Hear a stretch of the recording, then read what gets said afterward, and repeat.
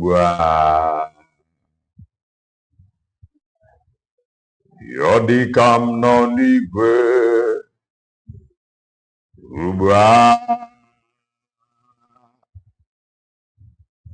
Yodikam no nigwe Ubwa Yagafe namu Jordan Werenenye anyamelu Yodikam no nigwe Ubwa Yodikam no nigwe Ubwa Yodikam no nigwe Ubwa Agafe namu Jordan Werenenye anyamelu Yodikam no nigwe Ubwa. Can somebody sing with me? Yodikam no nigwe Ubwa. Sorom tobe chuku Yodikam no nigwe Ubwa. Agafe namu Jordan Werenenye anyamelu Yodikam no nigwe Ubwa. Ubwa Yodikam no nigwe Ubwa. Sorom tobe ya Yodikam no nigwe Ubwa. Yagafe namu Jordan Werenenye anyamelu Yodikam no nigwe Ubwa.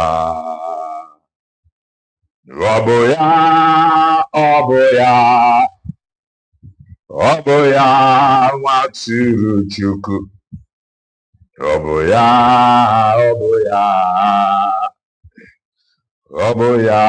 waturu chuku Oboya chukwu onye na-eme ukwu Oboya waturu chuku Oboya aya Oboya waturu chuku Oboya chukwu onye na-emezele Nani ya waturu chuku Oboya waturu chuku Oboya chukwu onye bọbata obi emo Nani ya waturu chuku Oboya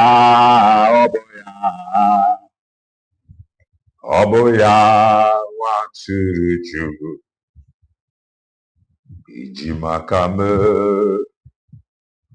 Nawame iyase na mamba Ijimakame Nawaje nebase na manje Nuna huna ije love Okuna huna ije love Okuna huna ije love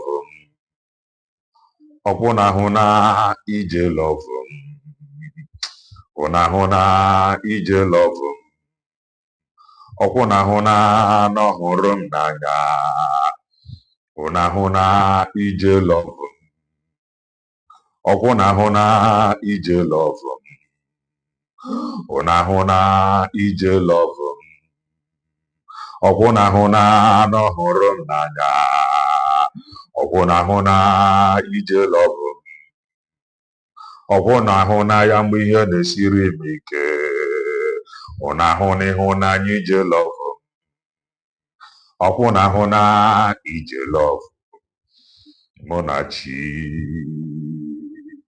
Ichimakame Daddy Wema Inyasinamamba Ibono Yicha Manya Miri Iweduru Muwega Neba Sinamanga Una Hona Ije Love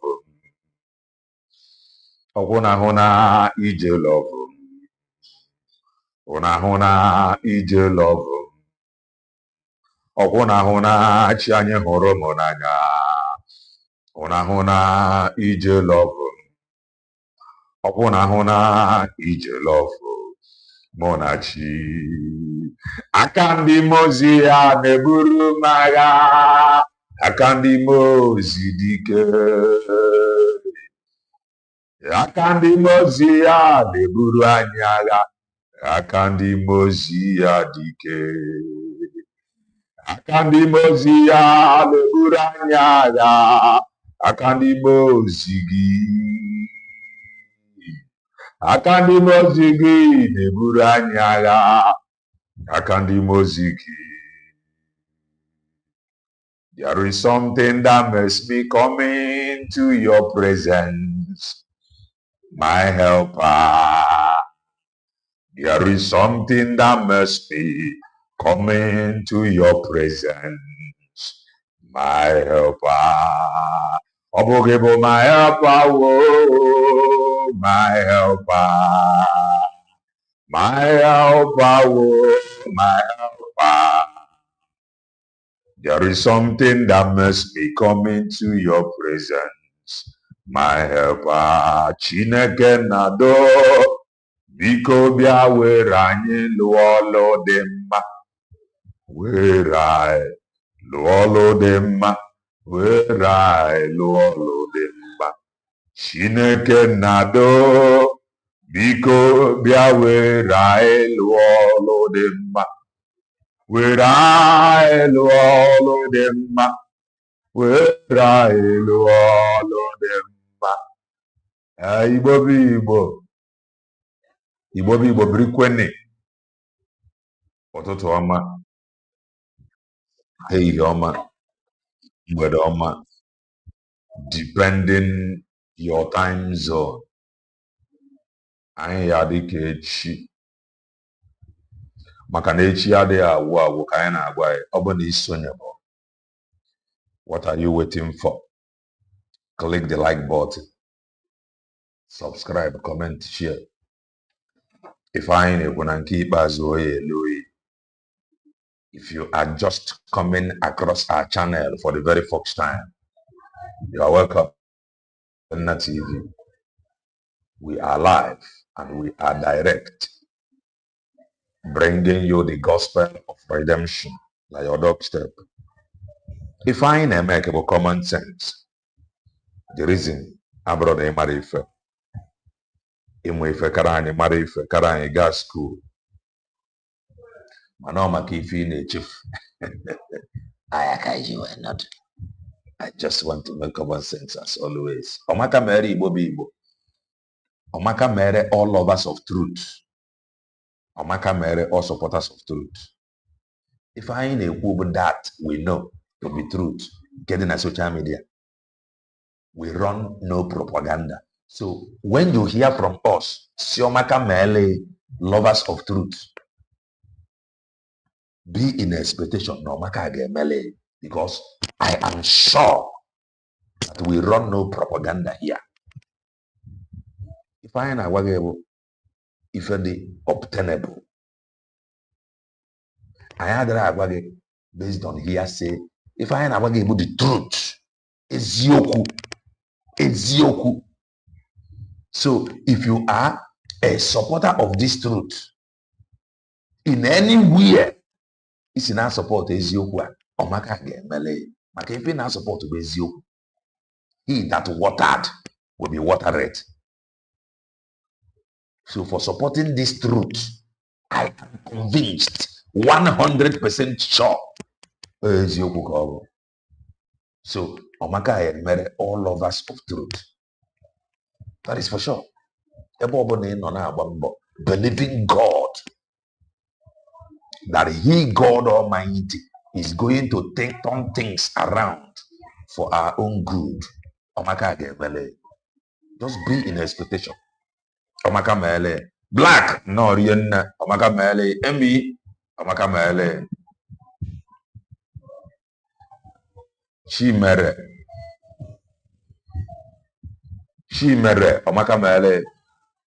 Black, no, CJ, no,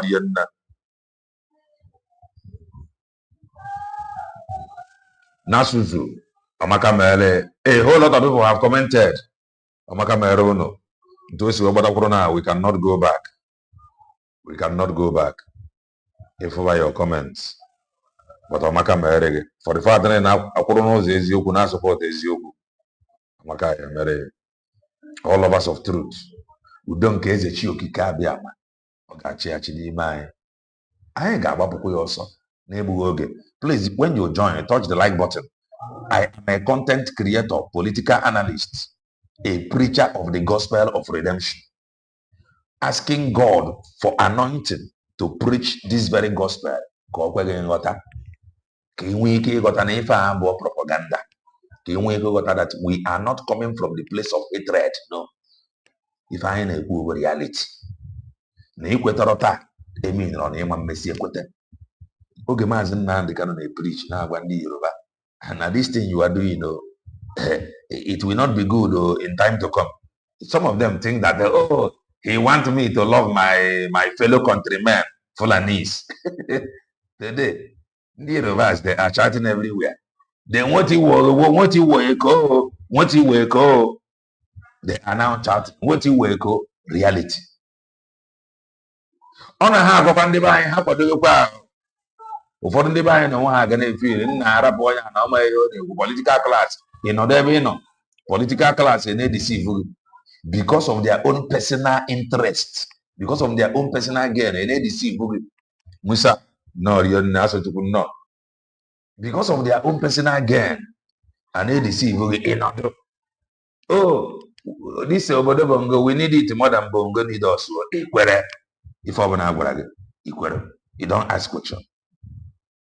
Just get ready. They are coming. They are everywhere. Everywhere. So now this point, I know. We point, I was leading a discourse. If I get and nobody on guard, like question godi, make we know come lose guard. However, at this point, it can be in a for many years. For the past 15 years in an IPOB organization. Obviously now that your freedom that concerns you is at stake. Oh, now Kafani leadership. They have lied to you, making you to believe Mazi Nnamdi Kanu will see you now. If I can't tell what no after, so don't dare know. No, Mazi Nnamdi Kanu declare as a failure. Or farmer na panchanina be failure. Or farmer on tour. Okay, if I feel that they can actually come and declare Mazi Nnamdi Kanu, whom they have been with for the past 15 years, except that Mazi Nnamdi Kanu feel declare a failure. Then if I put as a Bruzian angels and sent, it is not done anywhere.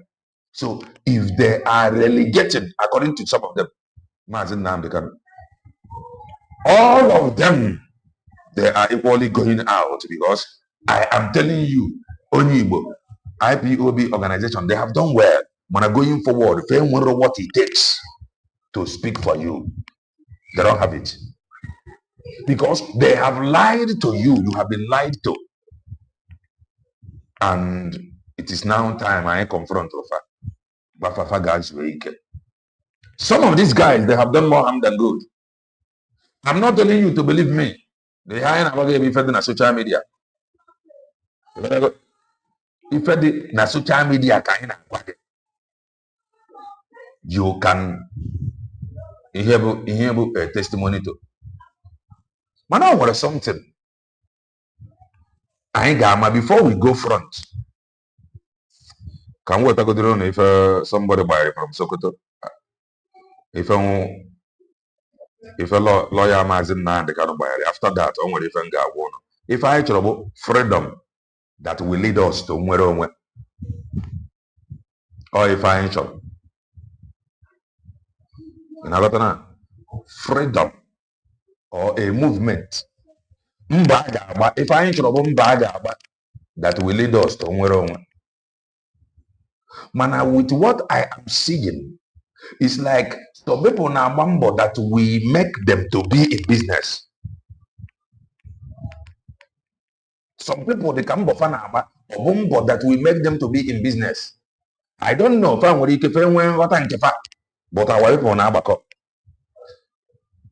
I saw a video about Mazi Nnamdi Kanu about go something. Or the come about Italy. The Ruenia something called I'm on the reason.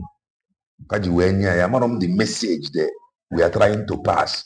Man, some people read the meaning of the efficacy. Are they trying to position him to take over the agitation from Mazi Nnamdi Kanu? Or if I try, they need this nhazi and they are not hazi mama ihe. If ndị be anyị chọrọ bụ nwere onwe and they are pursuing it. Not these people they kafa na hazi ihe family. Tomorrow now, welcome Bagodi Nkete. Let us listen to lawyer. Today is the 31st day of the May 2026. I have been in Sokoto here since yesterday. This is the Kofa Karama roundabout. And if you come close,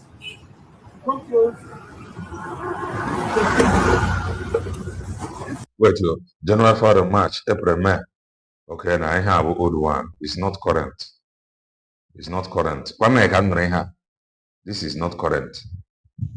31st day of the May. Okay, May 31st. January, February, March, April, May. Okay, May 31st. Today, 2nd, 3 days ago. Okay, it is still current.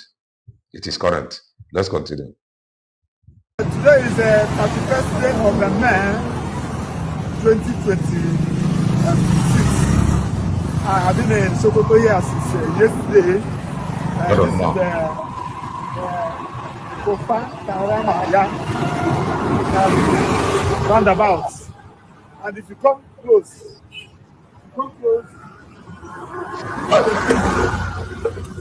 this is the place. All these things are the one necessary.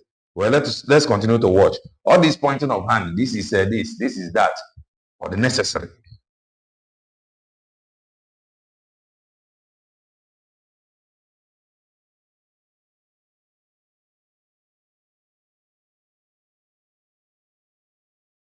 Anything that you see in the social media, Mazi Nnamdi Kanu appeal, all those things are fake news. We have no fake news. finished preparing his appellant brief. So I came to give him a copy for him to go through. Remember that we just do it and give it to him because he's representing. Some people are saying that they do not trust some of these lawyers.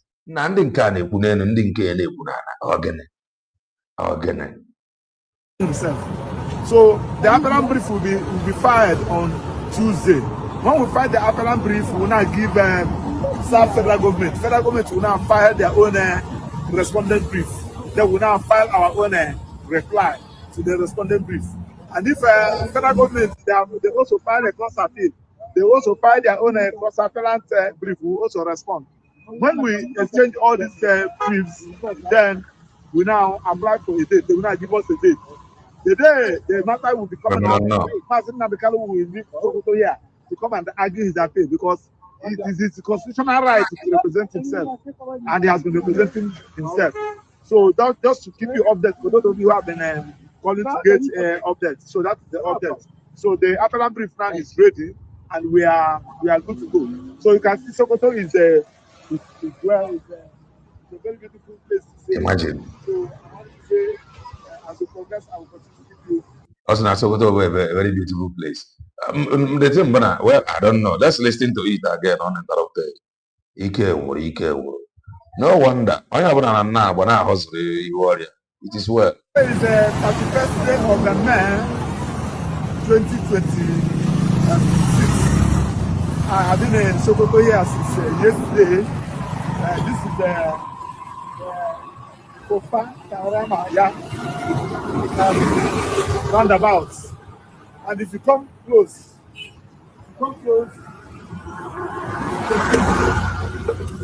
this is the place. This is the prison where Mazi Nnamdi Kanu is being detained, remanded. There is serving his prison term. I just want to give you updates. Anything that you see in the social media, Mazi Nnamdi Kanu appeal, all those things are fake news. We have finished preparing his appellant brief. So I came to give him a copy for him to go through. Remember that we just do it and give it to him because he's representing himself. So the appellant brief will be filed on Tuesday. When we file the appellant brief, we will now give federal government. Federal government will now file their own respondent brief. Then we will now file our own reply to the respondent brief. And if federal government, they also file a cross appeal. They also file their own cross appellant brief. We will also respond. When we exchange all these briefs, then we now apply for a date. They will now give us a date. The day the matter will be coming up, Mazi Nnamdi Kanu will leave Sokoto here to come and argue his appeal because it is his constitutional right to represent himself, and he has been representing himself. So that just to keep you updated for those of you who have been calling to get updates. So that's the update. So the appellant brief now is ready, and we are good to go. So you can see Sokoto is a very beautiful place to say. So I want to say, as we progress, I will continue to keep you posted. Thank you and God bless. Very well. It is well. How do we not go ahead? My name is Fenina.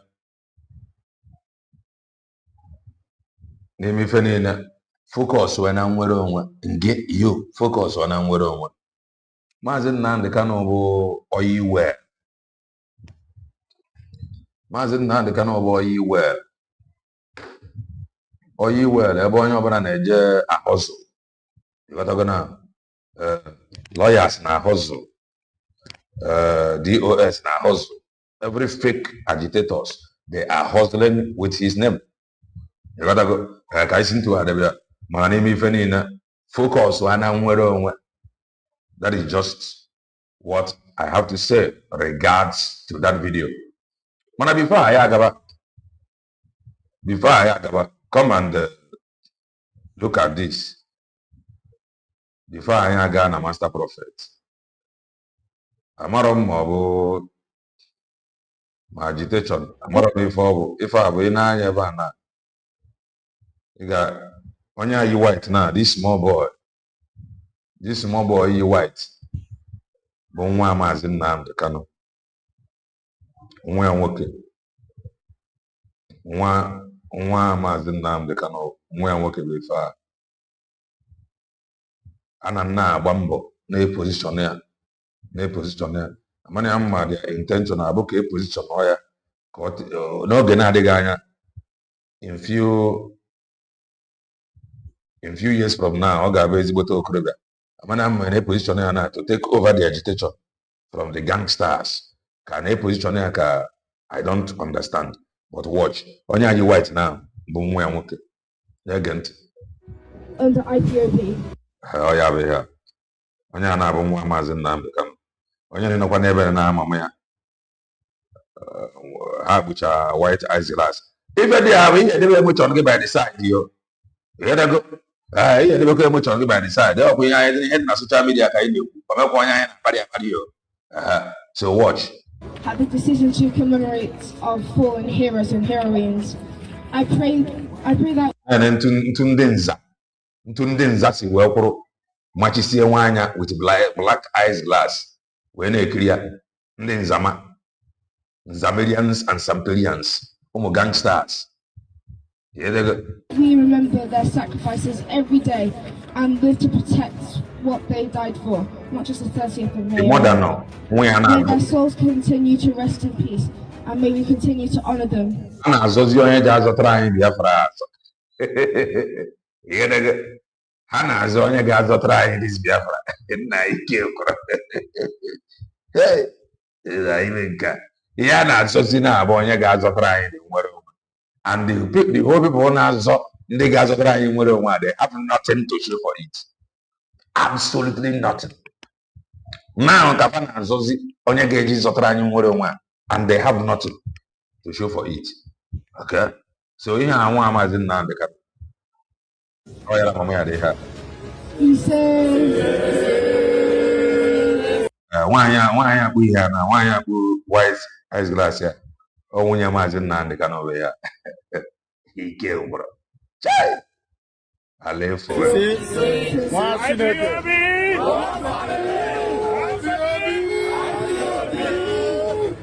And maim our land. Blood shall no longer flow. Only rain. If I na corona. If I can't na corona. Actually, it on this very struggle ka political pressure group. And run abroad. Na street of Italy. We had government in every government in our role. Every microphone and blood will no longer flow. He now shout, he say, "Oh, when if any change and the me church. Oh, when if any chief and ever na church, receive it in Jesus' name, amen." Oji microphone, na street of Italy, blood will no longer flow. He now shout, he say, "Malao, there is no reality. There is nothing on ground. You are claiming it by faith. There is nothing on ground. Nothing on ground. Blood will no longer flow." Prophetic utterances or if a prophetic declaration before the Mifa, which is declaring by faith. No, but I'm flows. River in place to make sure na ifa ndị Fulani na-ebu abata or ife afa na-akwado na stop ya nothing. Ife ndị Fulani a na-akwado na anyị o nwere any of them dey ready ime ife ọbụla to stop it? Nothing. The only thing they were to ego for the past 15 years, their members have been contributing money. Their members have been contributing money and nothing to show for it. I live well, listen. Rain and sunshine. We will live as one. And all the this Italo, all the ever came with the gangsters in God you. Gangsters, the cafe in Italo well. Because ordinarily, I don't see why Mazi Nnamdi Kanu geji rapo London, UK, Ebono. You got to go now. We travel all the way to Italy. Let's my Italy, my headquarters. You got to go for decide is there. Now if any in Europe, go Italy.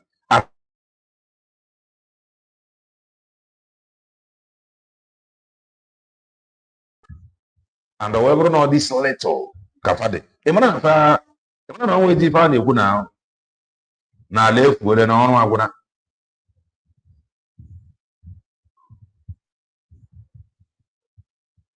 Na ala efuole na ọrụ agwụna. Even that DNA, me personally, I may say, Namuwa disagree with it.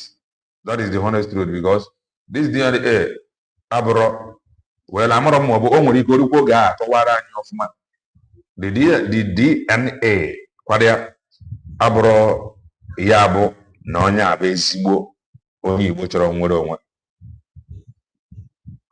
Okay, when the Yoruba garner the teachings or the preachings of Mazi Nnamdi Kanu, they will know and they fight for freedom more than the Bible. That is the honest truth. That need this freedom more than the Bible. In fact, some of them guarding were ready to help us to get in where you know, I have said it before. So now I'm alone neke mgbe ji wee nene ọbara ewure mara ma ibe onye Igbo Igbo sabotu us dị achọ ka nwere onwe bịa. So n'uche nke m onye ọbụla ọzọ ya bụrụ onye Fulani, the good one onye bụ onye Fulani, bụ onye bara ebe inyere anyị aka na nwere onwe aka ọbịa na nwanne we go with that person. Rapụ kene dis ndị Igbo a ọrụ fa bụ ọrụ sabo. Chinasa and her sister is in Italy and anyị aka afro Prisha one day na this gathering niile anyị aka afro ya. So amaro mma fa akpara nkata si fancha bebe Italy mana anyị aka afro picture dịka Prisha ka ọ na-eme ụbọchị enwe function or gathering or gbaa ọmịa. Listen. We will fight for it. Na ndị oti mkpu onye nke anyị white na ebe a na-adọbara obi ya ọ na-agaide nwunye Mazi Nnamdi Kanu with ndị nke akpụsi ya black eyes last n'azụ ya. They are guiding her. Ndị akpụ obi efu okwu ya ụmụ Chineke. Each other. We will protect one another. We will stand against our enemies, not with our enemies against ourselves. He said. Mba nwaanyị a na-agbalịkwana ya ọ na-atara ya. So at least ife a di ya megasịrị mgbe agada ụmụ Chineke enye ha okwu mgbamume okwucha ya ọcha otuo ise ha narakwa ya Mike. She is trying and she is now carrying Mazi Nnamdi Kanu son along. Mana o nwere ife anyị na-adị anọ nọ mekwara na Mazi Nnamdi Kanu nwere nwa ọzọkwa nọ na social media. O nwere ka anyị si anọta ihe a mana onye nke abụ onye a na-akpọ aga everywhere but it is well ka anyị na-ene anya.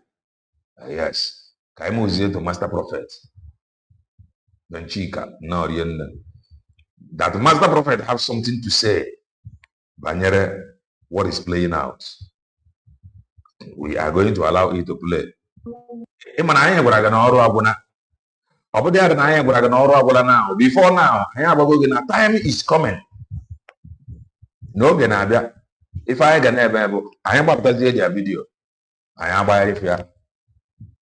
We have said it before now.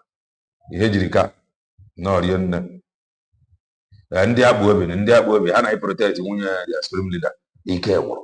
So we have said it before now. Na time is coming.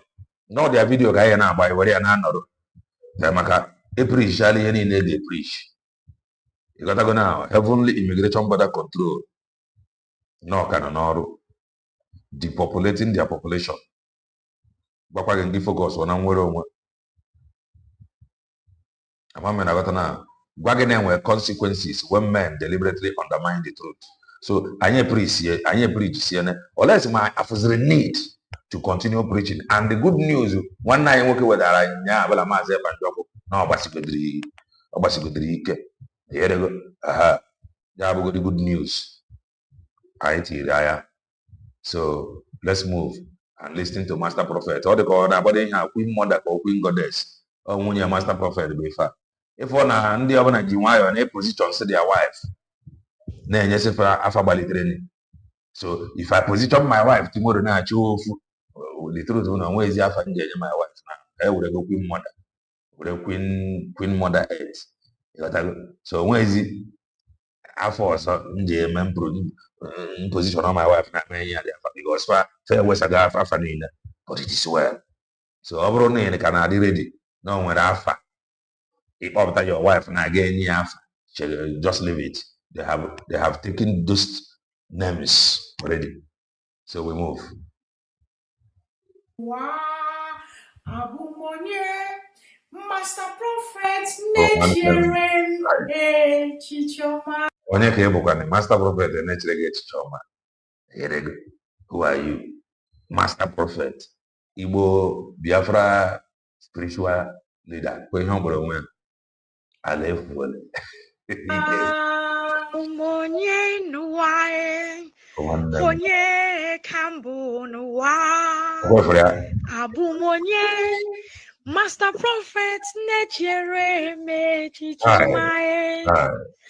Abumonye nuwae. Onye kambu nuwa. Abumonye. Ndewo. Na nchọrọ ịba na mmụọ ka ị kọtụrụ ya. I want to switch in the spirit. Master Prophet, you were naturally at Joma. It is well. Okay, let's continue. So go and get your Ifentarian. Master Prophet has something to say. About me, Kuya, don't me talk. Now, Master Prophet is talking. So, Mazi, please, there are names remaining for your wife. They have taken Queen Mothers. Come on, so let it just be like that. But nobody would have to be now. I can have a because our time is coming. Into a gangsters, imagine gangsters. These guys, they are not smiling. They are not divide, yeah, divide, yeah. Now she divide. Now she separate Mazi Nnamdi Kanu with his wife. Imagine. So they now appreciate. In fact, they prefer Kamunya Mazi Nnamdi Kanu for their leader. Mazi Nnamdi Kanu can lead with 100 men. Nah, you see how these guys cover. They are comfortable working with the wife of Mazi Nnamdi Kanu. Then why Mazi Nnamdi Kanu can continue working with flying monkeys? Because if I'm now flying monkeys. And therefore, listen. Mama. This is the Master Prophet, Young Joshua Yahweh. Young Joshua. The awakened one of the Biafran people, Biafran spiritual leader. Oh. The prophet and the founder of the Igbo Biafran indigenous religion, Rufan. And cancer, according to you, cancer Borogonyara, Ibetia kwa social media as a prophet. What will he female? That's a question. No. Sometimes I think she does. So, you man, high. You man, the crew affair. You man, the crew affair. You man, the crew affair. But it is well. We had to go on but 31st of May 2026. Nobody time. They crew away with ball or chat on Anaka. Then you go, you could ball. Is it a customer, mother? Is it a customer? It's not funny. The guys, they are comfortable. The gangsters, they're comfortable working with her. What about the husband? So there is this separation. Far better go no na family India no. You know the family. Don't wire into two. O Mazi Nnamdi Kanu would ending Ghana governor. Let your wife be our leader from this end. But it is all good. Our customer mother. I know was around a video in there. After the Remembrance Day, on the 30th. I ain't focus on side Master Prophet now. This Remembrance Day, I ain't focus on side DOS properly. No sound. Okay, you say so sad. Right, okay. So, I ain't focus on side Master Prophet. I ain't focus on side DOS because they said it. Now after 30 years, fair relegate Mazi Nnamdi Kanu. Why regroup? And you focus on side. And do not forget Eggman and the CRC BGC. Their own 30th man. I am going to touch side there. You gotta go. So already, just brace up. So already 30th. I got before. If we got a pause, money for my merone now. But now one night you work it. All you want God. Got a Finland visit here. Mazi Joko. Even Lasuba, wherever she is now, Lasuba is in serious, she's in serious pain. Lasuba is in serious pain because Lasuba will be like, Nori Akwana. That is the truth. She will be like Nori Akwana. No, Lasuba will be in serious pain Because this protest for India where has here, where thank God for this visit. If not, if India did this protest, but some of them know that I know, but I will not talk now. Waiting concern me. If I hear me, if I in India, Kangabia, so, but thank God for that visit. That visit, Amaka, especially now. Adi Ekuzi Mazi Banjoko's American lawyer. When last did you hear it? Gangsters. Can you give no Mazi Banjoko's lawyer? Joseph E. Smith. Oh, yeah, Eggman. When last did you hear of him? The appeal date, when is he going? Yeah? Or they very phone from. Just don't worry. If I any who Chukuna Mama, I know the see which now go to where Messiah, I know the see Copota. Somebody like me now, what you go now, man, what you want, a few 3 days, and when I am so very good. What can I see? I am Rosia by then. Domana, this burden, this heavy legend. No sinina, but I am Rosia now watch. About Mazi Banjoko see. I see. About see, I see there. That is the honest truth. That is the honest truth. Of May. Oh, obering here, come gay. I got me waste a lot of time. Ila na picture neba. Nah. Oh, what for you go see? This man. Okay. People on a daily basis. The one from PK. On a daily basis. Can na Pakistan. Olewe, amaka mele one. Amaka mele. Ama nande mo di ayi. Udolele. Snap Mazi Nnamdi Kanu. Most people talk about AI marketing tools like they are only for content. But in 2026, the real advantage is more especially this guy is so jacket. Jinhenaka. Keke order. This guy will number one every day. On a Mazi Nnamdi Kanu. Ozi I will go very soon. I ain't gonna help you every day. On a name video na Flora no. And more especially also okay. As no one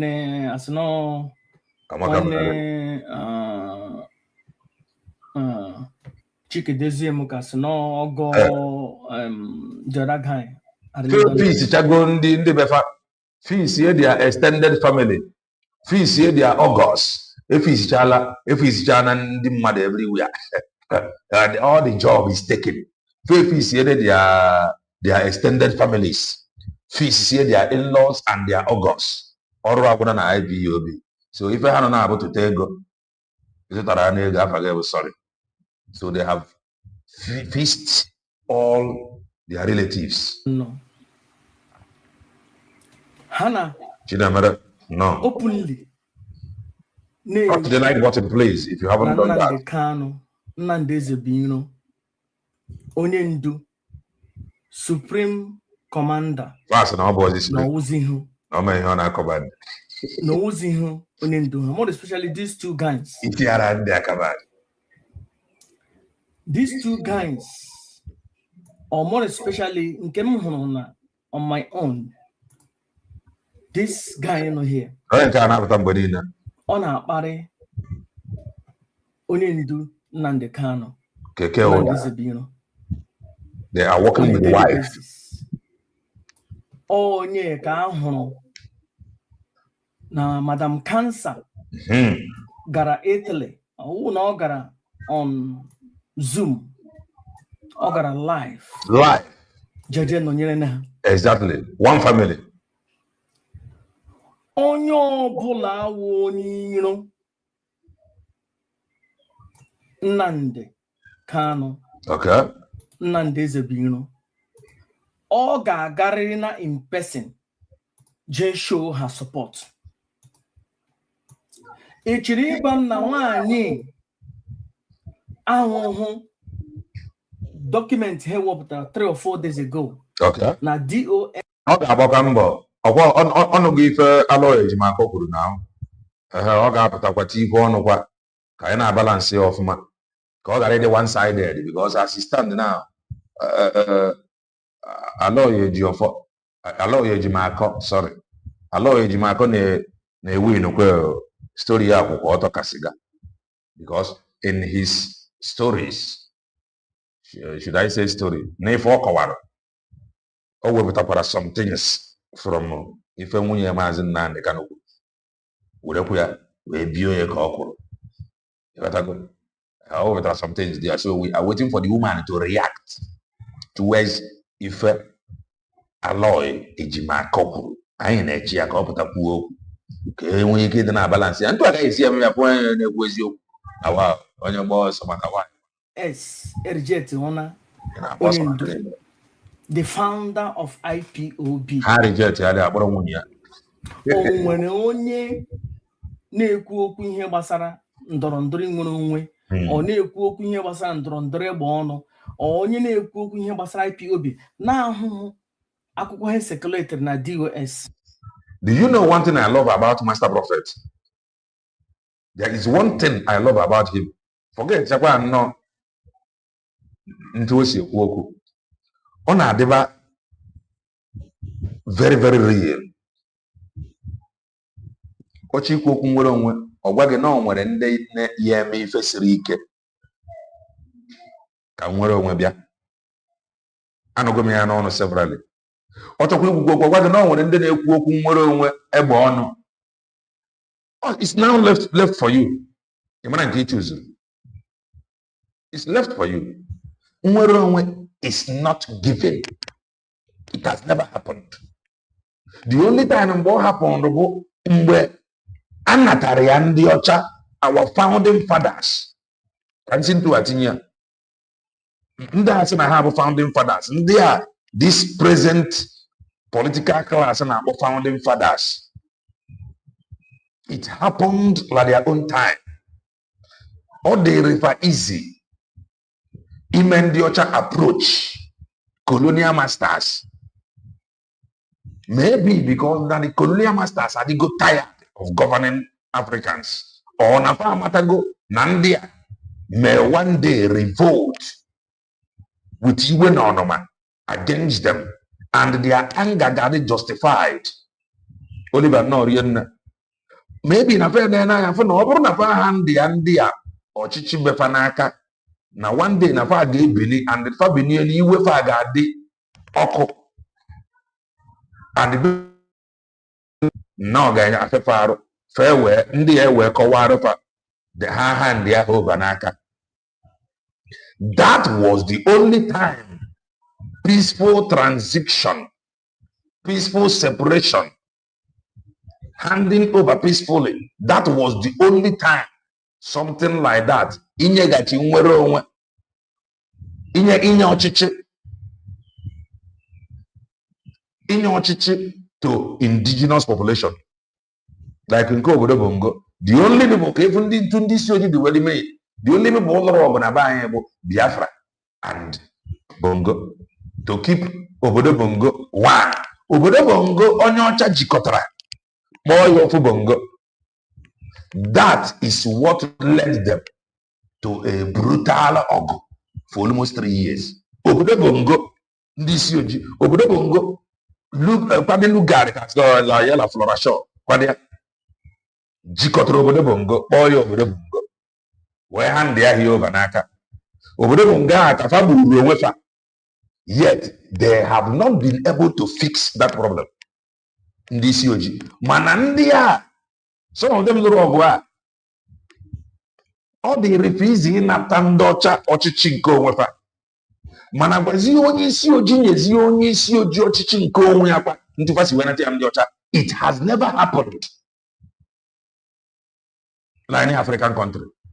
In fact, ịtara ya ha agbaghị na ife a bụ treason. Ịtara ya fa agbaghị na ihe a bụ secession. try to declare terrorists. Farapu terrorists in Ebundimar, declare terrorists to Alinga. Obro Nandi Sioji Bundem ordinarily. Nobody is perfect. Yes. What only the perfect. Mazi Nnamdi Kanu, MNSM.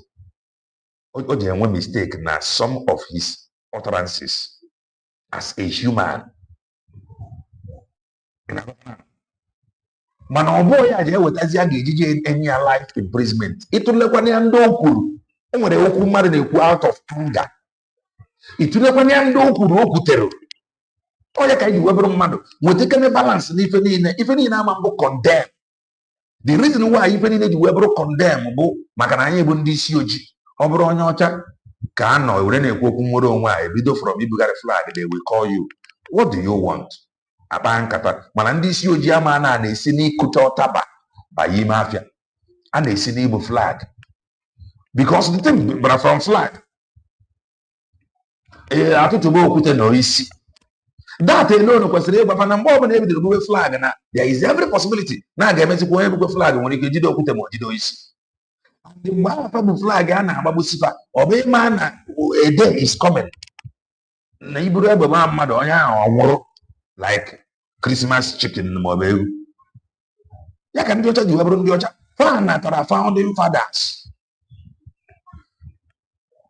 ọchịchị nke onwe n'efu na-alụghị ọgụ founding fathers natara ndị ọcha n'efu gbazi n'ife nwa bụ ndị isi ojii nyezie ndị isi ojii ibe fa ọchịchị eri n'efu ọgụ ada fa ga-egburu ya mmadụ fa ga-atụ gị life imprisonment i wee na-agwa m la that dark continent n'ife dị mma ga-esi ebe a nwanyị o ji wee bụrụ nnọọ na ebe ọbụla ndị isi ojii nọ bụrụ obodo ndị isi ojii kpọmkwem nọọ nwere ka ebe a dị nọọ nwere ka ife si agada saịdị ebe ndị Afrịkan si adịtụ ọcha ịfụ na ife dị iche dịtụ na ndị isi ojii anyị dị wu saịdị ebe ndị ọcha adị ọcha saịdị ebe ndị Afrịkan si adịtụ ọcha ịfụ na ife dịtụ iche saịdị ya. So he know na ga-eme ife siri ike nwere onwe abịa. That is normal. Nwere onye oppressor ga-arapụ gị aka isi. You ga-adịrị force apply. That is the simple truth. And ala ma like Manta Prophet ma ọ na ha na-esi mtu a na-akọwa ya. You must know what you are talking about. That is the truth. There is no need giving you hope. Before mother was a protest now n'obodo Bongo, the reality bụ na ịpụta there is every possibility na agba egbe ga-anwụrụ. Protest ọ bụla ịpụtara na ama mgbaga egbe ma watch the protest ọkụ. But any protest now to better obodo Bongo dịkwa redio a ga-agbakwa gị eke ọ ndị isi ojii na-eme ya. Ihe na-ekwu ndị ya agbakwa gị eke bụkwa ndị isi ojii o ndị uwe ojii ma ndị ọgba mgbọ whom you are asking for a better obodo that everybody will enjoy. The same ndị isi ojii a the same people nọ na the same bad system bụ ndị ga-edute fee were egbe gbagbuo onye na-arịọ ka ọ dịrị including ha nwa mma. Ndị isi ojii dị wu ịchọrọ pelepele na ndị a na ha enweghị confident on Mazi Nnamdi Kanu. Okay. Asheri ihe nwaanyị eje bụgara na-eme ka o jere with her son ka ọ gwakwa ndị a nna di ma bụ Mazi Nnamdi Kanu rapụ na ya di ya ọ gwaga anyị na ọ dị very okay n'ime nga more than some of us. Ọ gwaga anyị na ọ dị okay more than some of us and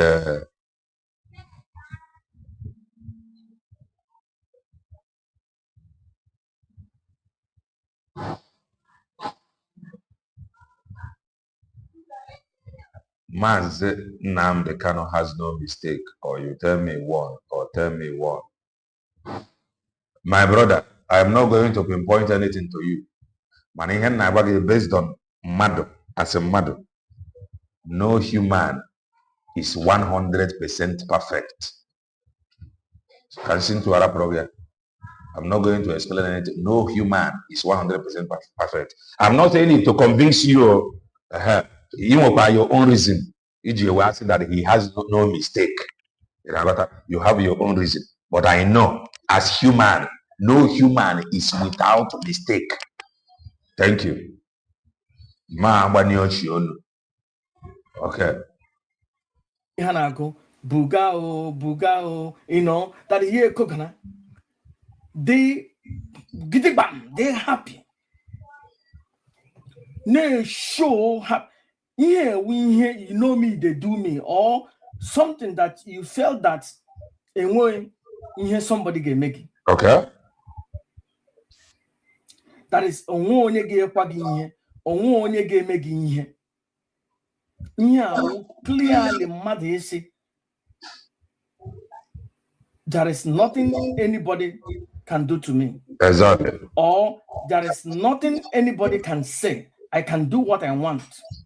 That is why the DOS is very, very strong. Because now when you Mazi Nnamdi Kanu, no kwerifa. Open a human now kwerifa now. Funny put some things how ike na asitun na onye ga kweri anya. Mana for the fact na nwunye Mazi Nnamdi Kanu kwerifa, they are good to go. And somebody fully persuaded, within the, you know, somebody you claim that you related to. Okay. They show support or in on a background.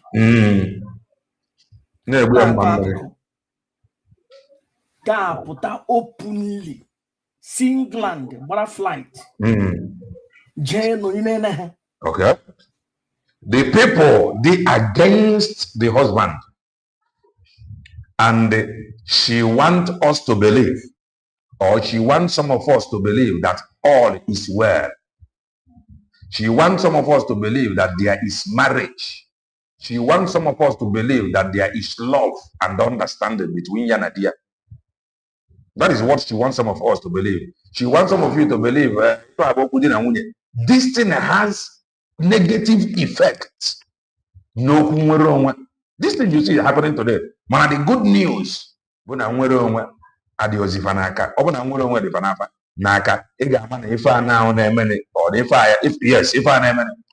No, when negative impact. No, man, thank God. No, the wife about one side, the other on one side. By then, I'll be alone over a million now. Back and the mind got react. Check for some certain things. Whoa, the reason you welding to now, I can't make a pump in a USB declared is standing gidiba. In a those that fought Mazi and Joko because of what we have today, USB declared, they are now openly apologizing to Mazi and Joko. So when you hear them or when you listen to them, even though apology have something, then that comes the question: what do he have? What did they do to him for forgiveness or apology? You got to go now. So, brother. Chineke nye ihe onye agwọrọ agwọ, ihe ọwụ ihe mere eme, ihe ọwụ ihe agwọrọ agwọ, ihe mere eme, ihe ọwụ ihe asị mere eje. When I saw that, so ojehude nonyere maybe in England, a little bit, you know, in the middle. But here Jane at the headquarters of Sabo, Italy. Italy will help the enemy, the headquarters of the Sabo. Lucky on your bonade. If you can on your bono, oh, Raponene, no ex-wife. Raponene, there is no longer no marriage. If I can never want to call if when a USB declared in standby, one over a USB declared another. You don't have time to, you will not even wait for anybody to explain anything to you. You just conclude and talk before the nature come. But the reason why some of us who can GM explain about in a if USB declare, like I said. Overall, there is nothing. However, none of your hope in an IPOB. Only care with a current farm. Linka, Kronka, Babu, with Munia Mazi Nnamdi Kanu, Mazi Nnamdi Kanu, 100 men, and I have it. Now, by now, people go down the para now, people go down the provoke. The only savior, the only remedy, will USB declared, and you can attest to it. So, the strength he can, when a baby, I am a citizen of the United States of Biafra, not a citizen of a IPOB organization. Or if not, now your anger. He got boil more than when the other man is now. I can gas in the way got the Okaria with so I can organize now. They get many people figure everything for.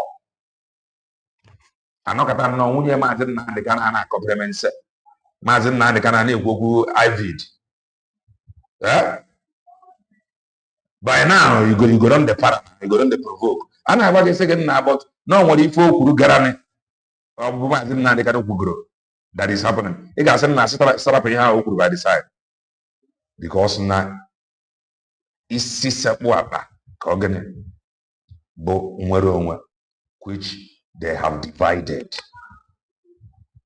So thank God for the declaration. Like I said before, many months ago. Now time is coming when you will thank God for this declaration. And I may think the other day, but I didn't come, but I can antinate it.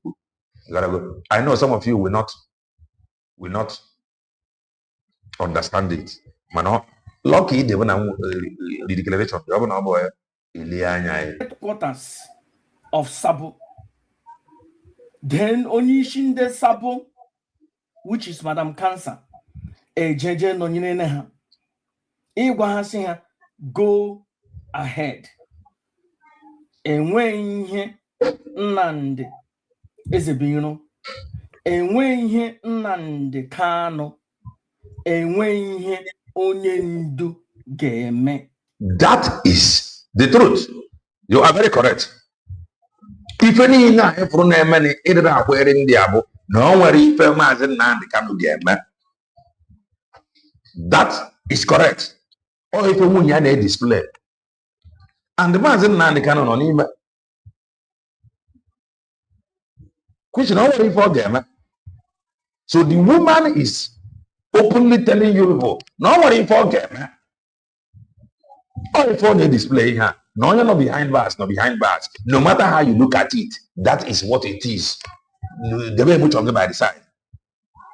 You got to go now. I'm not going to forget those that is fighting him publicly now this age. Over hide. Openly. They are fighting him openly. Will you support Mazi Nnamdi Kanu after God continue on Anumdi na Munya? If one that is not even family member, one that is a Biafra, Mazi Nnamdi Kanu pota continue on na Anumdi na Munya, will you be happy with what we are seeing now? Will you be happy? You cannot be happy. You cannot. With what is happening now, continue on Anumdi na Munya, you cannot be happy. The siblings cannot be happy. So we have no what if you get if you don't see my husband, you see the son here. My father are one. He cannot do anything. Chineke. That is ane-ekwu nke mere ane-eme podcast. Ane-ekwu na yana nwaanyị isi punk hold program. Ya pụtazie gidigba. Si na ya ga-akwụrụkwa with exactly. Ane-ekwu na yana nwaanyị isi punk host program. Ọ pụta gidigba. With ndị na-akpọcha di ya na-akpọrị di ya. And she have not like advised them. This is not true. This is not true. Ọ we can turn this with a program.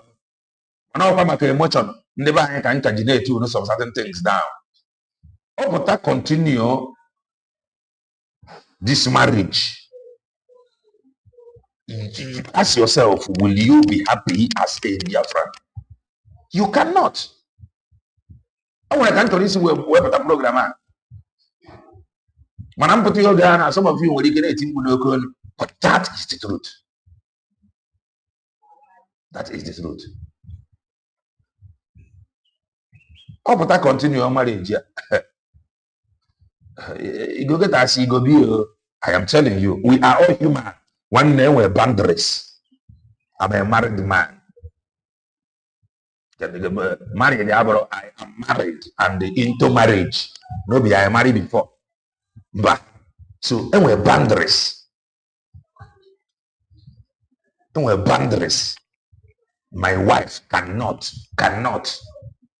cross. If Nanya they are by the side, then we're boundaries. So up that continue on this marriage. On covering tell I will get make audio. That is the truth.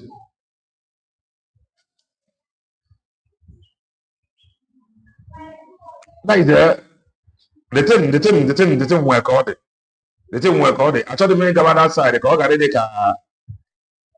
it will work with one. It is really sad. Looking so that is there. Can they Ike woro.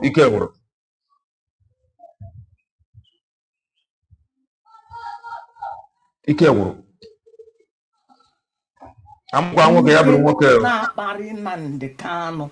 Nnamdi Ezebiro ya pụta na-epostu ele ihe a ga-eme. Ọ pụtara clearly ka ọ gwa ha that na ya wụ the head of the resistance. Exactly. Nwanyị wụ the head of the resistance. Nwanyị wụ the beginning of nsogbu enwere na IPOB. Nwanyị wụ the beginning of nsogbu Supreme Commander nwere. No wonder Nnamdi Kanu enweghị ezumike n'ụlọ ya. That will be the reason o ji na-agbagharị na-achọ ebe ọ ga-adịghị ukwu tọrọ ọjị daga aka akpara ya. Ọpọnụ ihe niile ụmụ nwaanyị isi pọnkụ kwuru mee kparịa Nnamdi Kanu, kparịa Nnamdi Ezebiro, kparịa mma Nnamdi, kparịa ụmụnne ya, kparịa ihe niile, even to the extent is na na Supreme Commander adịghị capable iheld the IPOB or na the Supreme Commander is compromised. Imagine. Yeah, in person na. Yeah, can you what I am saying? If I can get some of us or no, go redeclaration. If not, you go boil more than Master Prophet. You go verse. You go verse. You go verse. If not for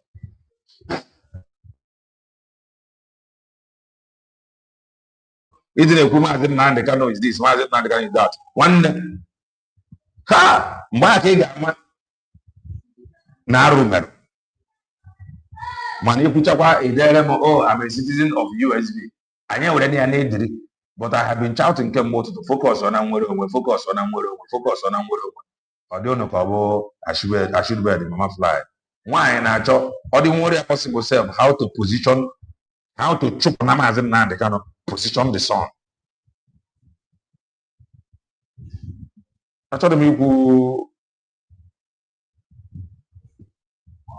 maka de nwa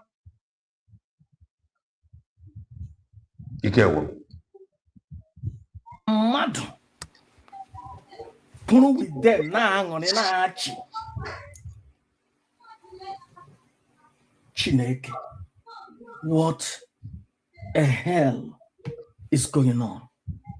Ike wo ihe ọwụ ihe agwọrọ agwọ, ihe mere eme, ihe asị mere ga continue na-eme mere na-aga n'ihu. A na-ekwu ka emere eme njụ oyi emekpọsa ọzọ. Anamasia. Master Prophet today, they are working one Nasia. Zoe Ken. Zoe Ken. Anya Bambo trying everything she can to position her son na organization dia build. Mana ntosi wee dizie bụ na onwe ezi ife dị fa n'aka. IPOB ha na-use the name. They has no control over anything. They are just hiding that under that name, IPOB. Over the woman, Kanu posted something. Now those that removed the name of Mazi Nnamdi Kanu na document na UK, na ndị a ga-efesi the law. Nwaanyị a ịrapụ ya, ọ ga-ewepụ afa Mazi Nnamdi Kanu dị ya, tinye afa nwa ya dị ya. So all this thing if one is to position all the more possible. How to position the son. And how to take go. There is a video which I may bring that video after this one. I think it's a woman. One woman is after her shouting that she is so lazy that she is so lazy to walk to take care of some of her needs.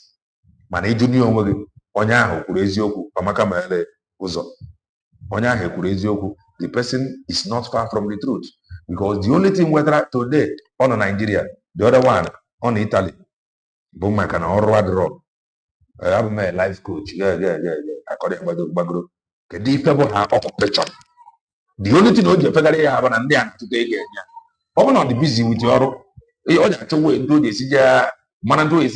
organize from her own end. One, I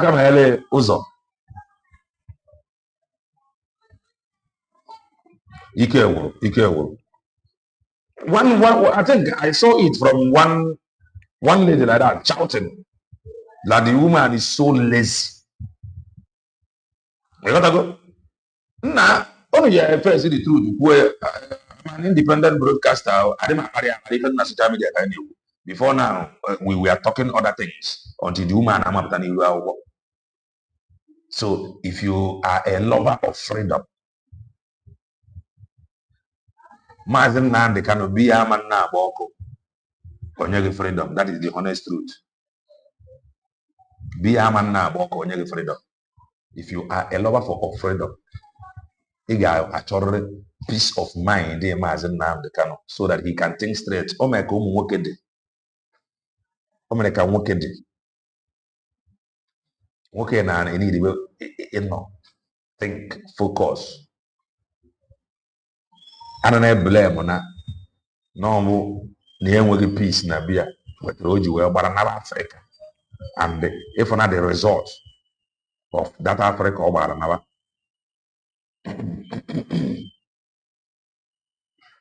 It is possible there must be something they know. Even if no one way from man, some of them will know something. Some of them may not know. Then, young one, he decided then then year ago. On a sugarifa. Clearly, challenge Onyendu Nnamdi Kanu. Nnamdi Ezebino. Ne challenge because we gonna hold na prison. We gonna say na Madam Ishiponko na after ijene to convince him Kaya and the DOS na no yaju. Then that means EJ to one Ishiponko. What if your British degree could start right now? You man ever want to fail over it. Were family Nnamdi Ezebino.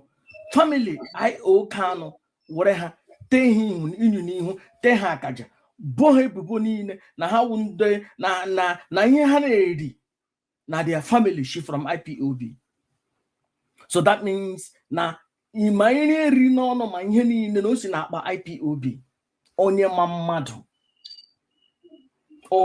If he would be correct, because even KK Oda, now one of his video on a where on a joke kedi fe kanan takanaro. Then ya wa bako expenses also na kanan takano mere nisi wunya. expenses that is running into thousands of dollars. So there is serious okunoka, and the guys, I'm gonna find family. Mamadu na-egbuye Chineke ele otu o ji wuru onye agbata obi mmadụ ga-awụzi onye ga-ama ya mma n'azụ. Chineke ala efuone, ala Igbo efuone. I saw on YouTube and Facebook this particular two guys, but mainly onye ngrene more, maybe more than 2 or 3 minutes with this particular guy Guzoronga. Again, me about approximately 2 minutes. Again, me okuge. Majoso move on. Onye yana hasere photo. Onye okporo na nwa ya je yana ha ese foto. Nde na-asị na Nnamdi Kanu adịghị capable lead organization. Ana-akpọgharị an innocent child. Ana-akpọgharị an innocent child. Yeah? Ohiwere. Lekwe nwaanyị ajọ sụrụ shi Nigeria kpọta ya England. Ugbu a ya adị na ndị ino na-akpapụ Supreme Commander from organization Ohimere. Ya kwuru ya ka nji ekwu na ife ka nyere ndị be anyị ọnụ okwu. Ife ka nyere ndị be anyị ọnụ okwu bụ na nwere onwe has been declared. If not, ọ bụghị ife na-akọ ya ka ị ga na-akọ. Ọ bụrụ ife ihe na-akọ ya ka ị ga na-akọ. We got it too bittered. He got it too bittered. So we thank God for the nwere onwe na ọ dị ozi ya n'aka ya ka anyị ji eti mkpu kemgbe focus on nwere onwe. Ịgbariwe what is happening now. Ịgbariwe what is happening now ma ọ bụrụ o nwere ka ị ga-ime explain what is happening now ka blame ghara yakpa like ndị Yoruba blame go surplus. Man, thank God for the declaration. So because of that declaration, we are treating it the way we should. The declaration because we know that have happened because of this struggle. So you're not going to take everything for a right, for granted, because of one thing or the other. That will not go down well with Ndibai. But we must thank God. I say no when that apologize to. Some of you don't know this apology from Acharugo. Some of you don't know how far that apology got to calm the mind of some people. That many of them have now chat to USB declare does not mean that single apology have not like relaxed the mind of some people. That apology have really triggered some second thought. Nisi ofodundebai. That is the truth.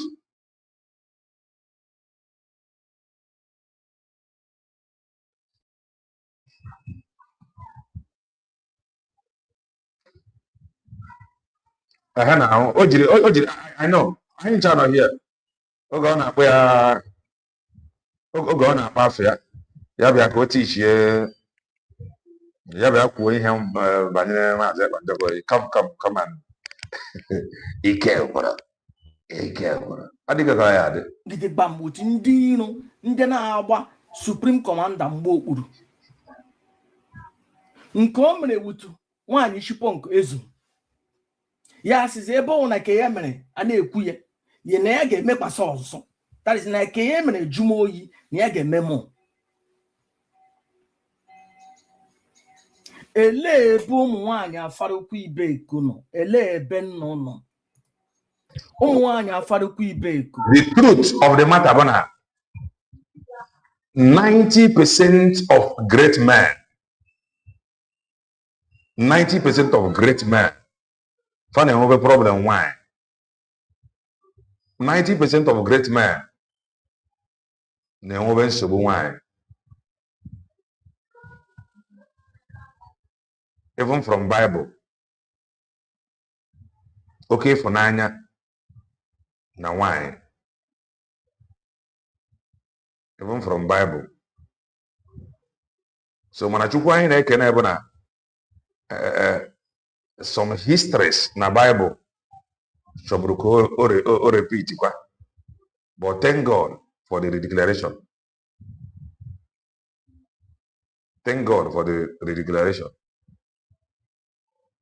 Ele ebe nọ na ahụkwa ihe ndị na-emeni, nọ na ahụkwa ihe nwaanyị ibe nnụ na-eme, nọ na ahụkwa na nwaanyị ibe nnụ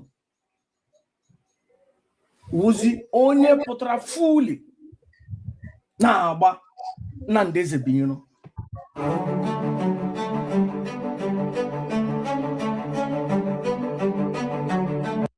Na-agba I.O. Kanu Ezenno soro nne na nna anyị ha na-atọrọ ọjị, na-agba Salomi Mmeme Ugeze nwaanyị onye Ezenno soro nne nna anyị ha na nne nna anyị ha na-ataraga ọjị.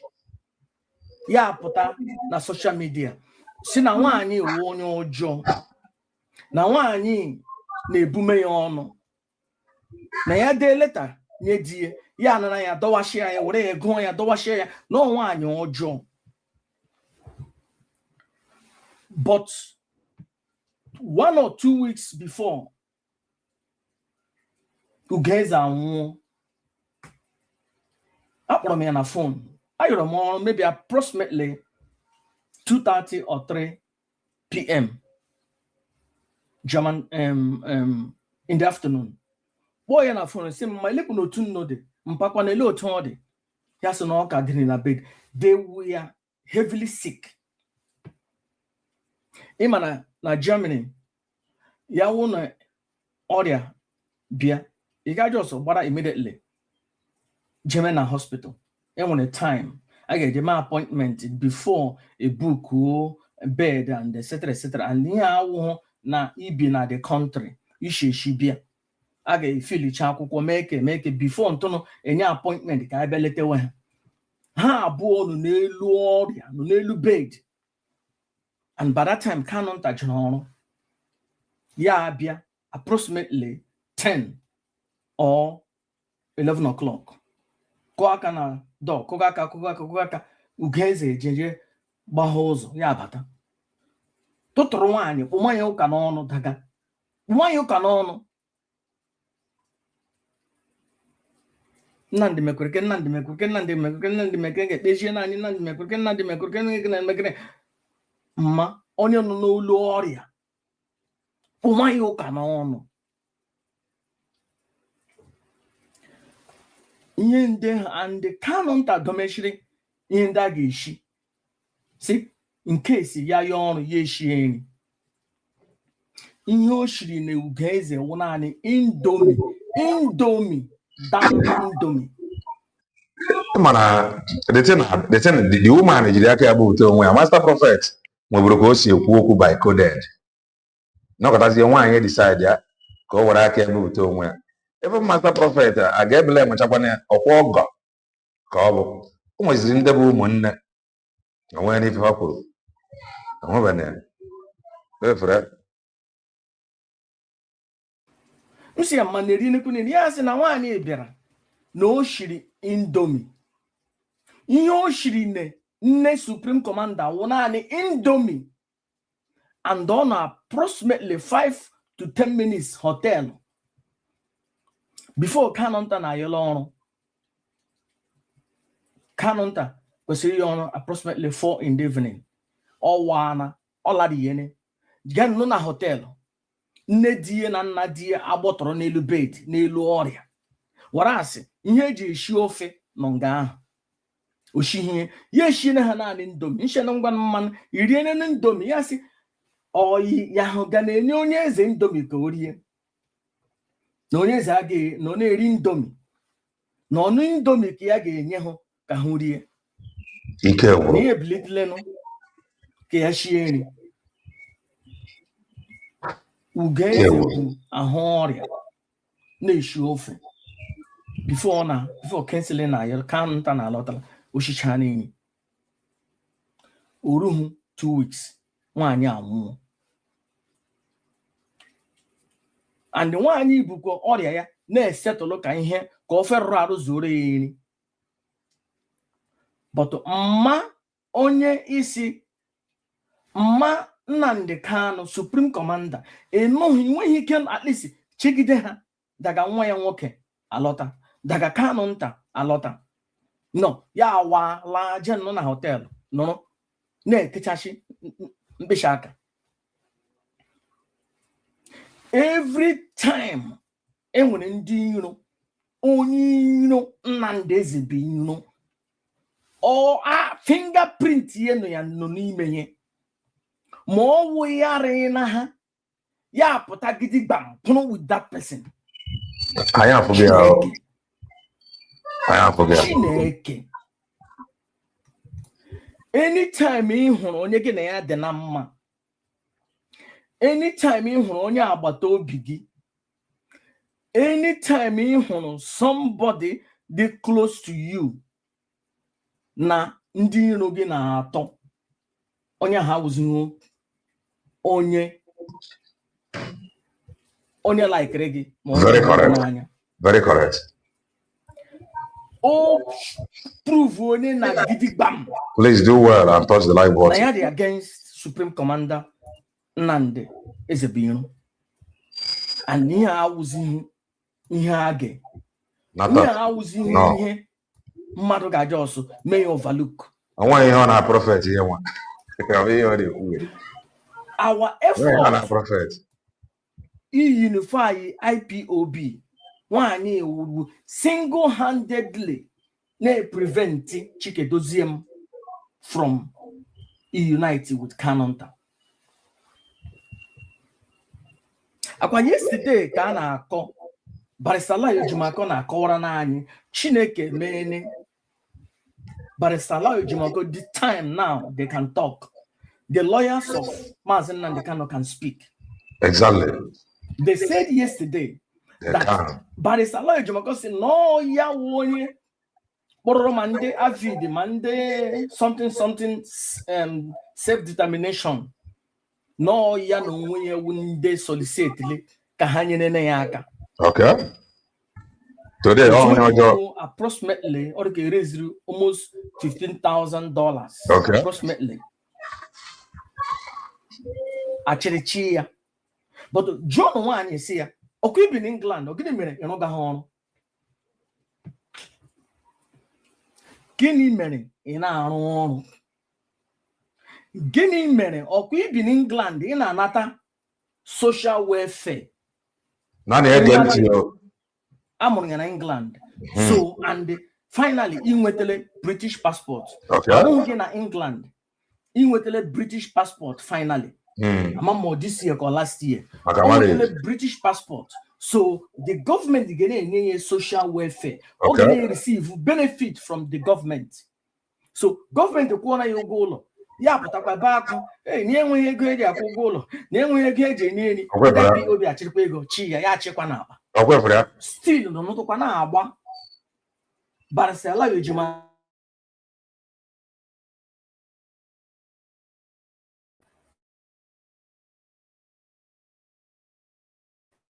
Yeah, well, you know me, you they do me. You know me. Please do well and touch the like button. Do me. Follow this link and subscribe to our TikTok account. Ga pụta n'azụ. Akwa ndị Igbo na-asị ya mara n'ihu gwompete n'azụ. Chai Chineke ala efuone. Ali Igbo efuone. Ali Igbo na-agbara. Ali Igbo na-agbara. Chineke. Ali Igbo efube. God bless. Have a good morning. Chineke. These boys. Follow our TikTok account. Italy would the head. The ground zero of Sabu. Of Ndi Okomoko. Because only somebody know they are related to Chikedozium or one of the guys saying on a DOS. Okay. Or now when a guy now one of the guys on a DOS. So Okay. that place would the ground zero of the enemy of the Supreme Commander. The headquarter of the saboteurs. The headquarter of the troublemakers. Jequena with them. Now good. No. I ain't going to focus on what I want. Focus on what I want. Rap story. All these other groups, all these other organizations, they has no freedom to give you. IPOB, DOS. Ndị nke ha na nwunye Mazi Nnamdi Kanu na-arụkọ. They have no freedom to give you. IPOB, DOS with nwunye Mazi Nnamdi Kanu. They have no freedom to give you. They don't have what it takes. Even nwunye Mazi Nnamdi Kanu self is she a freedom fighter. Nwunye Mazi Nnamdi Kanu. They have absolutely nothing. Now to go. They have nothing to say.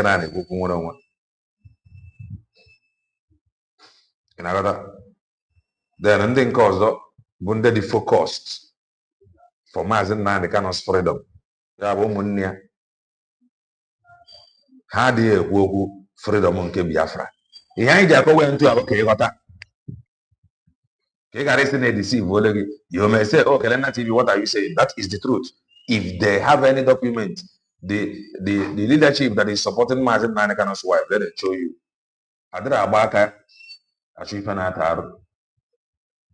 Any of them say they have the document. The only people with the document currently be USB declared. And the hacking gas support. Chineke ihe ọjọọ kwa ihe ọjọọ Chineke enyekwele m odiri ihe ma n'ikwu ma n'ibe Chineke ihe ọjọọ ihe ọjọọ kpọọ ihe ọjọọ kpọọ ihe ọjọọ ihe ọjọọ asịla na ihe ọjọọ ihe ọma Chineke alefu onye kimi mmiri m aṅụrụ Kiri mmiri ọṅụọ ọrụ esie n'ike abịrị akpọrọ Master Prophet nkọ nye na mmiri ka ọṅụọ mmiri oge na-esiri ya ofe 500 euros ọgwọ na-egosisi anyị ite ofe whereby instead of ịdị na-egosi anyị ihe a na-eme igeti anyị freedom, he was busy showing us pot of soups. Aha anyị maka ọ lelezi ya na Chineke ala efuole. By then the ala was okay. Oge na-esi ofe ala ị n'ọrịa ofe the ala was okay. Na ofe efuole na-edi esi 500 euro. Kasi anyị na ala efuole na ala Igbo efuole. I will agree with you na agbagara mana ofuwe. We are busy enjoying your soup. Master Prophet, mebe no mo kiss memo egela sirio. If I be ebunga na nwunye gị na iwere. Osichara go fe na ina arari ofe ndị Africa na Germany.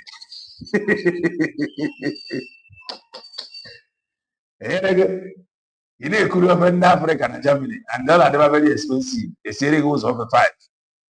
In enyo. Now, ọ dị ya bezi mgbe afọ gị n'ọnụ. Hey! Ala arụ ọna. N'otu o ji ekwuru gị gbam. Ka buga o, ide buga. Eze nwanyị. Ha na-agụ ya buga uri ha na-agụ like this. Ide buga.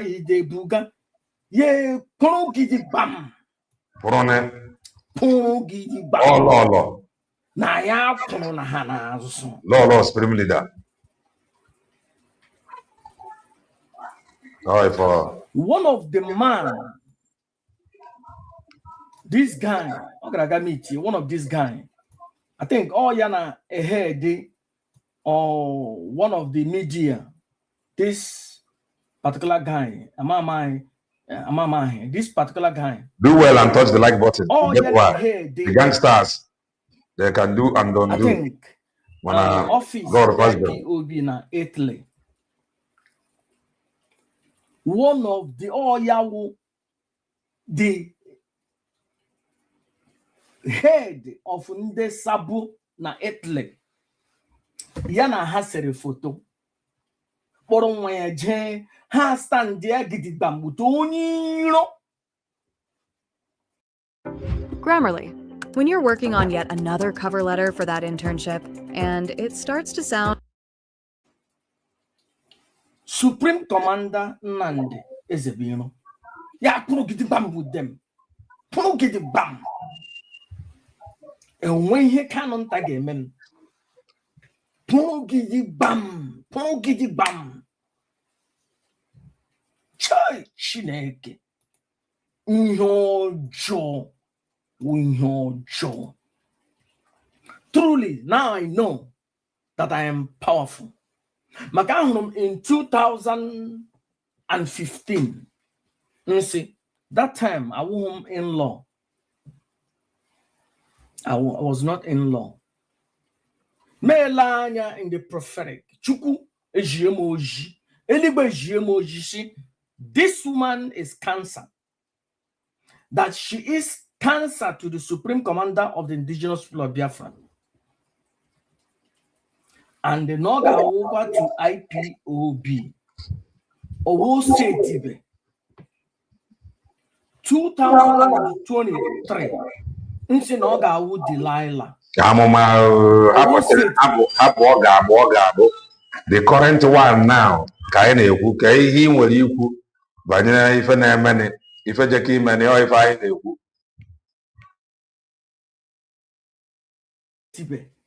2024 nsi Noga wu Winnie Mandela. Chineke. I am indeed the awakened one. I am indeed the awakened one. Chineke. Ana m ahụ fa. Neto onwe. Ana m ahụ n'ihu. Neto onwe. Na mmụọ. Money. If was in boss and every madman, if for the other time is coming when she will address you as a madman. Eke. Ala efuone. Ala Igbo efuone. Ala Igbo efuone. Ọka anyona. No jene. Come with ndị iro. Supreme Commander. Nda farukwu ibeko ele ebe nnụnụ. Ana agba Nnamdi Ezebiro. Oge ị na-eri ofe 500 euro. Ịkpọ ndị afara ụgwọ ibeko. Oh, trouble so the ofe now. You are calling afara ụgwọ ibeko. Ana agba ya okwu. Ana agba Nnamdi Ezebiro okwu. Ana agba Nnamdi Ezebiro okwu. Nda farukwu ibeko ele ebe nnụnụ. Ele mgbe nnu ga-akụ ekpe. Ele mgbe nnu ga-ebilite. Ha na-ebilite. Ala efuone o. Ala efuone Chineke. Ala Igbo na-agbara.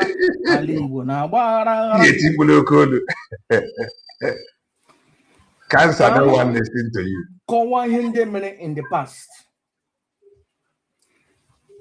Mgbe Chinwe Achala ọnụ bidoro, maybe it might be the first month of the rendition, Chinwe Achala ọnụ ebilite. She was working with them.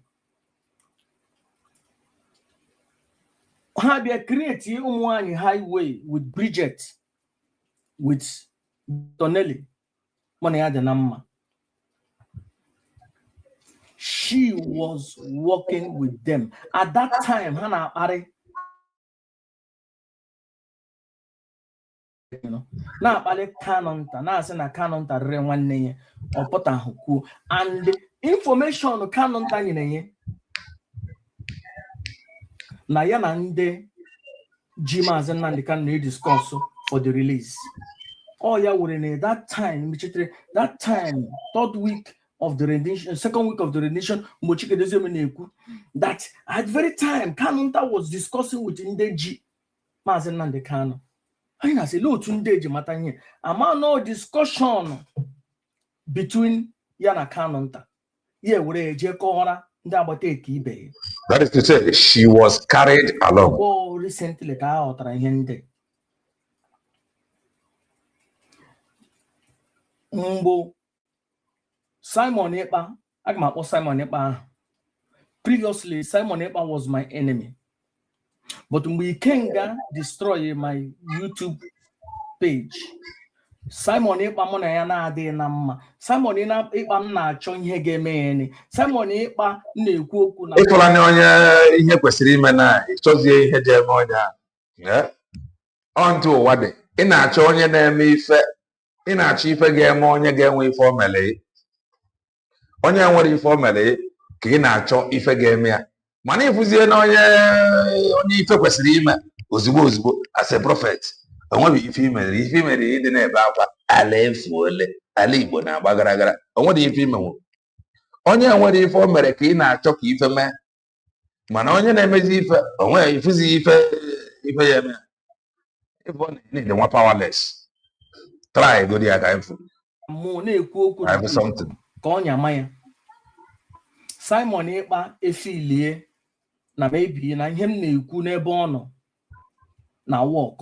Isi gbuo onwe gị maybe okay, let's say isi maybe o nwere ife ị na-ekwu na work na ọbụna ya nwa just mee ya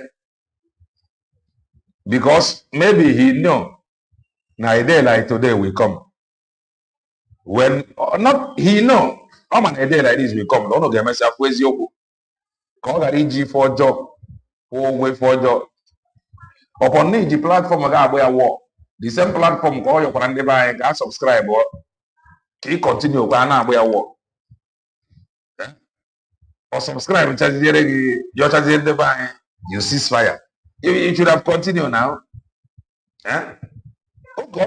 You were fighting him. He did it because knowing fully well that he is doing the right thing. Because a day is coming when you will discover the truth. And you have discovered the truth now. He did not do it because what you were saying was working. If you work, he would have not asked our people to subscribe to you. Because if you affect, on the wrong side. So if you know effect on him, so at least it didn't attack via that your YouTube channel. But he asked the to subscribe to you, knowing fully well that you were attacking him. But what you are doing is just useless. Simon Ekpa ahụ ihe mere nne. Kpọọ Simba na ya ga-enyere ndị Master Prophet aka. Simon Ekpa ọkọ ndị otu ha ndị ụtọ palọ. So onye ọbụla jee na my new page jee subscribe. Akpata njọ ya wụọ. Simon Ekpa enye ọda si onye ọbụla onye ụtọ pilot kwuru rubbish against the working one, Master Prophet, na ya ga-deal with that person. I'm Sean McAleer. We're Deck Remodelers, and this is what we do.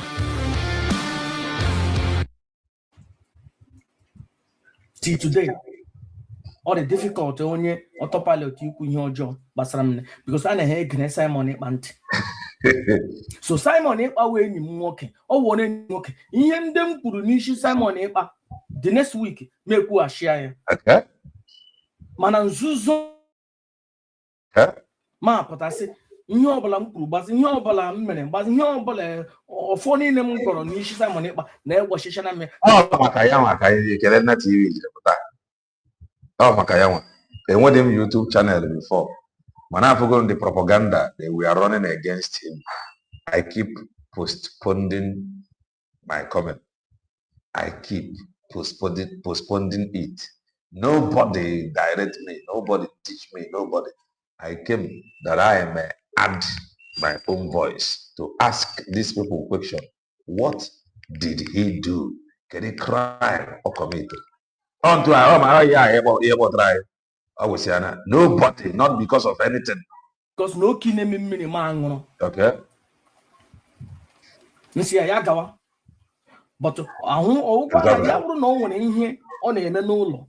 Ya ama akpam, but ya wụrụ na enwere ihe ọ na-eme n'ụlọ na aka ma na-ebe. Just that na o kinemi mmiri mangono. Mgbe na o kwesịghị ikinemi mmiri. Because enyi ga-eme nsogbu for over 1 year or 2 years. But that time, she was working with Simon Ekpa. She was coordinating with Simon Ekpa. What are you using? Yeah? Simon Ekpa, we will not listen to Mazi Nnamdi Kanu from the dungeon. But that time, Azuka, I'm not Azuka, Echariana. Very soon, Mona Azuka, Gardenama, Madam Azuka, Ginolum, Anonym, Ineme, somebody, but I'm Hineme, Inolum, Mona Gardelanama, and was no John Bunoginobi. Because Nde Pura one by one, and we can. The same order again, Kenya. I have respect for that woman, not until some even work all day, we don't cover la social media. I am as even car. Mati, now yen. But it is well. Not continue to keep, nature. Madam Azoka, Lumekelenimgi. Azoka say that we will not listen to Mazi Nnamdi Kanu from dungeon or the first person Buzokuoye. And the Chikedozem was in the meeting with them. And the one cancer was working with them to the extent now. Mbo Simon Ekpa Gagori and Boyi Ihe before ye kine mmiri. Ojen ya Azoka, Madam Bridget, ụmụnwaanyị niile agbakọ a na-ekpere na Simon ikpe ekpere na-agọzie ka o jee wetara ha Biafra. Knowing that na anyị na-rebuke Simon Ekpa, anyị efile na ọ na-anyụli mmamịrị. Unu na-rebuke ya because na unu na-eche Mazi Nnamdi Kanu ka ọ pụta a na-acha atụrụ unu leadership. Unu na-rebuke ya because of ego nke na-abịara unu. She was working with Simon Ekpa. Freedom fighters. Simon Ekpa but alter that. Undermined. That Ojiofa fully with him. That Ojiofa eri akabu Chikedozem with him. Simon Ekpa accord to relations with Ojiofa. Wanya afro konala. How dare you, Simon Ekpa? But Mbonine Simon Ekpa na anyuli mamrelu. Master Prophet, she was with Simon Ekpa. The day Ogara nona program and ekpere Simon Ekpa ekpere na goji Simon Ekpa na Simon Ekpa geje wetere ha Biafra. That very day, no cho begin Simon Ekpa ma wete ala Mazi Nnamdi Kanu ga wete. O isi enere anya odida. Then akwụkwọ to lawyer send the other to Simon Ekpa, but she was working with Simon Ekpa. Simon Ekpa today on night they criticizing. She was working with Simon Ekpa. Same thing goes to you. You were against Simon Ekpa, but today you loved him.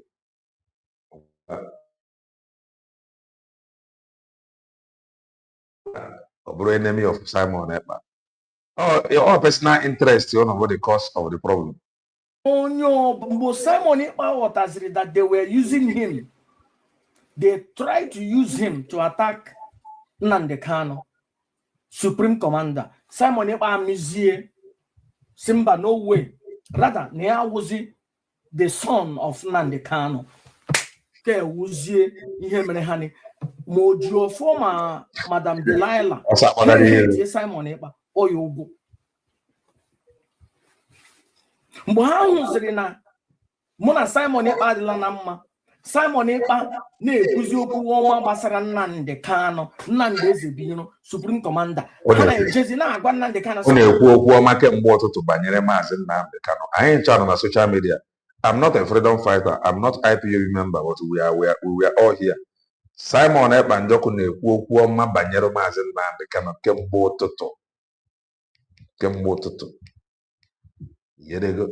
We are all here on them. See, rebuke Simon Ekpa, rebuke Simon Ekpa, rebuke. Oh, no, rebuke Simon Ekpa. Why you are working? You were working with Simon Ekpa. Send emoji. That time, with a picture. Send the other say, "What any here? You Nnamdi Kanu." See, lebe. Okay. Bishop. She was undermining us. Bishop. Send the emoji. Send them madhabu. Send them two lawyers.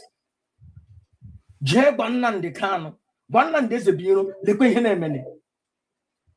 She was working with Simon Ekpa. Mgbe Simon Ekpa ghọtaziri ihe na-emene na ha chọrọ iyuzie na-eblame na-asị na ya dị against Nnamdi Kanu, but she na-azụ na-epushie. Simon Ekpa pụtazie kwuzie gidegbam kụzie DOS hands down, take over from DOS adụzie to nothing. Simon Ekpa akụchachi ha niile. Simon Ekpa bụrụzi onye iro. But that time Simon Ekpa na-ekwuzi okwu ọma directly gbasara Supreme Commander. Na-asị na DOS adịla irrelevant, na ya dịzi in charge. Then they represent Nnamdi Kanu. Ha asị Nnamdi Kanu rebuke Simon Ekpa. Hello otu Nnamdi Kanu ga-eji rebuke Simon Ekpa. Wara asị nnụnụ nwe ụkwa na-enupụkwa isi. Simon Ekpa pụtara na na-ekwu okwu ọnwa gbasara ya na asị ya rebuke oye. The enemy of my enemy is my friend. Ugbu a o se tiene na nwaanyị nọzi na closet, nọzi na background. No mgbe m na-ekwu 3-4 years ago na o nwere oke nọ n'ụlọ gburu oke nọ n'ama. Ọ ya wụ oke nọ n'ụlọ ọhụ n'eri agbakara oke nọ n'ụlọ ọhụ gburu oke nọ n'ama. Na ofri ife ogiri nọ n'ngịga. Ihe niile akọrọ a na-akọ anyị, na-akọ family m, na-akọ nwaanyị m, na-akọ m ma laha ya this guy Darlington ha ma Metusela ha. Oke nọ n'ụlọ gburu oke nọ n'ama was the one engineering them, na-epushu ha, na-ehi ha aja n'ukwu. Ugbu a ihe niile chenjiene. Ndị niile ejene hụ Nnamdi Kanu, Nnamdi Ezebiro, ha sị ihe mere ni ha niile chenjichana na now ndị ha wụọna ndị iro ya. Onye ọbụla akwụrụ na wete Nnamdi Ezebiro, onye ha wụrụ onye iro ya. Today Bridget awụrụ onye iro. Bridget ma Bridget erezine nwaanyị ongoroziri ne $5,000. Okay. Nwaanyị enweghị ife ọ na-arụ. Ọkwa British citizen according to Master Prophet and the one other video which I may play if time permits. No nwere dị ọrụ. British citizen. Ike wuru. Nwaanyị na-emere enjoy karịzie ndị ọcha nwe Britain. Bridget was her best friend. But mgbe Bridget Barrister Lawyer Ejimakor contacted Bridget, nye ya oji Supreme Commander jiri directly. Bridget adịzi lawyer to Supreme Commander directly. Yana Bridget ekon. Mgbe Azụka pụtara nwee communication with the Supreme Commander, yana Azụka ekon. Ugbu a Darlington ha na Mekisedek Metusela ha apụtala ha na achala ugo. Ha niile nọzi direct pologdigba with Supreme Commander. Okotona relations with them. Exactly. Onye ọbụla nwere ihe ọma ikwu gbasara Nnamdi Kanu, Nnamdi Ezebiro, onye ahụ onye iro ya. But onye oshi ọtọ gbawa nne Nnamdi Kanu, ọ kwuru gidigbam.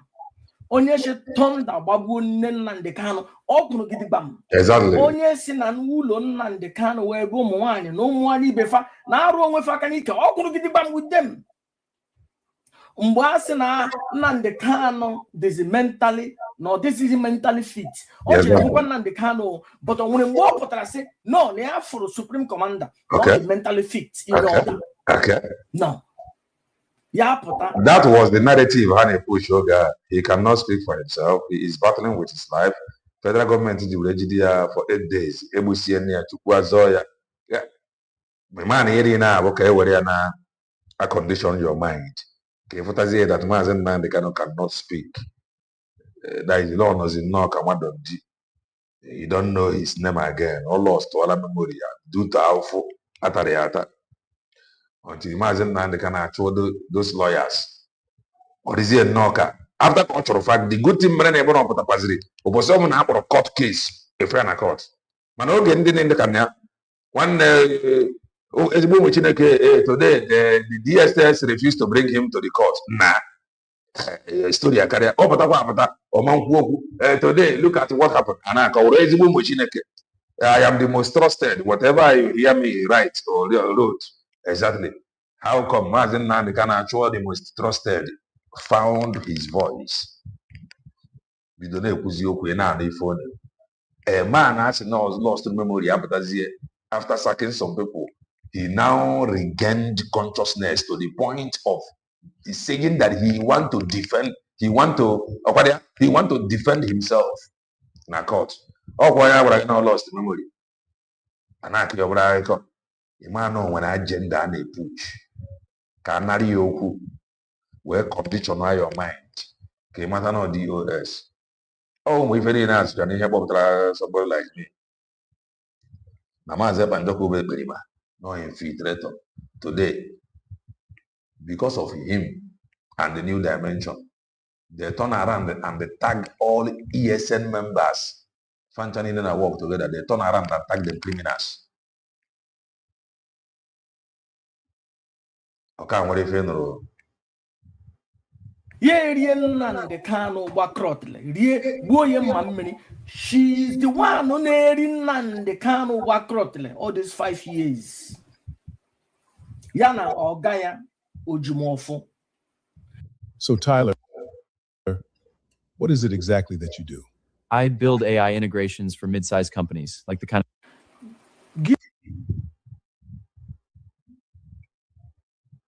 Okay. Good evening, Kelena. I just joined a few minutes ago, but what annoys me most is that all these things, all this nonsense will not help in any way as regard actualization of Biafra. So what do you suggest? And what are you doing? Gicho kagina wanyi ku okwu ọjọọ gbasara Ojumọfọ. Nwanyi ga ọ ga-agbaka ka ụgba. Mgbe ọbụla i kwuru okwu ọma gbasara Ojumọfọ, gịnị ya ga-adị na mma. Gaasị Chineke kpọọ Nnamdi Kanu ọkụ. Ọ ga na-eyi ga-acha n'ukwu. Ibi n'ịchọ more information ya enye gị. Ọ ga na-esendịrị na gị thumbs up on the background, but ugbu a ọ pụtazie n'efuli. Ele ihe mere nwaanyị ji pụtazie efuli na-eme attack Nnamdi Kanu. Mgbe ọ na-eme underground, ugbu a na ọ pụtaziri gidigba. After o jechara Sokoto this last time, o declare war on Supreme Commander onye ndu Nnamdi Kanu. I was expecting after August Esther no. I was expecting after the visit. No gapụta kọwara na ụmụ Chineke, ezigbo ụmụ Chineke.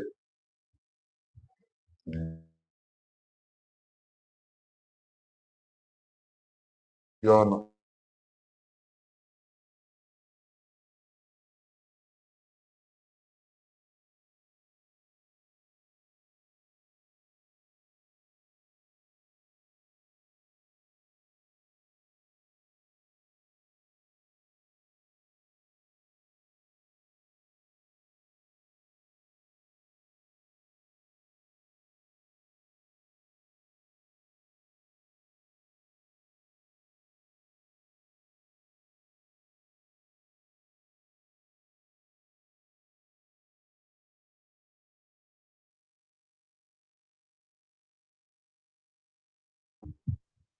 That was network. That was network. You can hear me now?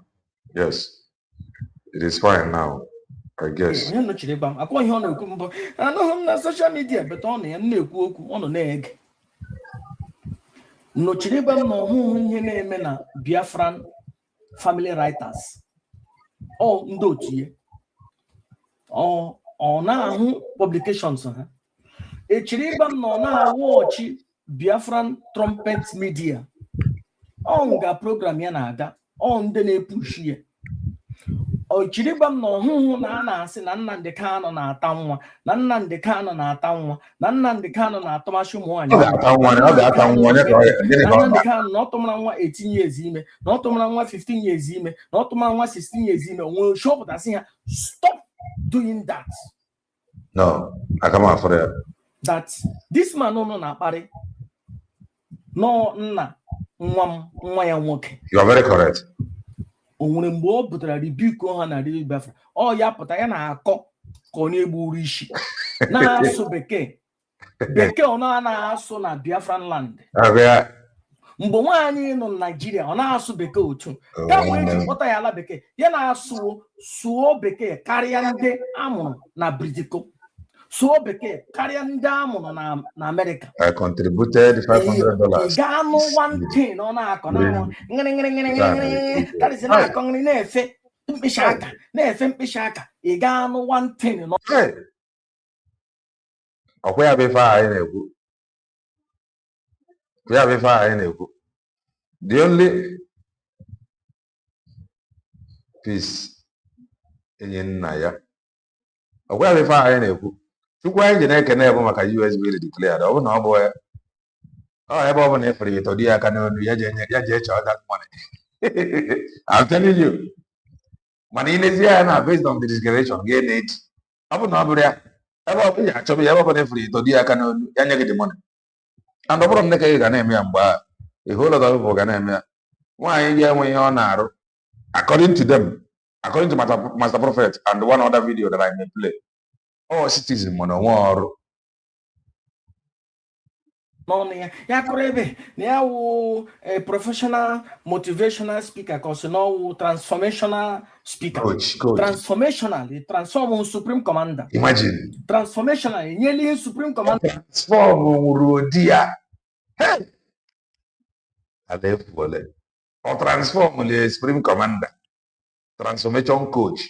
Ka Supreme Commander or the untransformable. Is that what you are telling us? That the man has sworn to receive transformation, not to receive transformation. Transformative coach. Enjoy the man transform Supreme Commander. Supreme Commander na-agbagharị ka oke ọkpa, na-amagharị ka mgbere maka ihi onweghị ezumike n'ụlọ ya. Asheri ihe ga-ewere ụmụnne Nnamdi Ezebiro ti ha na nsogbu si na ọha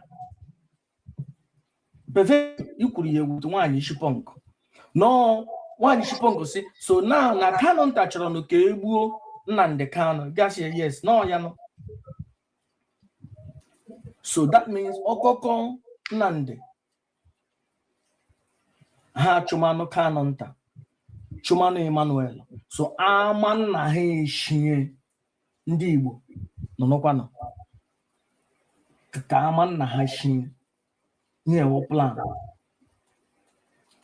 Hey, Chineke alefuone elu otu nwaanyị onwekwere mkpụrụ serious. Hey! Na mmadụ buru na handbag enwere ụmụ nwaanyị na-ebu handbag ha ka ụbụrụ ha n'isi enwekwara ihe ya n'isi. So emechaa ihe one day ga-agba nwa Nnamdi Kanu na you were supporting ndị iro Nnamdi Kanu ya sị gị mma na imere ihe ọma. Chineke ihe ọjọọ na-amịgharị na platform niile. Chineke a na-atụ ego ọ na-amasị maka m kwuru ihe ọma o.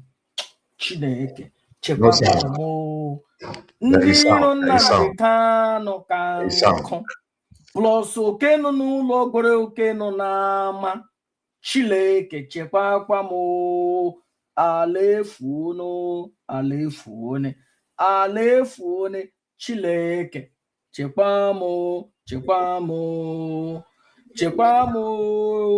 ekwukwala ka abụbụrụ isi m daa n'ala. Chineke chekwakwa m na-eke, chekwa m na nkwọ, chekwa m n'orie. Onye ma mmadụ na-egbu ya. Ndị iro Nnamdi Kanu wụzi oke nọ n'ụlọ gbara oke nọ n'ama. ebe ihe nọ oke nọ n'ụlọ gbara oke nọ n'ama na ofe ife ogiri nọ na ngịga lekwe na oke nọ n'ụlọ ya na-arị na Chikedozie for 5 years na-arị na ndị akpakratingom for 5 years ya na-eyi ha aja n'ukwu asị ha jeme kparịma Nnamdi Kanu ha ejeme kparịma Nnamdi Kanu ha ejeme kparịma Nnamdi Kanu maka na o nwere nwaanyị ọtọ m n'ime so maka o nwere nwaanyị allegedly anụbe ekwe m na enwere nwa ahụbe ekwe m nwaanyị anụbe ekwe m nga ndị ọgọ m kwugo na o nwere nwa Nnamdi Kanu mụtara na outside anụbe ekwe m na ntị m but according to ndị ọ na-eyi aja n'ukwu I'm telling you na nwaanyị isi pọnkụ a sị ha na enwere ndị Nnamdi tụmụrụ ime nwaanyị ejenena with them. Grammarly. When you're writing a research paper and need to make sure your claims and citations are solid. Now, let us make some money from there. I will not work. Let the guys be working and be taking care of me. Balance, yeah, they happy. Embrace Yendino Supreme Commander. Embrace ye chileke.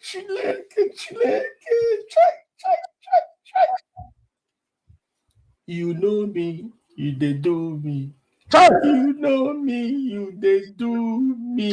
Chileke. Alefune. Akamre kocha chileke. Alefudo. Alibo na barara. Hey!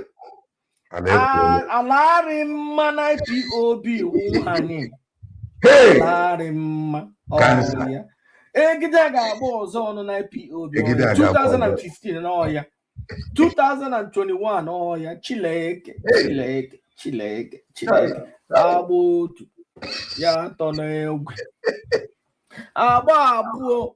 Ya atọ n'ogwe. Nnamdi Kanu ogwe ka emere na Nnamdi Ezebino ogwe ka emere na akọ.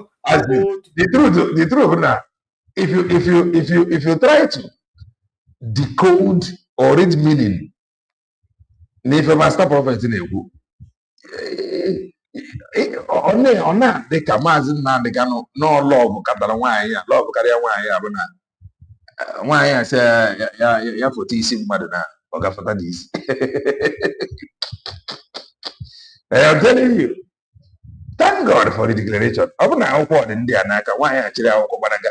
What are we going to do? Nwaanyị a chịrị akwụkwọ one night siwe ya ọkụ set it ablaze. Kedu ife anyị ga-eme ka ebe anyị akọdịrị ndị mere online referendum. Esemokwu a nwanne nwaanyị akpọ ma chịrị akwụkwọ a tinye ya na ngada na UK were akwụkwọ a chọọ were ya tụọ Mazi Nnamdi Kanu nga because ọ were akwụkwọ a tinye na ngada elidie na o kwechiri na ya ma nweta akwụkwọ a iji metụ ya aka ọ daa naanị mmadụ ekwuru maka jee nga ike gwụrụ.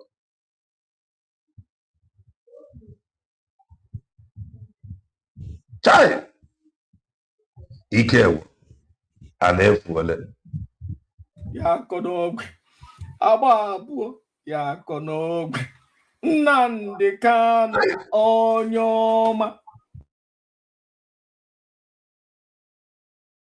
ejie m ojiji onye eze the wicked one ga-ejie asị m mgbara ajụ buru ya Chileke ma alarie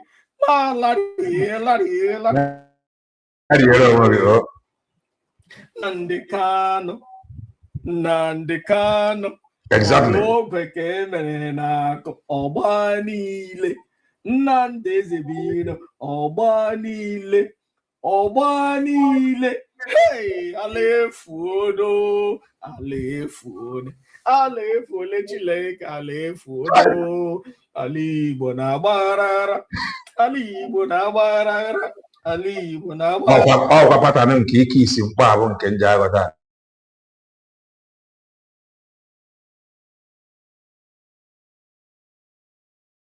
na-eke isi mkpọ.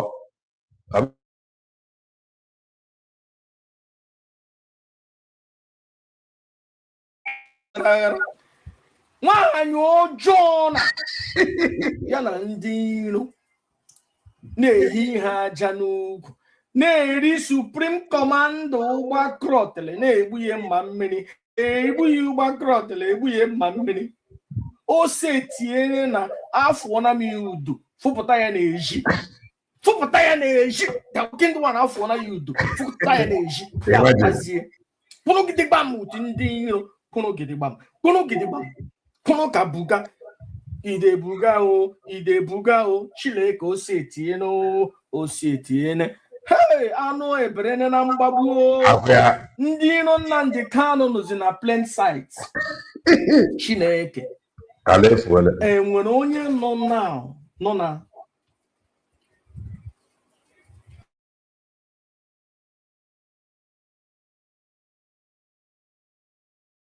ehu ihe nọ kọmentị ka ihe ahụ my first time esi achọrọ m ehu ihe ndị mmadụ kọmentị ka Master Prophet gbaa mbọ ka ị welite olu n'ọrụ ka anyị nyere gị aka na-agbasa dị ozi gbaa mbọ ka ị welite olu ịghọtago na nye ọrụ ọkụ nye ọkụ ka o mee ugbo ka anyị nyere gị aka gbasaa ya nyere gị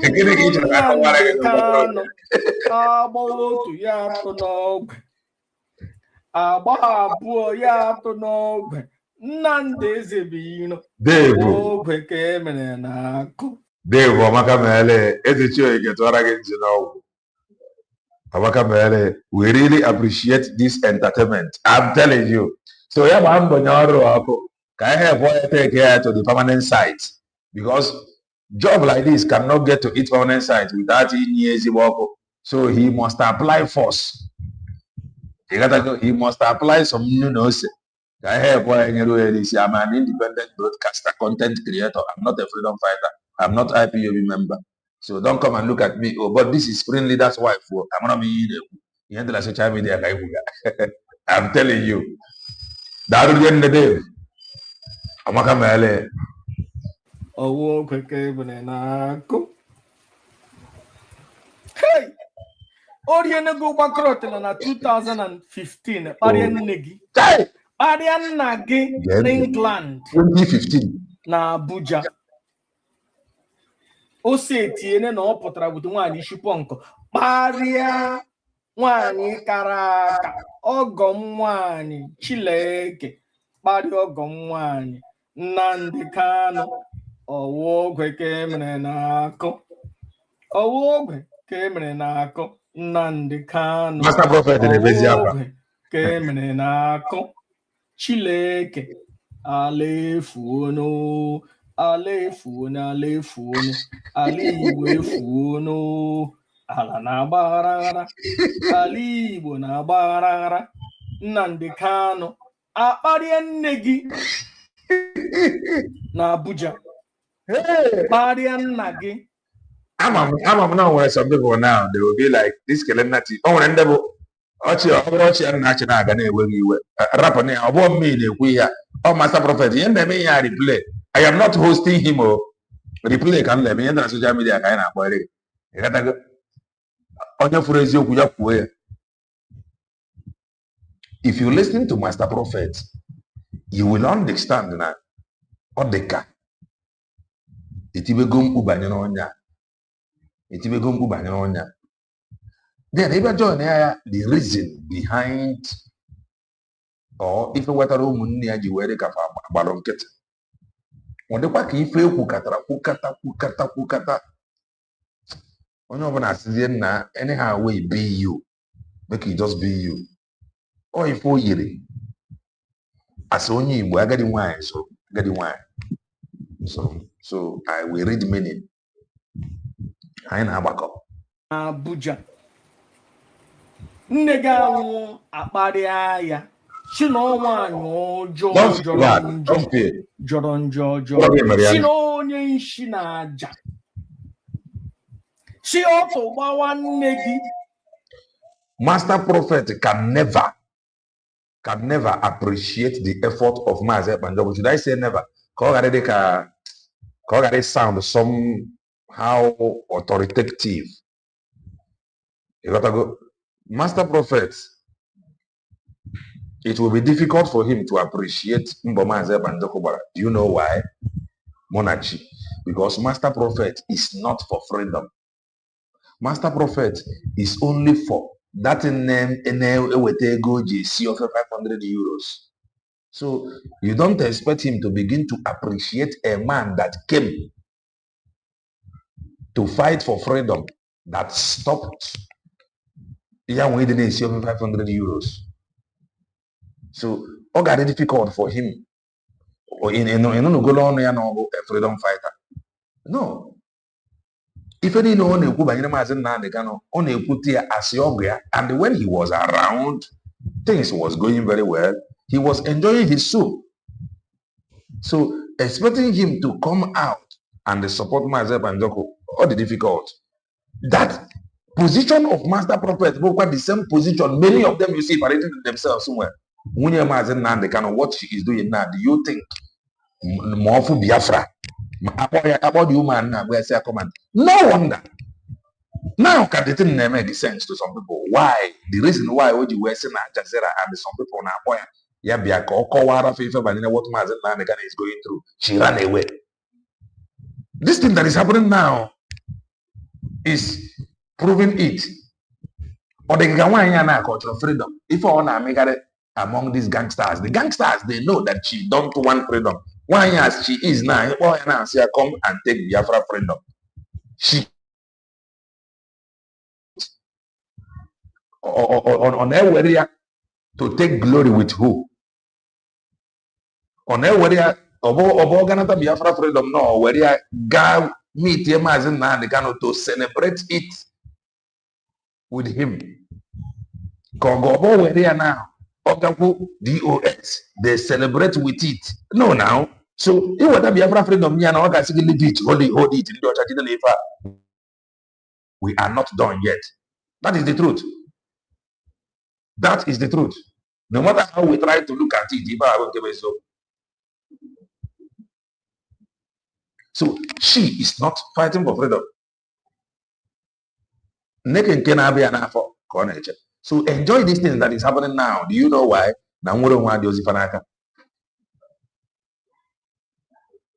Exactly. Si thunder gba nwanne gị Nnamdi Kanu owo ogwe ka emere na-akụ ihe ọ ga-eme gị ugboro ole ga-amụta ihe owo ogwe ka emere na-akụ ebejiri m oji ai ga nwoke ndị nwa na-aga m eji onye ọbụla ọnwụ onweghị onye m ga-atụ ụjọ n'elu ụwa na-aga eji oji Nnamdi Kanu owo ogwe ka emere na-akụ thought says the Lord. Okay. Nnamdi Kanu owogbe ka emere na-akụ owogbe ka emere na-akụ inu Igbo and the more inu it signifies that something has been happening repeatedly. So more inu a ọ na-egosi na ife mekwa oh, if you know an akawa. You gotta go. Ihe ọ ga-eme gị ugboro ole ga-amụta ihe. Mgbe ije je ịlụ nwaanyị ekuru gị. Ekuru ne gị ugboro atọ owo ogwe ka emere na-akụ. Ị ga-echekwe jụọ ajụjụ.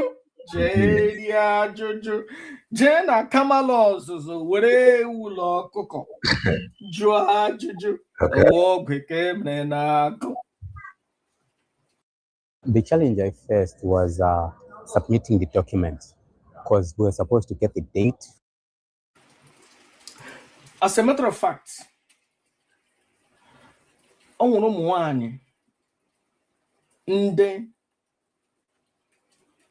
when something to do with in the many,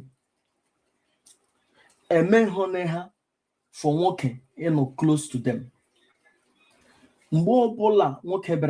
Something they push you working far away. And when some people wound them many, I say, on your one many, I say, I'm name winning.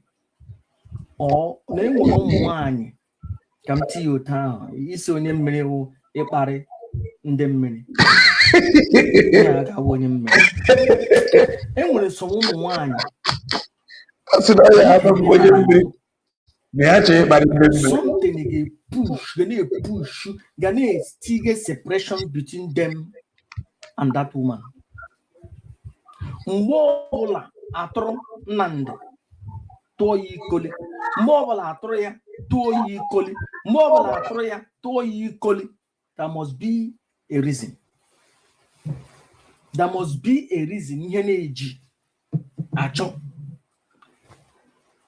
But in them madana ama ihe na aga na mmụọ.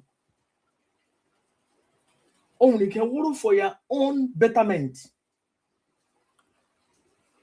Sometimes it might be for the betterment of any one of them.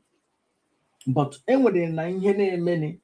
then sometimes on our maybe a jebe bundem mini measure coferra rosora zoreni maybe something acro the guy either something akubu or something akroya kufia. But all question. Here we have a John the pastor. Here we have a Joe. Then I home. Iga dibia karaka. Kajara kaja. O king dibia.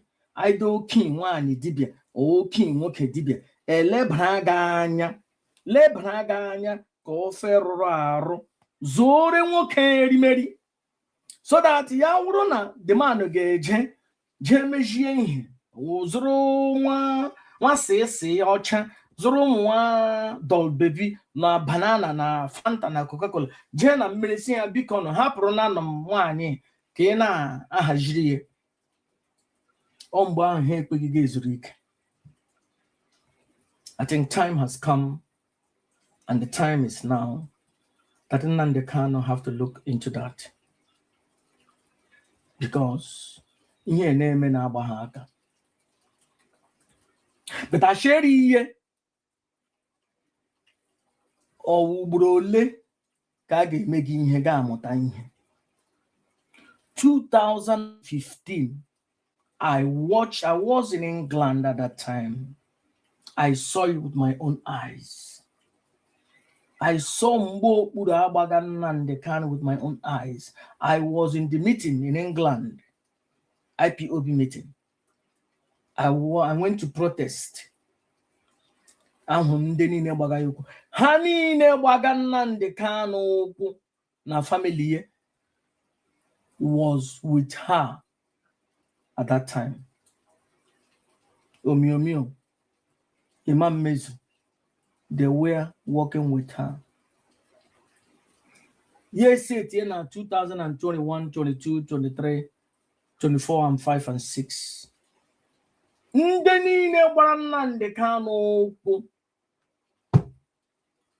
She has something to do with it. I hope within Nnamdi Kanu that she's with the person. And when organ renebe onye ga-ekwu negative thing about Kanu Kanu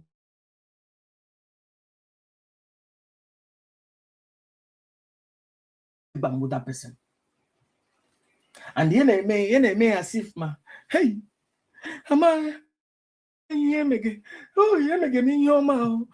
that is brain deceive you and again home. Oh, Joe, na arwala. The Tuburiana way no again home. That is Yane Epu Nayam again home. Chineke Alefuni. No budgetan. Agameku Bribu. Oh, I judged Jodo barrister Aloy Ejimako yesterday. Now, the barristers, I don't know. ele ihe nnu mere nwaanyị ji kpọ nna ụgwụ. Ọ ajụjụ ka m jụrụ ha. Ele ihe nnu mere Madam Cancer o ji hate nnu. And yesterday ha na-akọwa na Madam Cancer. Chai, Master Prophet ebu Madam Cancer. Hey! Mgbo ọ bịara be ịhụ Nnamdi Kanu na Kuje prison na DSS. Prince Mandela nọ there. Ojiofo ha na Ojiofo eji set ya Mandela up. Ndị ha eji gwa ha na Mandela chọrọ take her picture while Mandela didn't even say hello to her. Ha bịa kpọrọ Mandela nana ya telephone ya for over 45 minutes and a check me nwere picture.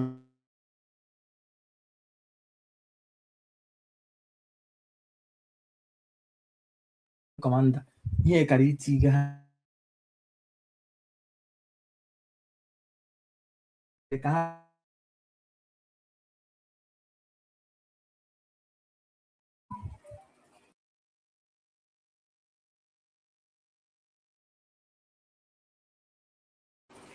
nụkwara na asị ha na mgbe a na-achọ Nnamdi Kanu achọ during the Python dance, Prince Mandela kwụrụ na ya na moto from Lagos ka Abuja.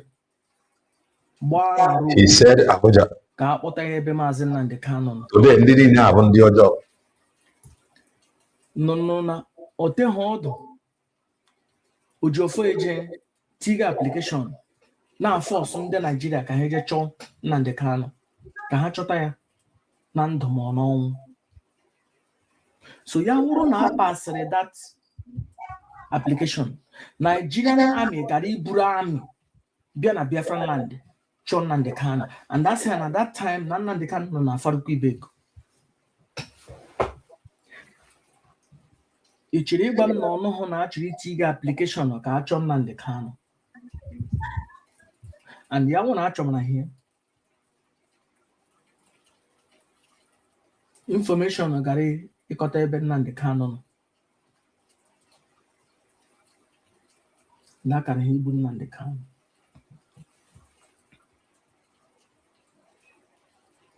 Chineke, you know me, you dey do me.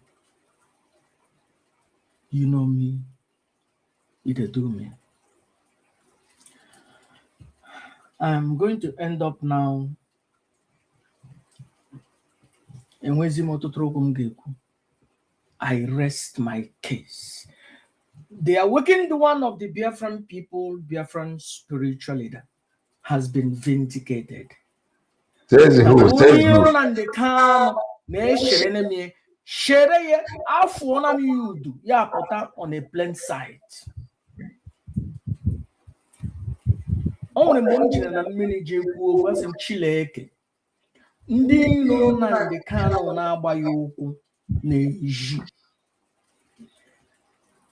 n'ime ọhịa na anyị chọrọ ka a kpọpụta ha ka ha pụta on the plain sight.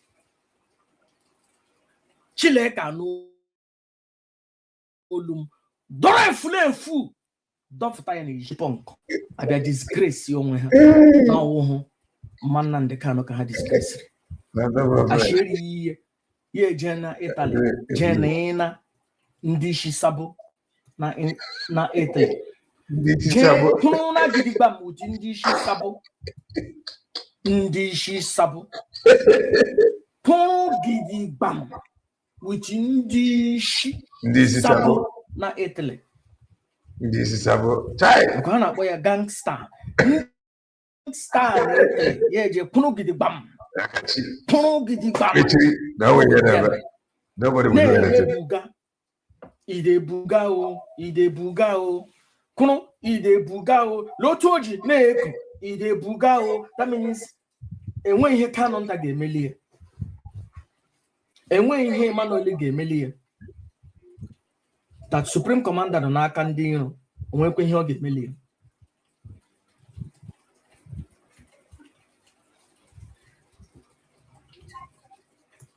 Chineke. I'm going to allow 1 or 2 persons to call on the phone, and then I will end it up. For a long time, I have not asked somebody to call in. If anybody choro ipota that ball, more especially mama had these guys, anime had direct, but nke no na ekiti a, onye no na ekiti.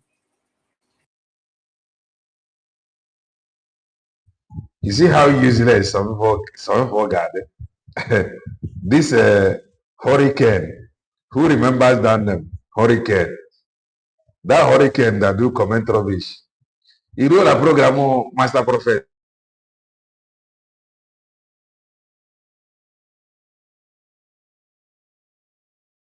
He may be watching now, but I have blocked him.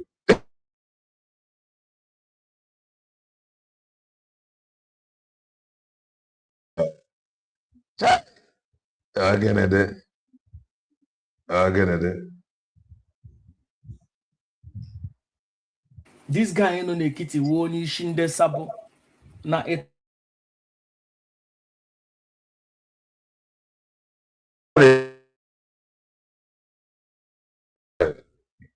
Onye anọ n'etiti ọ bụ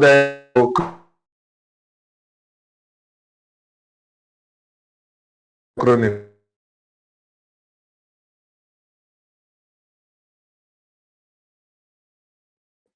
ndị isi sabo, and I don't know why this Italy ji produce some people isi gbara. Yeah? Eggman ọkwa Italy ka akwụkwọ, so ha juru eju that side.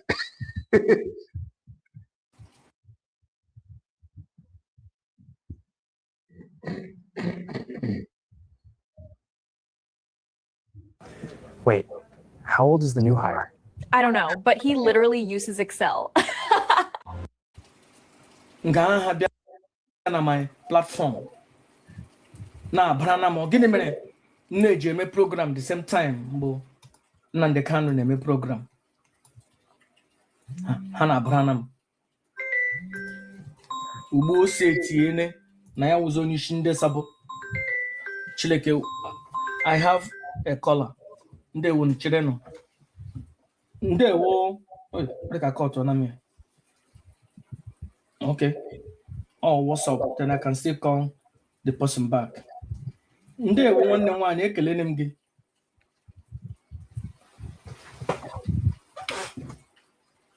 Chineke, alefone. Speak. Ndewo nwanne nwaanyị, ndewo. Ndewo. Asị m ịhụkwara. Ndewo, ya from Germany, ekelene m gị. Ịhụrụ na the same Germany abantana. Gara na Italy. Ọwụhụkwa na through Zoom. Ọ gara na mmadụ gaa na Italy. Jee kwuru with ndị isi Sabo. Go to the headquarters of Sabo. Ya na ha na-eme program. Onwe ihe nwere ikwu. Master Prophet, ịma na ndị a ọ bụ na nwoke na-akpọ ha bịa ala bekee, ihe ha atụ anya ya, otu a ka ha si ezuzu. Ịmakwa n'ebe ahụ ọ gara, ndị onweda ihe ha bụ. Onye Nnamdi Kanu si ka ọ bịa na tebụl bịa rie nri, ya sị na ala ka ya mmiri nri. Makwa ikwu ahụ ọ gara, ihere dị m. Makwa onye si nụ ọsọ abịrịba ya enye 100 olu. Olu anyị asị onye ike sụ abịrịba 100 olu. Ka m nọ marụ na nwaanyị ahụ enweghị ihere. Onye Nnamdi Kanu si bịa rie na tebụl ya sị na ala ka ya mma. Chineke. Ala bekee ọ na-arụ ọrụ. Nwunye supreme leader ka eji eme karikashọ, and ọ ya butere onwe ya. Ụmụ illegal immigrant agwa ya na ịsụ abịrịba enye gị 100 euro ka ọ wee gaa 100 euro. Nwunye supreme leader kwụrụ ọtọ.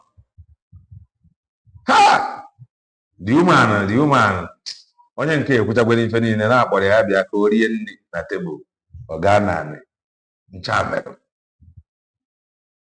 Ọ ga Italy ka ha jee zụọrọ ya shoe, zụọrọ ya bag. Ọ makwa na bag ahụ abụ Italian made. Ọ aba made akpọ ya made in Italy. And ya nwụọ n'ọsụ na ya achọ ka nna. And ụmụ illegal immigrant ya eji akwụkwọ. Ha jide nwaanyị ife ha na-ebio nwaanyị ka na-ebi ọkọrọ. Ụmụ illegal immigrant ya fa na-eji iwe nọ na ma ebio nwaanyị ma. That is jide nwaanyị bee ka slice bread. Some illegal immigrant iwe nọ na ma dị fado ike gwụrụ. Ọnụchukwu n'ọrịa nne. Nnamdi so ndị dị intelligent. Keke ụda security ọdụ intelligent. Ndị gburu ebe ahụ onwe nke dị intelligent n'ebe ahụ nọ. Sabụ ntị ike. Onye agwụ onye ihere. Ọ bụ ya na ọ bụ onye ji eji akwụkwọ. Doreen, ihe nna-abaghị ebe onye eji akwụkwọ illegal immigrant obi na-anọfọ ọkụ mgbe niile. Fajide nwaanyị fa na-ebe ya ka slice bread. Nwaanyị jebere ejebe nwere ike.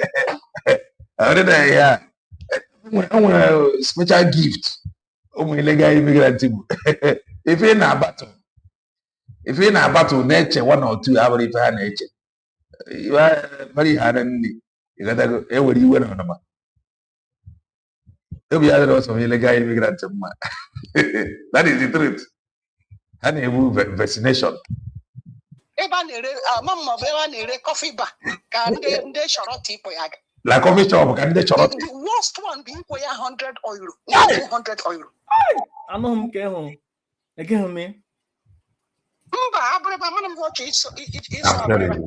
Asị ya ga-asụ abịrịba. Ofu ndị shọrọtị asị ya ọsọ abịrịba keke ụda ha. Ọsọ abịrịba ha enye 100. Ofu ndị sọrọtị asị ya na ọsọ abịrịba enye ya. Ife ahụ ndị ha na-anarakwa ego enyekwa ha dọkụmentị ha ji enweta akwụkwọ asylum. Ọrụ niile a anaghị eri onwe ha agbakọrọ hotelu ihe. Ofu onye chọrọtị abụ ya na ọsọ abịrịba enye ya $100. Ebe ka ọ nọtara $100 ya? Ihe ọwụ mkparị. Ọwụ na-asị na a ga-enye 1,000 euro, asị na-enye ya 100 euro. That is belittling. Fa pụtakwa fa agba ga-esi gị na Mazi Nnamdi Kanu na-spend 20 million naira every month na Sokoto prison. Ọ ahụ abụ ndị na-ekwu ya. Mana ha gwaziri nwunye ya na ọ sụwa abịrịba fe nye ya 100 euros. Ọrịa n'ugwu ya, onwezi ugwu. Ịma ebe nwaanyị ahụ nọ ndị Igbo oge ọsị na ụmụrụ those useless children na mmiri izowe ha apụta ụbọchị ahụ ka o gburu onwe ya. Nwa na-agwa gị. Ana ọ pụtakwala na ọ sị na Nnamdi Kanu bụ ekpe. Ọma ihe bụ ekpe. Oh, yeah, man, why on this? I didn't even listen to her. You know, you na yeah, but I get. I don't go because now we are not allowed to alamajiri. I'm waking on an implant. The way whole why I saw a brave 100 euro. They ruda, anything. Hey, what was I from Bagadi wine? Bagadi wine, Madagara say again, 100, Ungejora Machunya hunt. I live for it. Ugly thing. Onye Nnamdi Kanu sị ka ọ bịa rie nri na tebụl ya sị na ala ka mma. Ala ahụ ka ọ na-eri ọhụrụ otu ha si sie na ga-enye 100 euro onwe ike sụ abịrịba. Ọ ga-asụ ya abịrịba. Ọ ga-asụ ya abịrịba. Ịma ihe ahụ na-ezuzu nke ya agụla. Ebe onwe ike Lolo, that woman, I'm going to na kweji dozi abichi nyezie that punk woman. One is punk. Why is he punk? We can see that one day one idea. We've got this really unique project for you guys here today. The client came to us with a huge hole in his backyard. 100 euro and $100. Ndị be anyị na-adachi m ebe a for saying the truth. Ka ejizi emezi nwaanyị spring leader, nwaanyị spring commander. So abịrịba na amenye gị 100 euro. Because the English na-agbaziba agba na ntị. And all class ndị a ka ọ dị na-eje pretend. All class ha ndị soroti. All class ndị a ka ọ dị na-eme ọfụ ebe klaasị ụmụ nwaanyị na-eme ife siri ike nọ oge eme ala efuole Master Prophet ala fukwuru efuo ala efukwele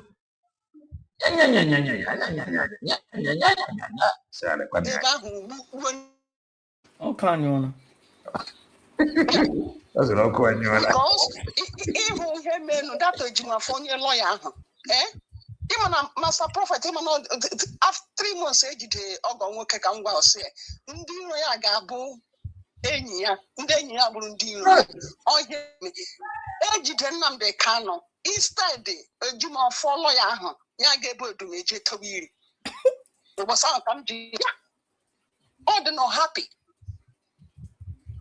and uchechi dị happy. You notice ihe na-eme na onye ọbụla so Nnamdi Kanu ka ọ na-ada against. Gịnị ka ndị nna ya anya mere? Gịnị ka ndị nna ya anya mee ya? Gịnị ka Kalonta mee ya? Anyị nwa ka ọ na-akpọ 5 jumping monkey. Flying monkeys. Jumping monkeys. Flying monkeys. God, their name. 5 jumping monkeys. I know, man. Flying monkeys. Enogiana, Master Prophet, and you were included in that flying monkeys. All flying monkeys, they win. I'm not going to be midget. You know, we are flying monkeys.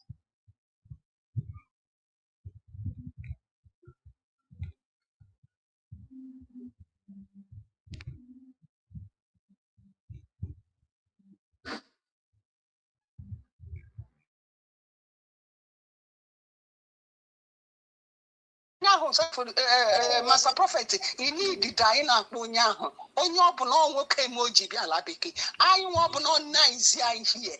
Yeah, I want on nice idea Obudoipo. Unyamada Balabiki. Yeah, look organically, a black poyaga. No, I am hungry. Look a bono, a bono. Oh, illegal immigrant, corner at their midst. Into a case, the union of freedom.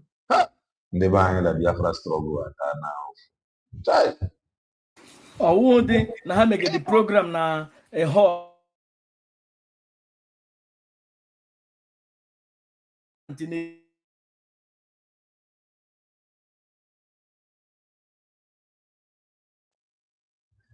Fun on easy. The weather is becoming somehow from my location because in the quarantine hall spend this year ago. Ichokwari ego jiana so ka mma na akwụbara ya n'ezi kwụba ya na ma sị bụrụkwa na nwekwara something o jiana ala efuole ike gwụrụ na-eji nke gbawada nke m ji mmanụ na nwaanyị ahụ onwe ihere ọ poor person asị ọsụ abịrịba ọ ga-asụ ya abịrịba o ji abịrịba ọ chọọ iji ngịnị ka ndị abịrịba mee ya obodo tiri ka ego obodo tiri tie kọsọ dị obodo bụ ọ nabatara ụmụ ogbenye ọ zụrụ ụmụ ogbenye ebe obodo dịgodi uri we are very very low like lowest of the low it is a man that is obodo dị iri we are very very very loyal to ụmụ ogbenye ebe a ka o kwuru gaba fa akwụkwọ ya na ahụ eso abịrịba na amenye gị 100 euro na nwunye spring leader kwesịrị ịbụ na ọnọdụ na ọ sịrọkwana onye a nna mechie gị ọnụ gịnị 100 euro na ndị ete yacht ka nna agwa ya etefa nwunye spring leader but it is well. Ụmụaka shọrọtị na-anọ na supermarket arị ego si ya onwe ike so abịrịba nye 100 euro onye ahụ ọgwọ mkparị Yes. And you Jesus will get back and then the Maria shopping. Illegal immigrant. They want them one. Email. Thank you. The one day also intelligent people. On that we never have intelligent people. Biafra child how intelligent people. How intelligent people. Ojofo will know intelligent nama ordinary application. Only here to Most people talk about AI marketing tools like they are only for content. I don't know. But in Struggle 2026, idea. Okay, I will hand them money. I want that is very struggle. One no question. I know I am not. I am. I will hand them money. I want that is struggle. When I got out of that, never am. Or they call it. We think I say me. Also, I will $100. Also, cause we are top where review. And then you pay 50 until they reduce way to nothing. Okay.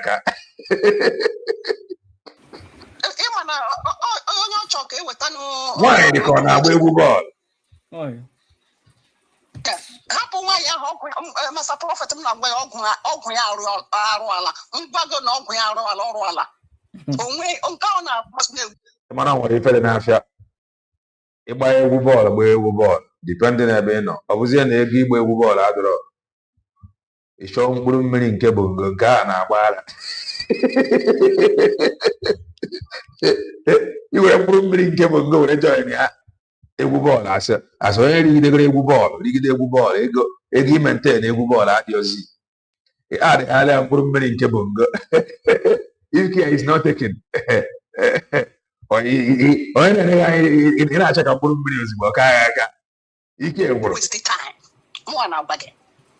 ọ na-achọ ịkpa abịrịba gbuokwa ebe ahụ onwe ike sụ abịrịba ndị obodo ndị ebe anyị si bịa bụ ọfụsị ikpe ya emekasị ikpe ọfụsa mkpọrọ ya aga mkpọrọ onye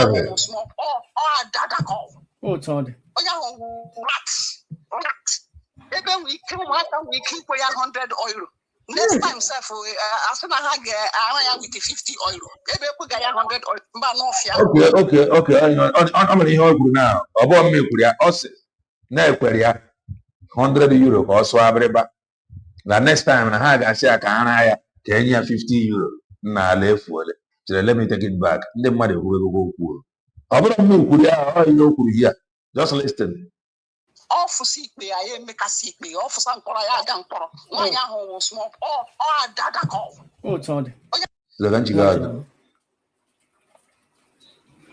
ịma na onye ọ chọrọ ka eweta n'odumeje hapụ nwaanyị ahụ Master Prophet m na-agwa ya ọgwụ ya arụ ala mgbago na ọgwụ ya ọrụ ala onwe nke ọ na-akpọsị na-ewesti time mụnwa na-agwa gị ọ na-achọ ịkpa abịrịba gbuokwa ebe ahụ onwe ike sụ abịrịba ndị obodo ndị ebe anyị si bịa bụ ọfụsị ikpe ya emekasị ikpe ọfụsa mkpọrọ ya aga mkpọrọ nwaanyị ahụ wụ small ọ adada ka onye ahụ wụ rat ebe nwee ike ụmụaka nwee ike ikwe ya €100 next time sef asị na ha ga-ara ya with €50 ebe ekwega ya €100 mba n'ọfịa onye azụ Master Prophet why is Master Prophet doing like this? Ono na-ekwu ọrụ amechizi ọnụ why? Na the same city ya jụọ ya €100 ka ụmụ nke ihe ahụ bụ heavy mkparị ihe a na-eme ya nọkwa ebe ahụ chịwa ka isi egwuregwu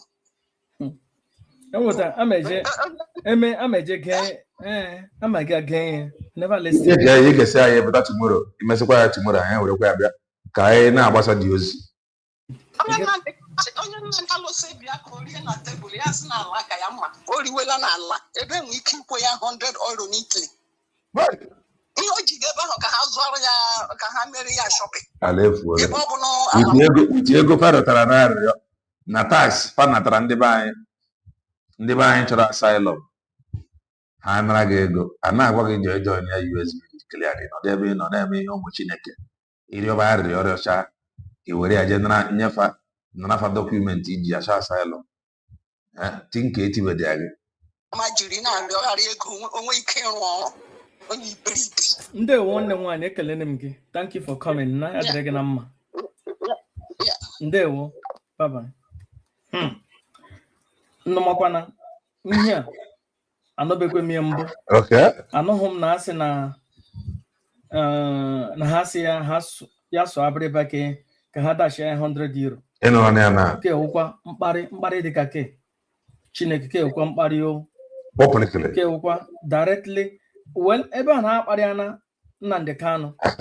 Ele onye ha na-aga akparị. Exactly. Ebe wụ na ọ sọpọtụrụ ha akparị ya Supreme Commander. Ele onye ọ fụrụ ha akparị ya. Onwezi. Akparị ya nanụ. Kanu nta. Kparịa nne Kanu nta. Kparịa nna ya. Ele onye ọzọ ha na-aga akparị. So na onye gwara gị ụdị okwu a n'iru ọ ga-akpọgbu gị by the side sị ga-achọrọ gị ego ya chie gị ya because elegodere m ịnọgode in the midst of ụmụ gangster.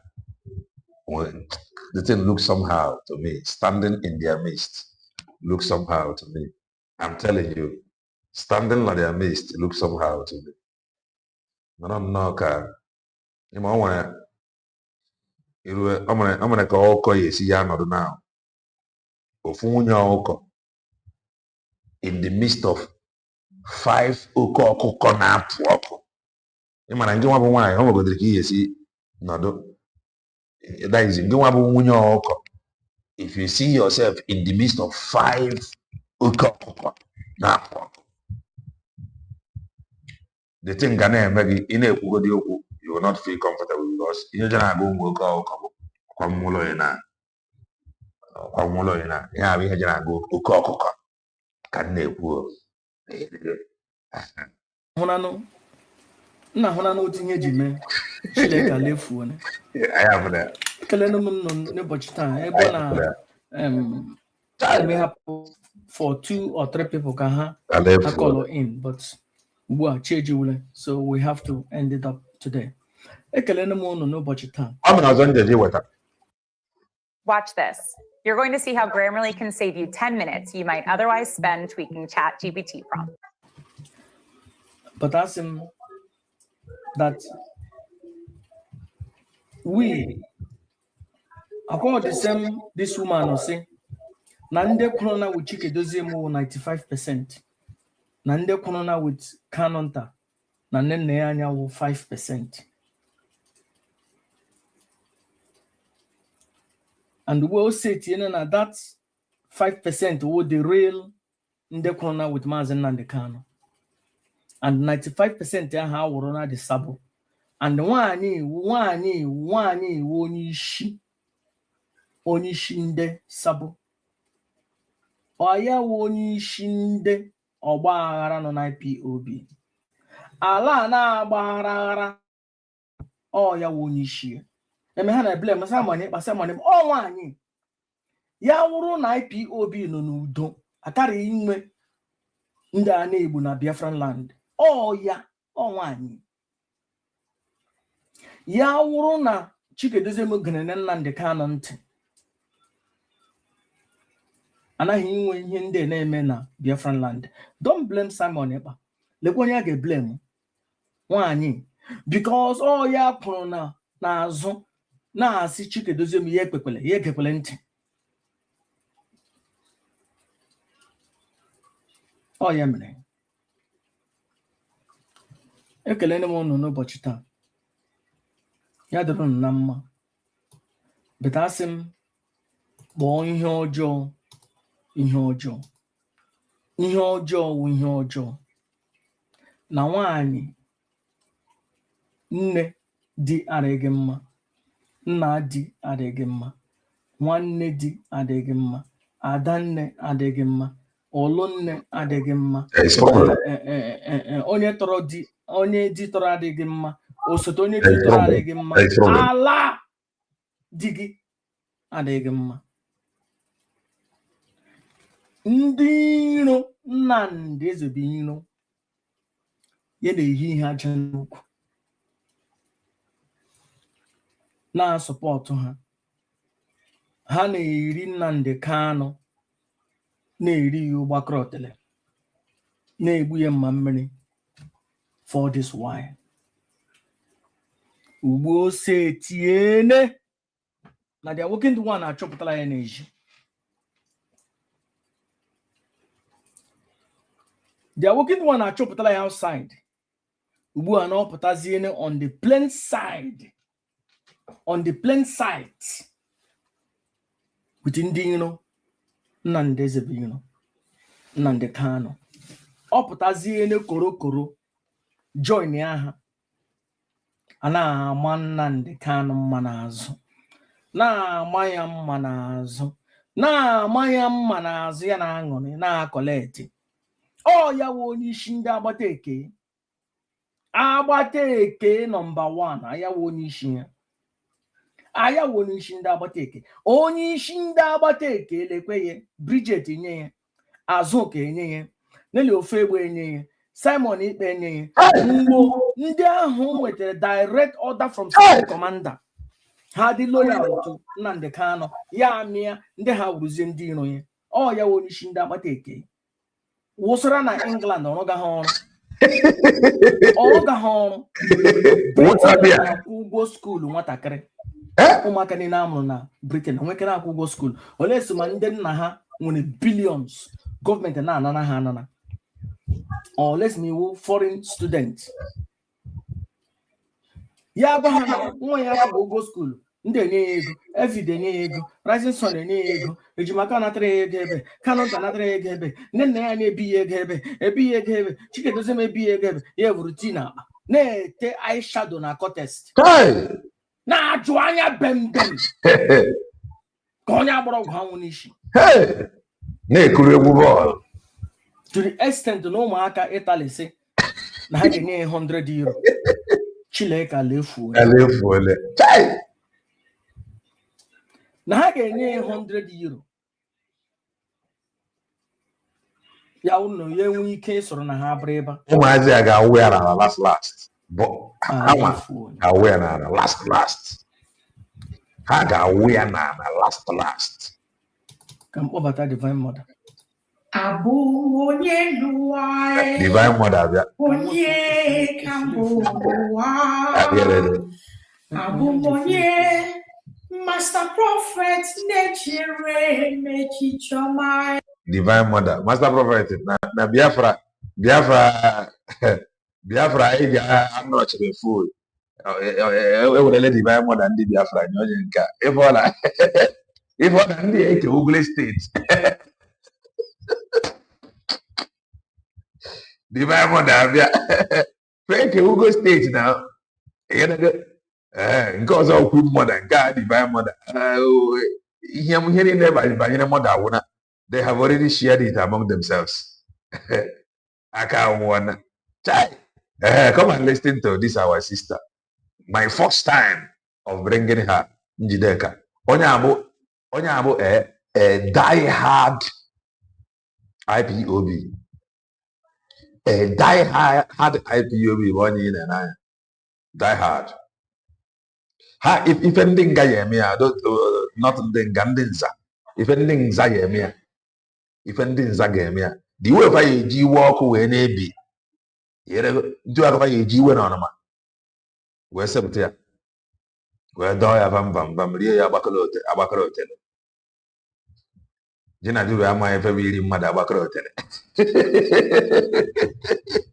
Just where you are to is where eating mother Abacalote. That is your telephone. You were adding to her. You never will be angry. No good thing come. Whatever if I am now, whatever I'm and the focus on the Okumuro. That is the truth. It's really Bioko. Mana if you know, if I'm a die-hard IPOB Nigeria Limited Organization, okay, IPOB organization. Oh, yeah, IPOB member.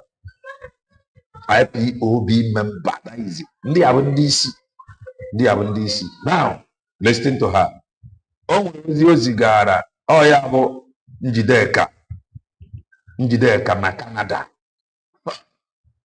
Ndị onye a na-akwechi iri Asaruga Esepukizi onye kwechiri. Listen to her.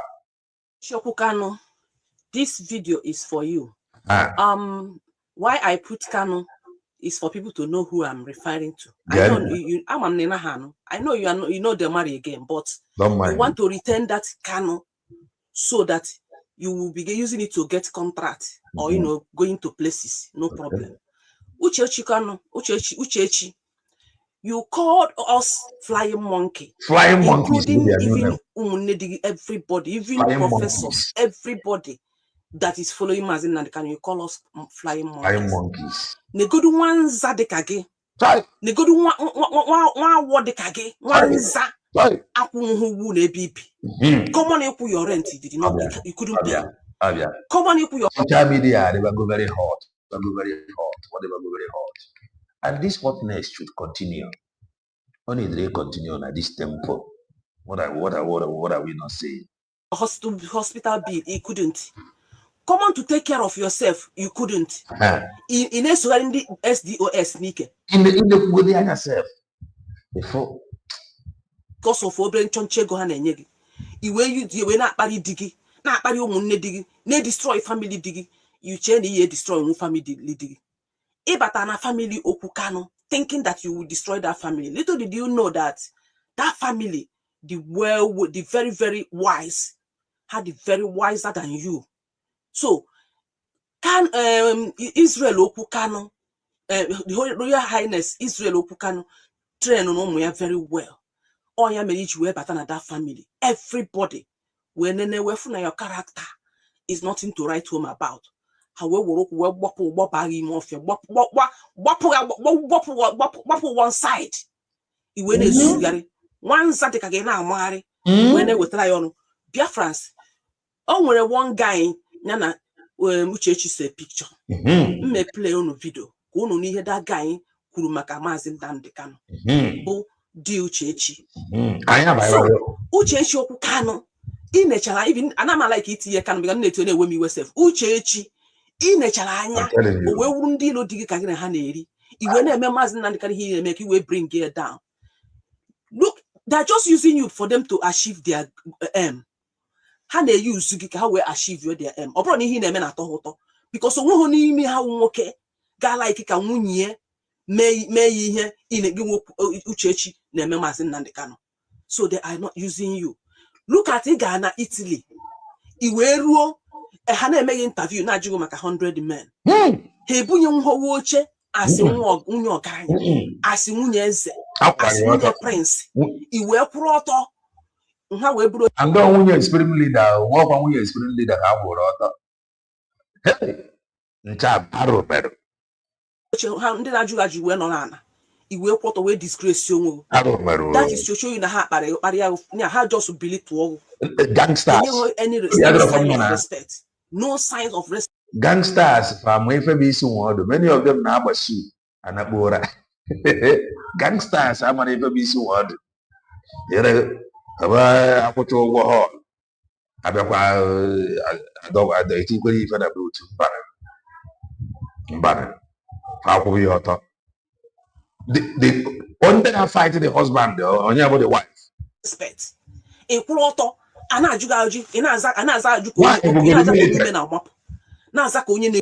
go to military? Rapone can put on all the man. Yam $100 can sort of €100. Why name is here to yeah. Let me see it. I live well. About a minute, we are wine.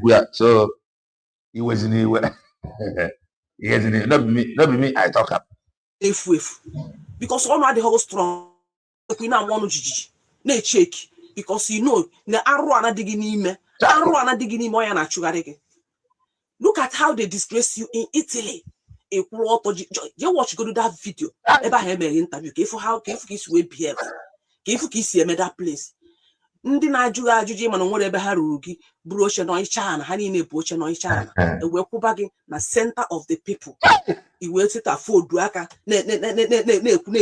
na-atagheri ọnụ na-esusugharị about the 100 men na akpọ flying monkey one sadikage then one sadikage enwere him we achieve in life. The only thing he me achieve if you can destroy Mazi Nnamdi Kanu. Little did you know that na family Mazi Nnamdi Kanu si puta na umunne Mazi Osina gwadoko ewa malablu oru esienike agwara m ono brace up. I told you for that time that these gangsters that they cannot stop. Fakubago Wunya is probably the author in Italy. That is not enough. Fagwayas for Abrebakabanya 100 euro. Wunya is probably that. By the time the gangsters is done with you, you go hear what? These guys, will enjoy. Nnamdi Kanu nina na had wiser than you.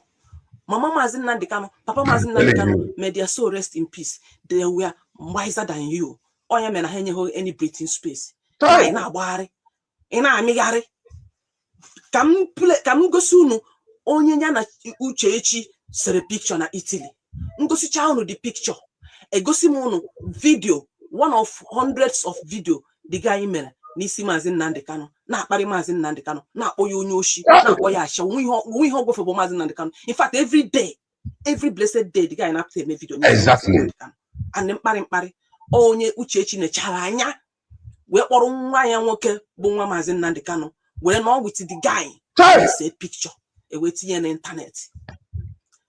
Oh my God! Check and play the go see the picture play the video, the broadcast the guy made. One of the broadcasts to one out of 100.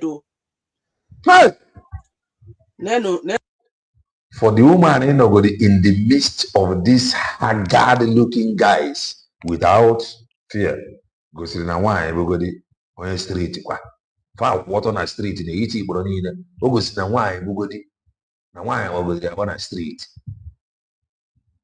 Because into our fanagas, many of them gonna say okay, only let's say never have bro, mana that those haggard, that is haggard-looking guys the mean on no titifa. I don't think no one why I'm for around there. I'm not a titifa kuchiri. Why no we have a street or military? End of the picture. The picture. On you know you have here now, bro. Then this picture now. Onye nọ na center nwa Mazi Nnamdi Kanu. Nke ya glass bụ nwunye Mazi Nnamdi Kanu. Royal son Uchechi. Ana m like ịkpọ ya nwunye Mazi Nnamdi Kanu because ama m nọda anụzi. Royal something. Then nke unu na fra akụkụ ya nke a na-akpọ Awilolomba. Awilolomba kwe for Africa. Kwe for Africa. What's an Africa ba? Chile gere whatever. What's an Africa Awilolomba?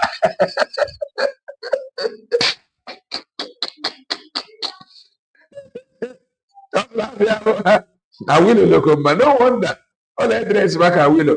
If you with eyes glass here with the face mask in Biafra, only Biafra face mask, which you on the Yabo. Na Biafra kitchen one phone. I will look back. Yeah, the one of the worst enemy, Mazi Nnamdi Kanu. One of the worst enemy hurt Mazi Nnamdi Kanu to the last. Ngwa ka m play zero n'ihe onye akita anya na Uchechi sere picture now with onye nwoke ka m play zero one of the video o me n'isi Mazi Nnamdi Kanu. Before I continue. Negative.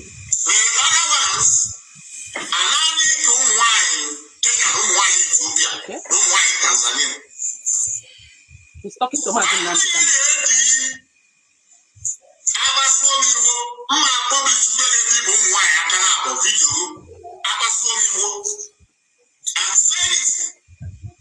Everything you have said about Biafra, that if you begin to speak from both sides of the mouth, the nearest person close to you should shut you down. When I say I'm going to give it, I'm going to get you to money down. How can you get you to money down? You go ahead and back idea. When I say I'm going to Kanu, you have betrayed the IPOB people. When I'm on the haka, I wouldn't imagine Nana Kanu. Thousands of times. At this very moment, people are saying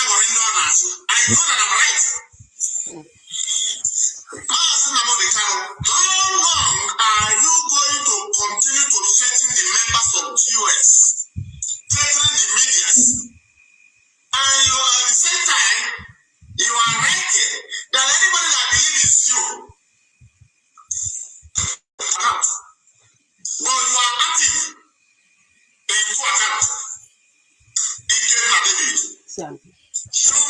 Blackmail. When I expose it, as I expose it in next second. These two guys that he mentioned his name now, David and Chiumuibo. I in channel on a Biafran Vanguard WhatsApp. Don't forget this Chiumuibo. Fana a rumor. Na Mazi Nnamdi Kanu. No ya na use account to Facebook kas no genebo Chiumuibo. Onye amu I na meeting there. But you see how these people are blackmailing. You see how they just blackmail. You see how they fabricate lies and you think that they are saying truth. You see, Mazi Nnamdi Kanu Uchechi no ihe onye a na-agwa di gị ka anyị na-agakwa ka anyị na-egekwa ya. Evil woman.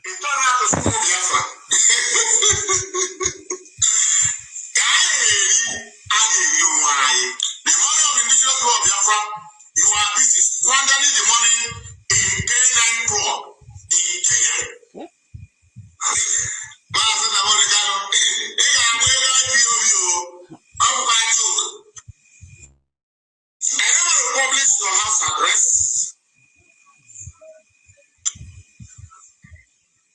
Mazi Nnamdi Kanu.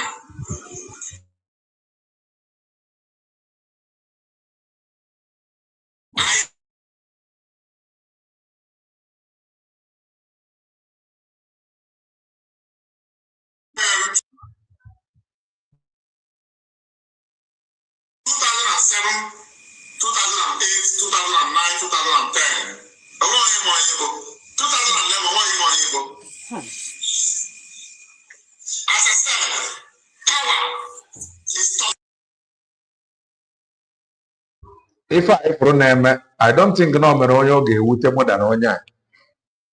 This Njideka, Kwadia Njideka, Canada. I don't think no mere onye ife na-eme ni ga-ewute more than Njideka. Njideka bụ a strong IPOB member from Nigeria.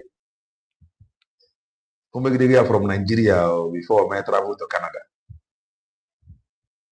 Ọkwa nwere onwe na-abịa. Ọ kara anọrọ n'ike ọbịa. Ọ kara ịnọ. Some of them na-ekwu ife a chọrọ ụmụ nwanyị means a ga-eji awa. O mere ndị ha dịchara the other criminal nke na-akpọ onwe ya kedu ihe a na-akpọ ya ke ihe na-akpọ that guy ka na African country Emeka gift official ọ na-akpọ ife ndị akpọ a criminal bụ that he accused Mazi Nnamdi there. All of them were shouted na Mazi Nnamdi content creator no were monetized the account. Today he is running a monetized YouTube account. Emeka gift official. You gotta go. Fanchani na-ezoke South African country. Fachọ ha nọ ha na nwanyị. Ha nweta ha na nwanyị ha ga-anụ. Imere ha ọkwụ ha gbafere Europe. Ka ha ga. That is their mentality. Some of them.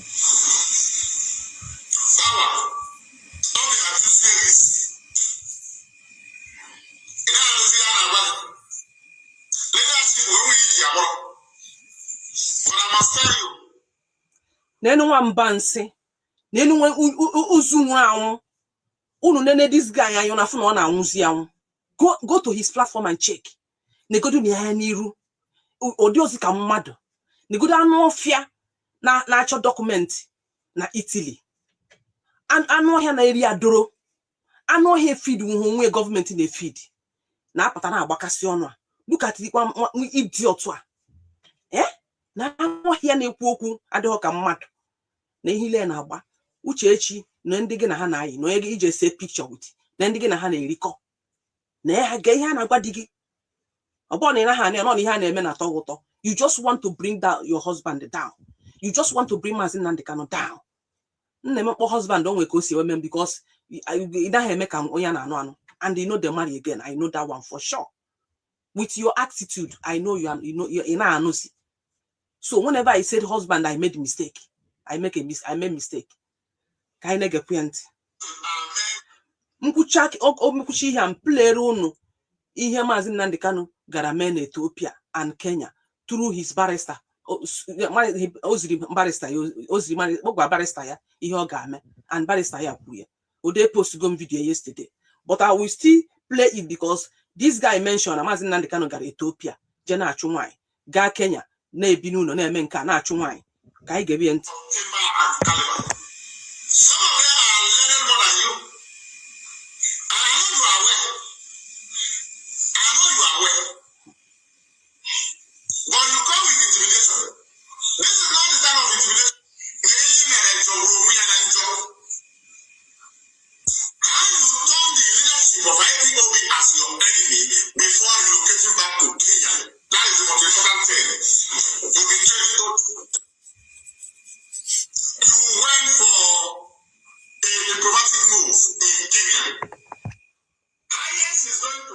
He said Mazi Nnamdi Kanu betrayed leadership. If he asked him to bring evidence of where Mazi Nnamdi Kanu betrayed leadership before he went to Kenya and Ethiopia, he don't go present them. If he asked this idiot now, because I know before the edition Mazi Nnamdi Kanu, he used to make this thing on Biafra radio. And the Chinasa Wanketa told us that the day they kidnapped Mazi Nnamdi Kanu, that he was on call with Mazi Nnamdi Kanu throughout that day. Chinasa Wanketa told us that the day they kidnapped Mazi Nnamdi Kanu again, that Chike Doziem had meeting with Mazi Nnamdi Kanu in the morning. So how did he betray the leadership? If Mazi Nnamdi Kanu betrayed leadership, if a congressman ko wogene na ko, well, fama rewane if boba na fama amangwa Donald Trump ya kuwo ku karape obo iti press release bodo bongo na fa ni bongo no send the message here Vanguard News in the leadership. Look at what this idiot, this perfume is talking. Look at this dirty rat, smelling like rats. Look at what he's saying. That Mazi Nnamdi Kanu betrayed leadership before he went to Kenya. But all these things are fabricated lies. If you tell them to show evidence of how he betrayed leadership, they will never present it. And they never present anyone.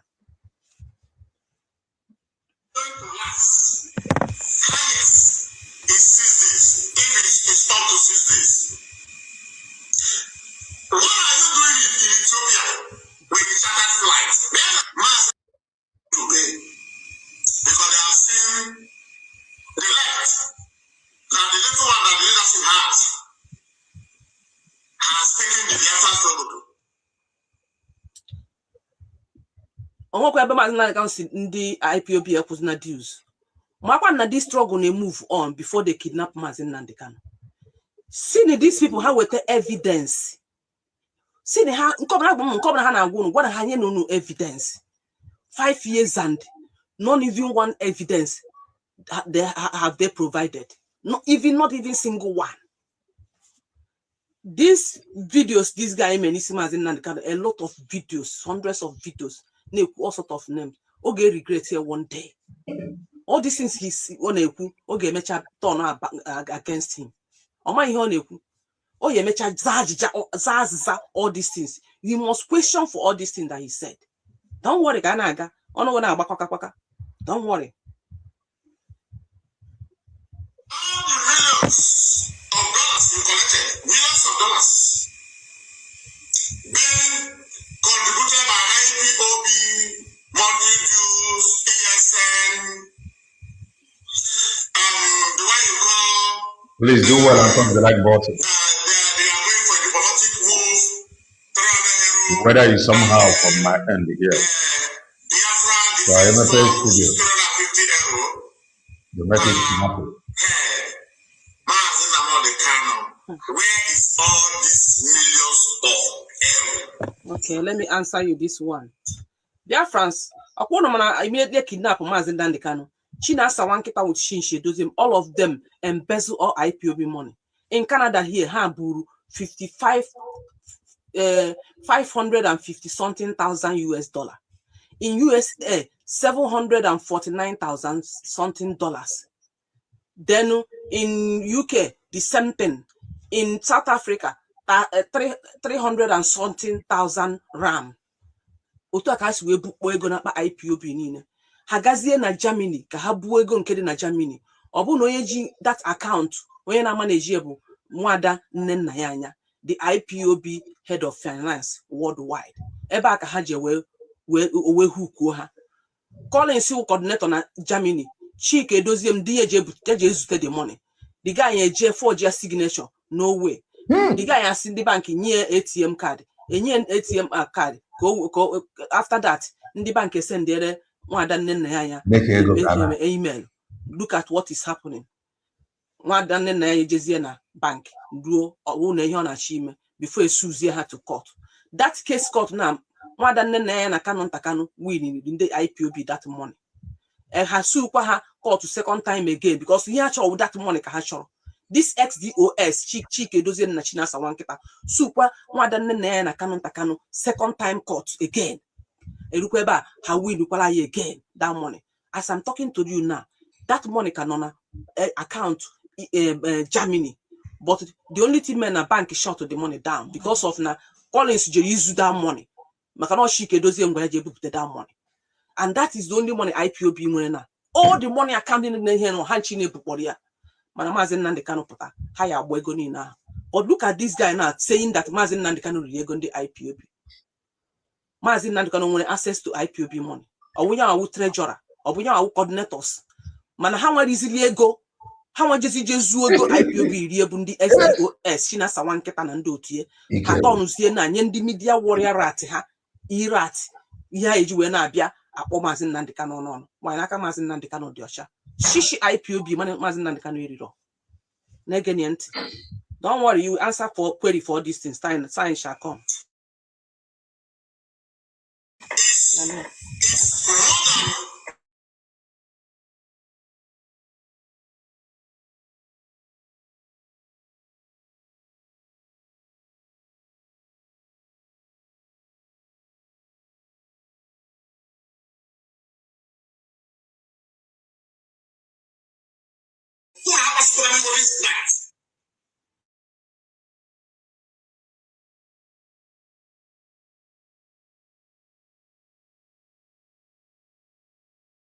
Uzu na-esi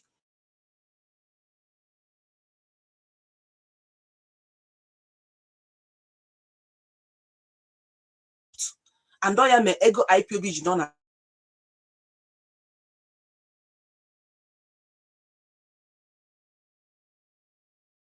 Mazi no outside ha ka rip that money but Mazi no outside ha wee nye aka wee so do Mazi Nnamdi Kanu lay lesson the zoo government ha to ntazi ezu ego IPOB destroy ya the IPOB destroy ya leadership no na turn up against man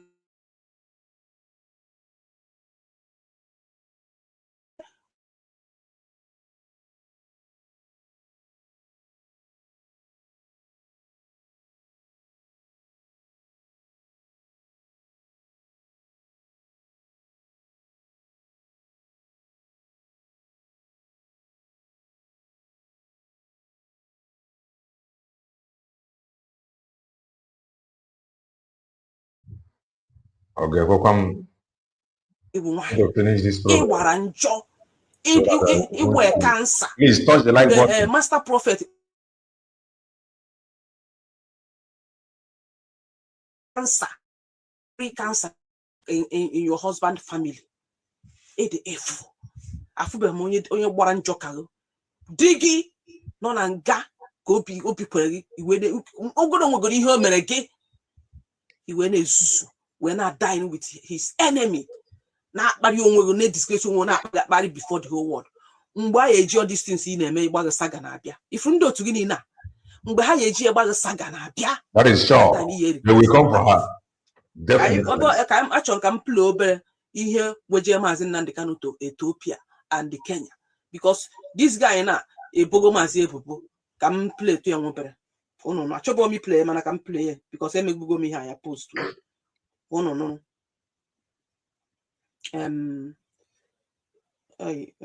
service kwa mbi ihe anya You people are saying Onyen don't travel to Kenya in such a pleasure. No, he didn't. One of Mazi Nnamdi Kanu lawyer,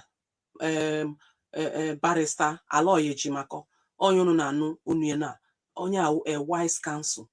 Also now one of the best lawyer Mazi Nnamdi Kanu. Agwa mono na wonu steady na wonu. Agwa otego nekwe. Now the lawyer Mazi Nnamdi Kanu they use now the best lawyer so far. They no use before betray. Sold him, so everything, destroy everything, jail lawyer, turn around the signal, the lawyers, no money Mazi Nnamdi Kanu jail here. Guy, won't get on you. It was us in him as if he had Kenya, na Ethiopia, Ethiopia. You people are saying Onyen don't travel to Kenya in such a pleasure. No, he didn't. He shared the story with me, and I'm sure he shared with some members of the legal team present here tonight. Onyen traveled to Kenya in search of safe heaven. Easy way. Mbobram for your comment. If an album no be na fa buru ballot boss ejeji ureja boy result o. Na fa buru ballot boss around the way. Hey, I mean result sheet. Result sheet Mataya says that Mongolians will around the way. And he did not chase them. Oh my God, dear. They made it stay in the UK so much comfortable. The United Kingdom's security and intelligence services working in cahoots with Nigerian intelligence services made his stay in the UK very unsafe. If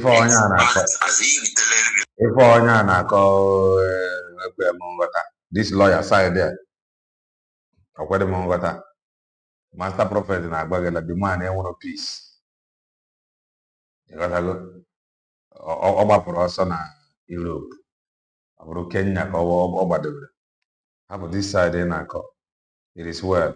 We are going to open studio. Come in and make your comments. Please make it brief.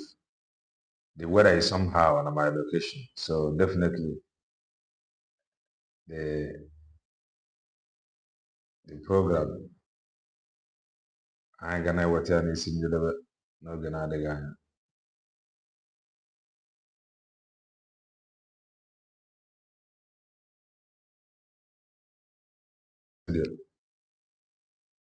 Come in and make your comment. Come in and make your comment. The studio is open. And if you want to Mazi Nnamdi Kanu na ọ dị aka ọrụ na ọ nwere aka ọrụ ọ bụ eziokwu the goddess nọ rie nne Amaka Mele have the mic. Onyeisi nwoke ekene m gị daalụ rinne for this program. Onwe mgbe ị na-ebido the program ị na-asị ịmago emotion otu isi wee chọọ ime the program emotion sịkwa emotion asị ha all this emotion stuff ka anyị ji wee nọ na this shit anyị nọ n'ime you understand and I always say it na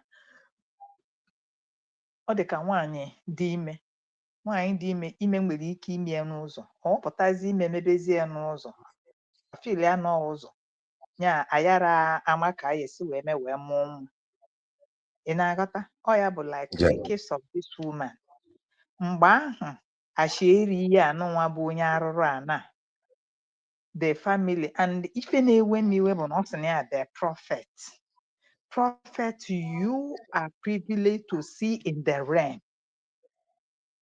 Ọ bụrụ na ị dị hụ privileged to see in the realm, gifts are different. Skelenna.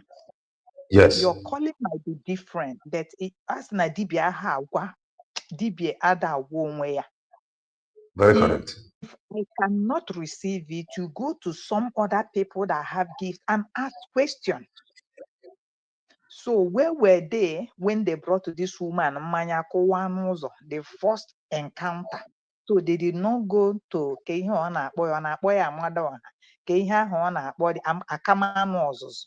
Master Prophet, you and ụmụnna gị and family gị, unu agaghị akamanụ ọzụzụ jee jụọ ese before unu edubata the woman, and ị na-akpọ onwe gị Master Prophet.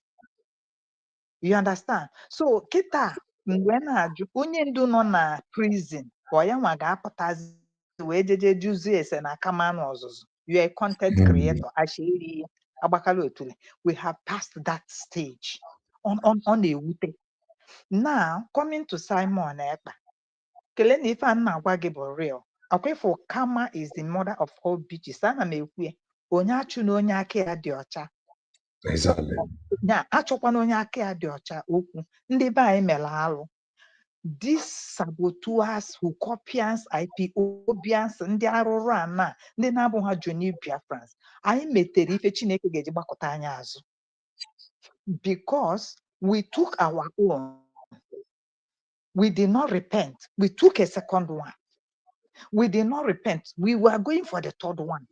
And we are asking for God's mercy. So now, even the sinner, karma is mother of all bitches. Now, karma has come because Obuchir Simon Ebon. Kelena neke ife asi wee mee. Ọkwa ifuru mgbe eduru Mazi Nnamdi Kanu. Ị na ife na-ekwu? Loud and clear, go ahead.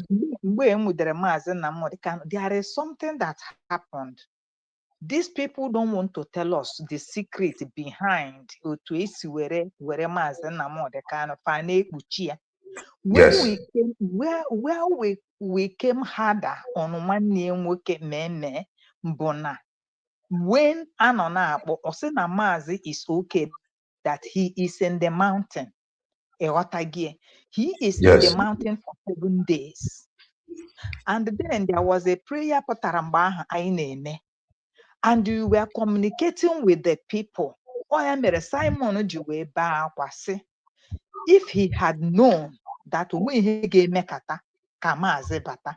So biko jụọrọ m Kanu nta Kanu, jụọrọ m Master Prophet, where were they? Why did they hide it until ebunata ya?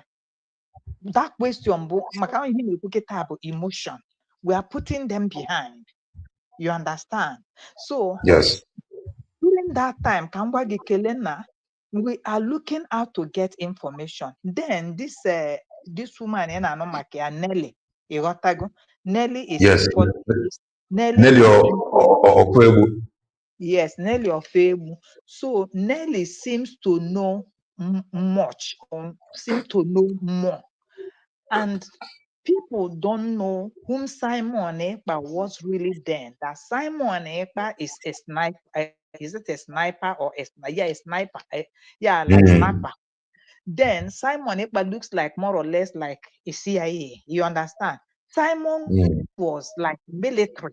How were propaganda? Simon Ekpa. Exactly. So one day, in a program and then we cancel no chatter. And they have a sniper and they use like this foreign this and they can come and stay with you. Even ha nwere ike ije na be ndị akwụna soro ha gba akwụna onye anaghị esi Igbo see Igbo because you have to blend with them so that na ha ma nghọta onye Igbo then inweta ihe chọrọ inweta. You understand? Simon Ekpa, that's what people don't know, and I am saying it here. Simon Ekpa allowed Nelly Ofebu to get real in-depth information because then you understand? He didn't have much intel or things. That's why he allowed this Nelly Ofebu. Understand? That was why he worked with Nelly Ofebu. And then Sima was a little bit loyal then, you understand me? But Nelly Ofebu thought, na Simon, if you understand? Then, Simon were forced that na ebe Nelly na oburo ifoche na iwatago obu. And Simon openly, publicly iwatago, about iwatago Nelly Ofebu because oge a ka nke a na-akpọ map ịghọtago na-eputu ya to him that ya na vam that he was dealing with of Ebunkanka. So Simon now smiles, said, what you don't know, you understand, is bigger Yes. than you. So then, yeah, church, yeah, but when Nelly wanted to put her own way by Igodo, he got to go, Simon, let's say, no. Na mgbe onye isi pụtara na ya nwa bụ onye ga-ekwu ife a ga-aza, ịghọtago, ọ bụrụ na igodo bet na ife anụ ogodo kịta bụ like Biafra, ya rapụ that igodo until onye isi apụta. Onwe ha niile kịta na-agụrụ Simon ọnụ ya on that ground. You understand? So when Simon now, you do. Okay, sorry, my igodo idu. Do. Dana body iche do. Mana ihe a na-ekwu mgbe ahụ sọrọ okwu idu. Ha na-asị ka akpọ ya idu number. Yeah. So Simon ebe fracas ghọtago no wee bata n'ime. So that one akwara nke nọrọ onwe ya n'akụkụ. Simon now called Uchechi because of ife ọfụrụ na ife ọma. Ọkpọ Uchechi si ya, stay away from what is about to happen in the media or whatever. Uchechi anụ ya because Simon know a lot. Simon ịmago gbachikwa nkịtị, nwaanyị apụta during the time of summer. Enwekwara ihe a na-emekwa, nwaanyị apụta yiri buutu n'anwụ, yiri afe winter na summer, bịa pụta kpọọ anyị ndị eto crypto ka gịnị nwanụ, ọ sị na anyị bụ parasite na ndị ihe na. So nke ahụ ga Maazị Kele na mgbe anyị nọ na nnọkọ otu ezinụlọ Ocean Master ịma, anyị nọ na nnọkọ otu ezinụlọ, when this thing happened, everybody was mad. Na nnọkọ otu ezinụlọ ka anyị wee na-ekwu na-asị kedu ife ihe a niile ji wee na-eme. Uchechi wee gbachi nkịtị. You understand? Ebe ọ nọ na UK, o nweghị ike ịga na their parliament or na their government house or ịga na imago like some media houses si dị ihe anụwa. At least na nwunye bụ citizen ịghọtago ka etibe mkpu. So we are like asking questions. This woman na anyị na-afụ Delilah, ife m na-agwa gị nke nọ n'ime. Delilah now called in. When Delilah called in, she changed her voice. You understand? Then all depends on what the man presents on the table or what the man did it to the wife. The wife. So I wait takara we ịghọtago wee sị kedu nwaanyị ga-agba ụdị ajọ na di ya nọ n'ụdị ife dị. So ọ ga-ekwubezili okwu nke a Uchechi Kanu. So this is you change your voice. Mgbe ahụ ma Lasuba wee chi ewu ọkwa eziokwu o, onye ọbụla ma Ngozi nwaada Ngozi ịma ihe nwaanyị a mere ya drọ ya mịa ya agbalaga nke a mụ na gị nọ n'ime ya. You understand? So a na-ekwu ife a ọ bụrụ obere ife. So Maazị na ya bụ Master Prophet, igwe m n'ebe ọ nọ bụ Master Prophet mere ajọ ọgwụ n'ebe Simon na-ekpa m. Ọkwa ma ihe dị ịpịa ka mmadụ. O mere ajọ ọgwụ, o ji ọnụ ya confess ya na ihe ọjọọ niile ya mere na ya ga-eme because o nwere mgbe Simon gara ịnwụ. Ọkwa ifugo wickedness, ọ ya wụ asịsa. You understand? Okay, this Simon kụnyere gị mmiri gị anwụọ mgbe akpịrị na-akpọ gị nkọ, gị pụtakwa na platform gasị gị na ya awụghị enyi.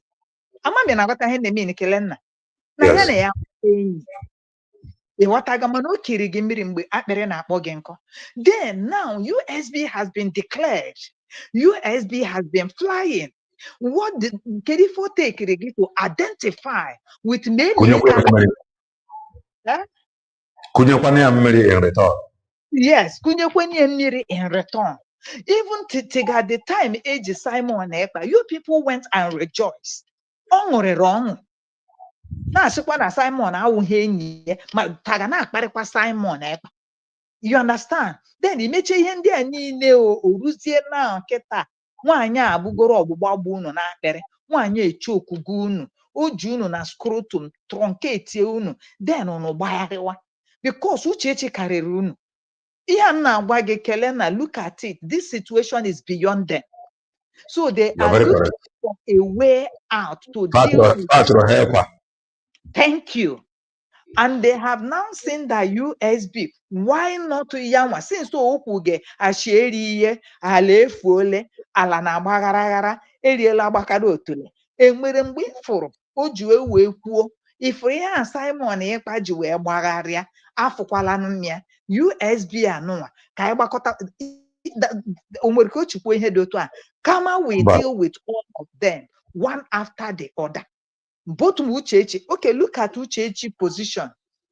Look at his stature. Look at what was supposed to people. There is nothing they can do. So that one so if you want a apology, when we na Methuselah must apologize. Mmadu bụ mere apologize si biko onye mejọrọ ka agbaghara ya n'ihe a na-afụ na ọ karịrị ya. This Emeka anụnwa kpọrọ ọ dịka nọ na ọ nọ na Morocco ka Morocco ka no I think on a Morocco. Ivory Coast or Cote d'Ivoire. Yes, Cote d'Ivoire. Ka this Emeka efuru bụ another winch ọjọọ. They were the one dancing. Joe Igbo kwe ha bụ ndị sekpuru ana na-ekene Chineke. Now, and I now ask them, what is now happening? Simon Ekpa knows the now, and what is happening? So why I am saying this is, the God of Simon is alive, the God of Nnamdi Kanu is alive, the God of USB is alive. Kelena biko gwaram master prophet na family. Si ana ha chọ ka ha nwee udo. Ha je megasịa ife ha mere. Master prophet, you people should come in line with the truth and confess your sin. When Mazi Nnamdi Kanu is being held, where is Nnennaya? Nnennaya was in police, that's not on our police, but he has never come out to fight for the brother. Now, Matogara Nnaya, one day na life sentence. Ojezi Abuja Jeshiwenri, unu niile daaro, unu de evil. So may evil God will vindicate the innocent one. Thank you, my brother. I dropped the mic. People are full in the house. Thank you. Thank you, thank you, thank you, the goddess. Master Prophet, no way I know here. Can now Greg now Amakamele, grab the mic.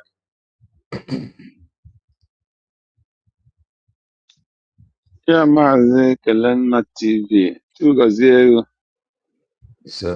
ekene na my sister kwuspuru okwu na-ekenekwa ụmụnne anyị nọ dị ndị na-abịa na-atụnye ọnụ na edebunk a lot of lies na-redirect ndị be anyị ebe ha supposed ịga na ebe ha supposed ana m ekele everybody. The house is completely full. I thank God again for Mazi Kelena and all the media. Anyị ga-ekele Chineke n'isi Nnamdi Kanu and our PM and DPM and all the cabinet. Heaven will continue his hand upon you people and upon the Biafra. Ọ ga-adọrọ Biafra ma ọ ga-adọrọ Igbo mma.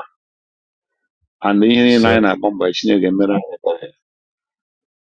Number one, my brother.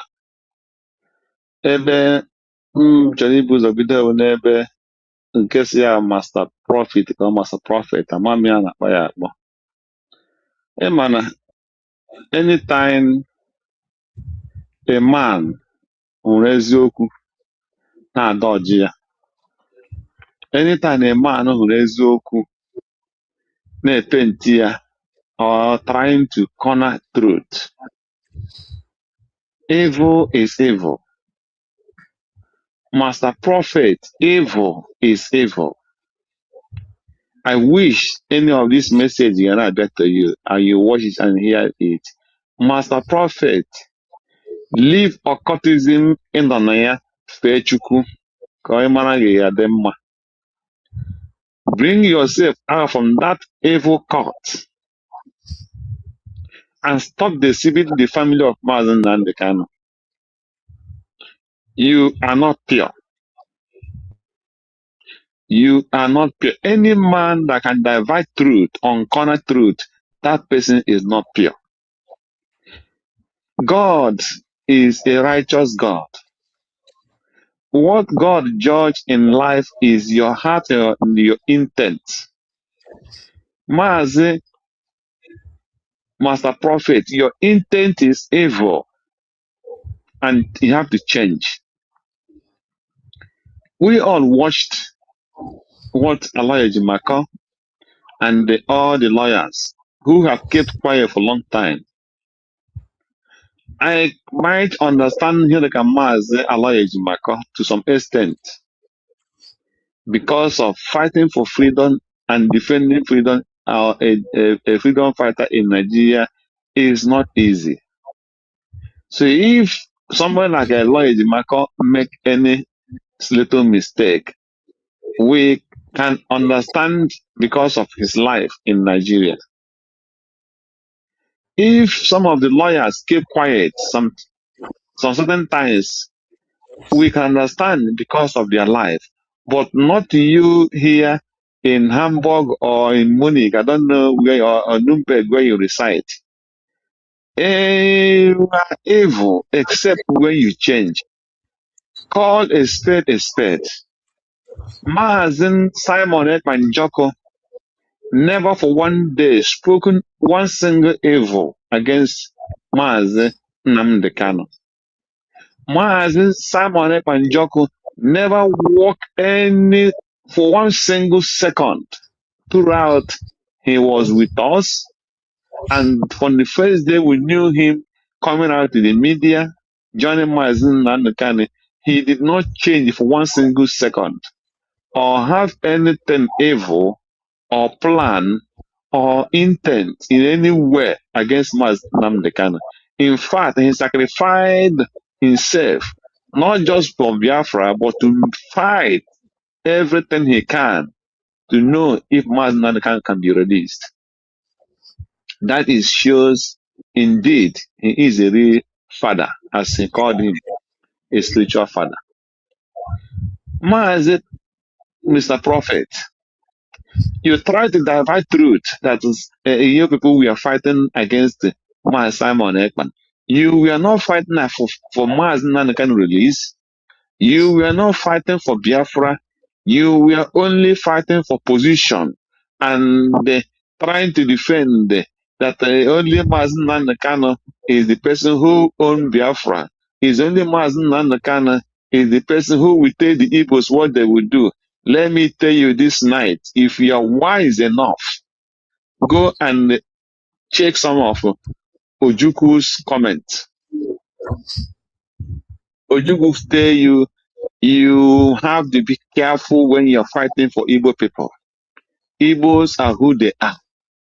When they love you, they see the truth in you, they love you. If they don't love you, they'll hate you because you are evil.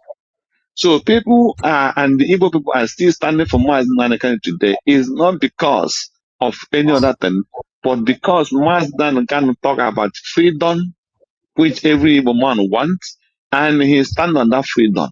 He never changed it to death. And that is what why people love him. People are not worshiping him that he call any person on telephone to come and join him to fight for freedom. No. He sees because all of us have suffered so much and they will need that freedom. So you thinking that it's only Mazi Nnamdi Kanu that can talk for freedom and Igbo people will listen. You are telling yourself and the family of Mazi Nnamdi Kanu lie. It is not true. If any person stand for truth, for freedom of Biafrans, the Igbos will stand behind that person and fight for freedom. And that is why we are still standing for Mazi Nnamdi Kanu. So do not think that Mazi Nnamdi Kanu is a god that Igbos worship. No. Igbo never worship a human being. Igbo worship the Most High and give respect to any person that his respect is due. And Mazi Nnamdi Kanu merit the respect. Merited for the respect of the Igbo people. That is why they are still keeping that respect for him. But for you, you don't understand it. So that is the message for you. If you can hear this message, change. Mazi Simon Ekman never stand for one single second against Mazi Nnamdi Kanu in any way, in any time. So that is number one message. Coming to the so-called wife. Ka ihe ndị promota gụrụ n'egwu onye chọrọ ịja anụ nwaanyị especially onye n'obodo ya biko ya mere gịnị ya jụkwa ese ọ bụrụ na ha jụ ese kịta buru ụzọ jụọ ese. I have a friend be here ọ bịara here bịa mee masters ya. He traveled home. I spoke with him this evening. Ọ sị na brother na-elegharịkwa anya nsị ya ị na-elegharị anya gbara gịnị aka gị na ntị gị ị na-elegharị anya because any person echi anachi kịta ọ sị na my plan. That is the fact. So I see because now you went Nigeria, you have only 3 weeks to stay. So 3 weeks, how will you be able to know whom you are planning to live with forever? That is what many of us are suffering in Europe. Some ended up dying because of that. So you have to be careful. That's this evening is not up to 3 hours or 2 hours we spoke about it. So this woman you see, Mazi Nnamdi Kanu, is a complete, even Delilah is more better than Uchechi. Because we can say that Samson was in, I think, in Philistine. Samson was in Philistine, if I can say. So, but this one, Mazi Nnamdi Kanu, went and took this woman from his own mother's home. So that means because Samson and Delilah wasn't a Jew or an Israeli, but Uchechi Onyaga State, let me put it in that way, from Mazi Nnamdi Kanu's this thing. So Uchechi Oku Kano, whatever the Hanaza, is more evil than Delilah, because Delilah was fighting for his own tribe that is fighting against Israel. That's why he was able to betray Samson. But who is Uchechi fighting for? Uchechi is fighting for Fulani, who is against his own tribe. So is Delilah not better than what do you call him, Uchechi? Because Uchechi was fighting, Delilah was fighting for his own kingsman, the Philistine. Who is Uchechi fighting for? That is the question you ask yourself. A woman that is healthy, that cannot look for job, is dancing from one way every corner, grabbing money. What is she doing with that money? Why can't she respect herself and gather herself and enter house and look for job and get money and start using her body to go and look for money elsewhere? Because there is no other thing that pushing her or to do going up and down if it is not money. Only for her to pet her finger and rub it. All those money, that woman is again. Those money that Aloy Ejimakor was saying that they were gathering for this woman, what was she doing with those money? Ndị Arab wete, ndị Igbo Congress wete, ndị nke a wete, ndị Fanyoba wete, gị ka o ji those money eme. What was she doing with those money? If this woman is more demonic than a Delilah. So, my people, that is only is very troublesome. So, that is my message. God bless Biafra. Thank you. Thank you, Greg. Abigail, have you seen what USA, the Secretary of State, said about Mazi Nnamdi Kanu? They should make sure that they uphold rule of law or something like that. what we want or what I am expecting is for them to go beyond press statement. Nke Bongorian newspaper na-ebu mba ọkwa onye abụzi their citizen. Orubedi mgbe ha ji eme ya activate. But ka anyị na-ene anya, Ocean Master nọ rie nne Ọmaka Mele, grab the mic. Ndewo Maazị Kelenna onye nwoke fa na-ekpuchi ya na-ewepụta ya na-akpọghasị ya ka anyị na-afụ ya na-etinye ya ọnụ. Thank you very much. Thank you, Biafrans. Other River Goddess, I greet you. I greet our brother Greg, Obi-Wan, Honorable, I see you, and other people that I don't know their name on the studio. I greet each and every one of you, and Biafrans all over the world, friends and allies of Biafrans, greetings to you according by your time zone. You see, my brother, Master Prophet in Alefuela. So Master Prophet, Allah de Fuf. Allah Adige Fuf. Mazi Kenena say, if you undermine the truth, there is consequences for that. And amaka kebuchi na eziokwu aka, amaka ni na eziokwu n'ụwa, no matter the feet, he bury the truth. Expect it. Oh no, that is the situation I am on here today. You see, the Mazi Nnamdi Kanu going to Kenya, according by Ndini Okuoku, you know, it's not a crime. And nobody should blame him for choosing Kenya as a country, because no one came were there. And we know the country of host of Mazi Nnamdi Kanu, Ndoji documented. We know their role in this menace of Mazi Nnamdi Kanu and the Biafran situation today. We know their game. So don't blame Mazi Nnamdi Kanu. I'll just leave it as at that. Then another tembo, the so-called ex-wife, Uchechi Okwu played a very bigger role, not just with Karu White, Barrister Geoffrey. Uchechi have been playing this very particular card right from where they are in England. She knows what she's doing very well.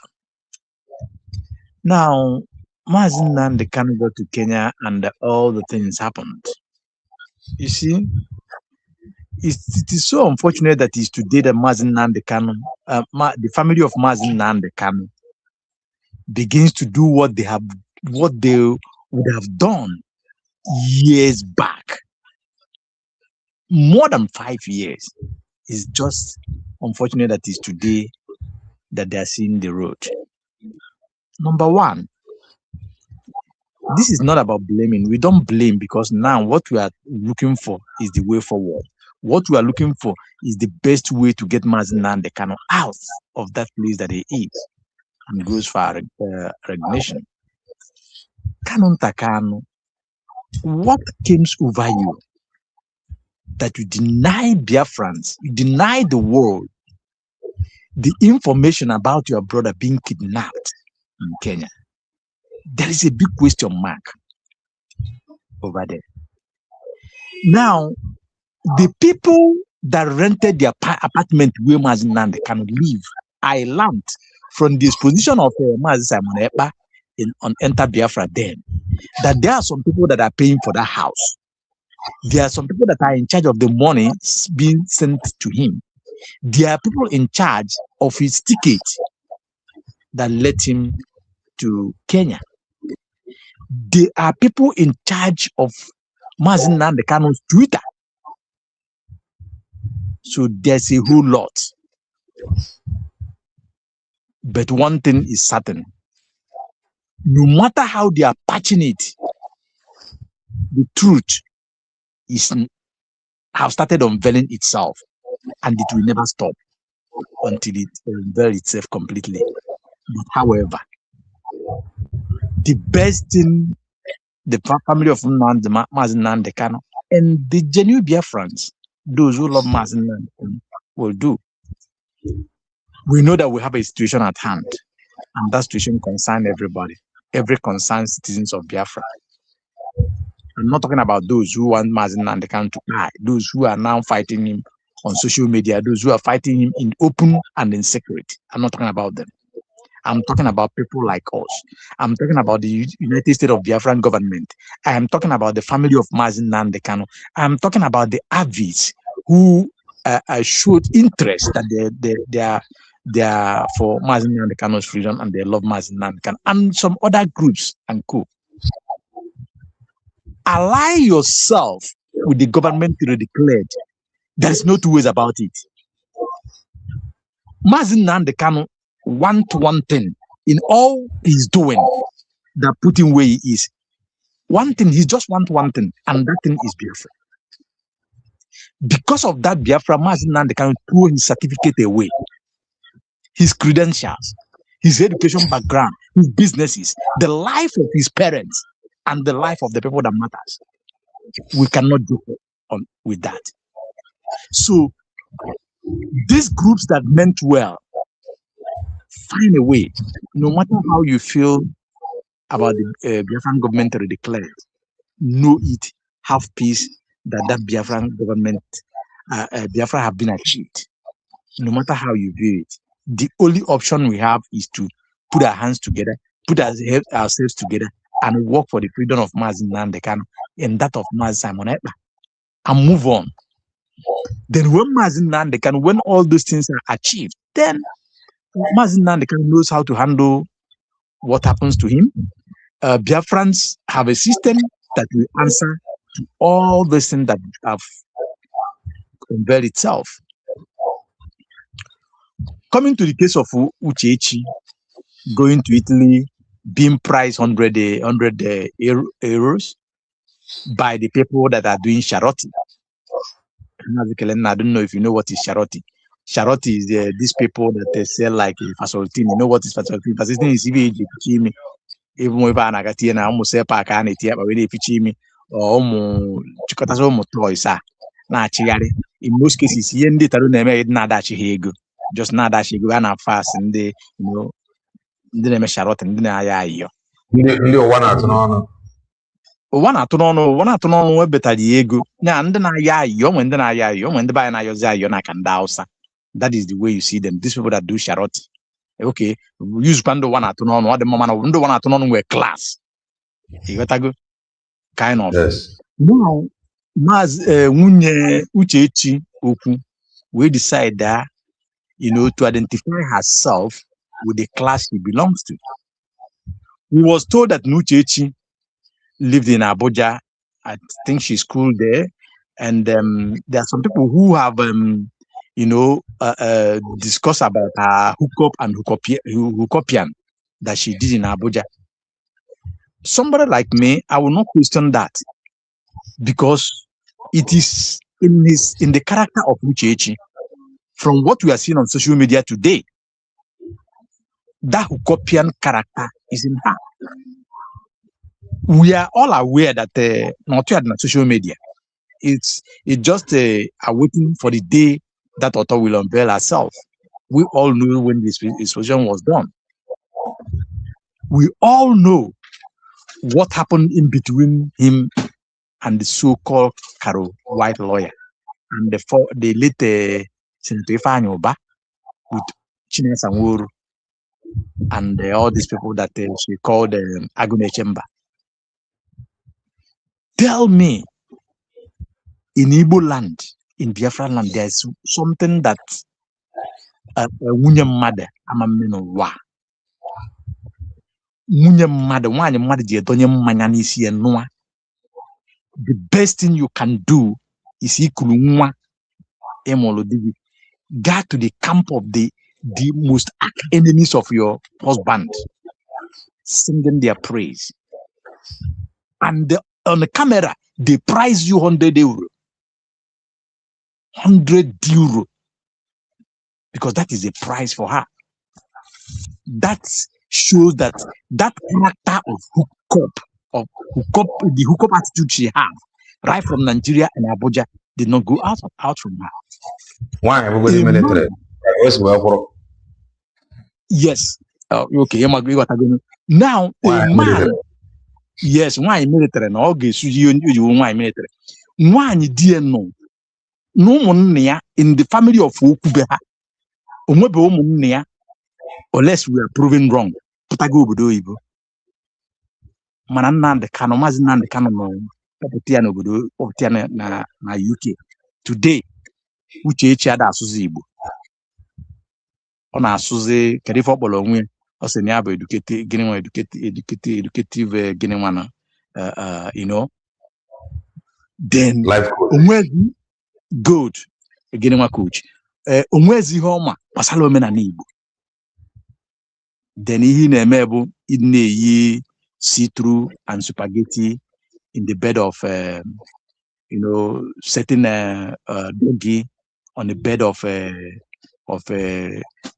some lawyers and some politicians. Before, I used to question the dad, but thank God that somebody said that the dad is highly against that. I don't know, but that's the dad supposed to come out in the open. Megini. With his own enya, because he's a very bad woman. And let me say this: Ndibe Kanu is just unfortunate na Ezoku Kanu adrozindo na nwunye adrondo. Mana obugodu na oburu ya Kanu ntakanu no Germany. Meme no na Igbo nwanne nwa ụmụnne ndị ọzọ nọ n'ihe na the other one bụ DSS or this thing. They knows what to do. Ana ajụ nwaanyị ebulu mmanya ewele akwụkwọ ube kechie nya ọnụ bunagaria ndị be ha jụ ajụgwa m ụmụaka ọmụta. They can do it. In my own family, there's a woman that behaved in this very manner. Ewele mmụọ tinagia na befa. Okay, ma mmụọ tile mmụọ with moto bulie je state here drop the date that woman has smell be up na yena. Even ka a lot of things happen there. She can't come back again. That is that. Kanu Kanu, I see no reason why would if I get you a bankete.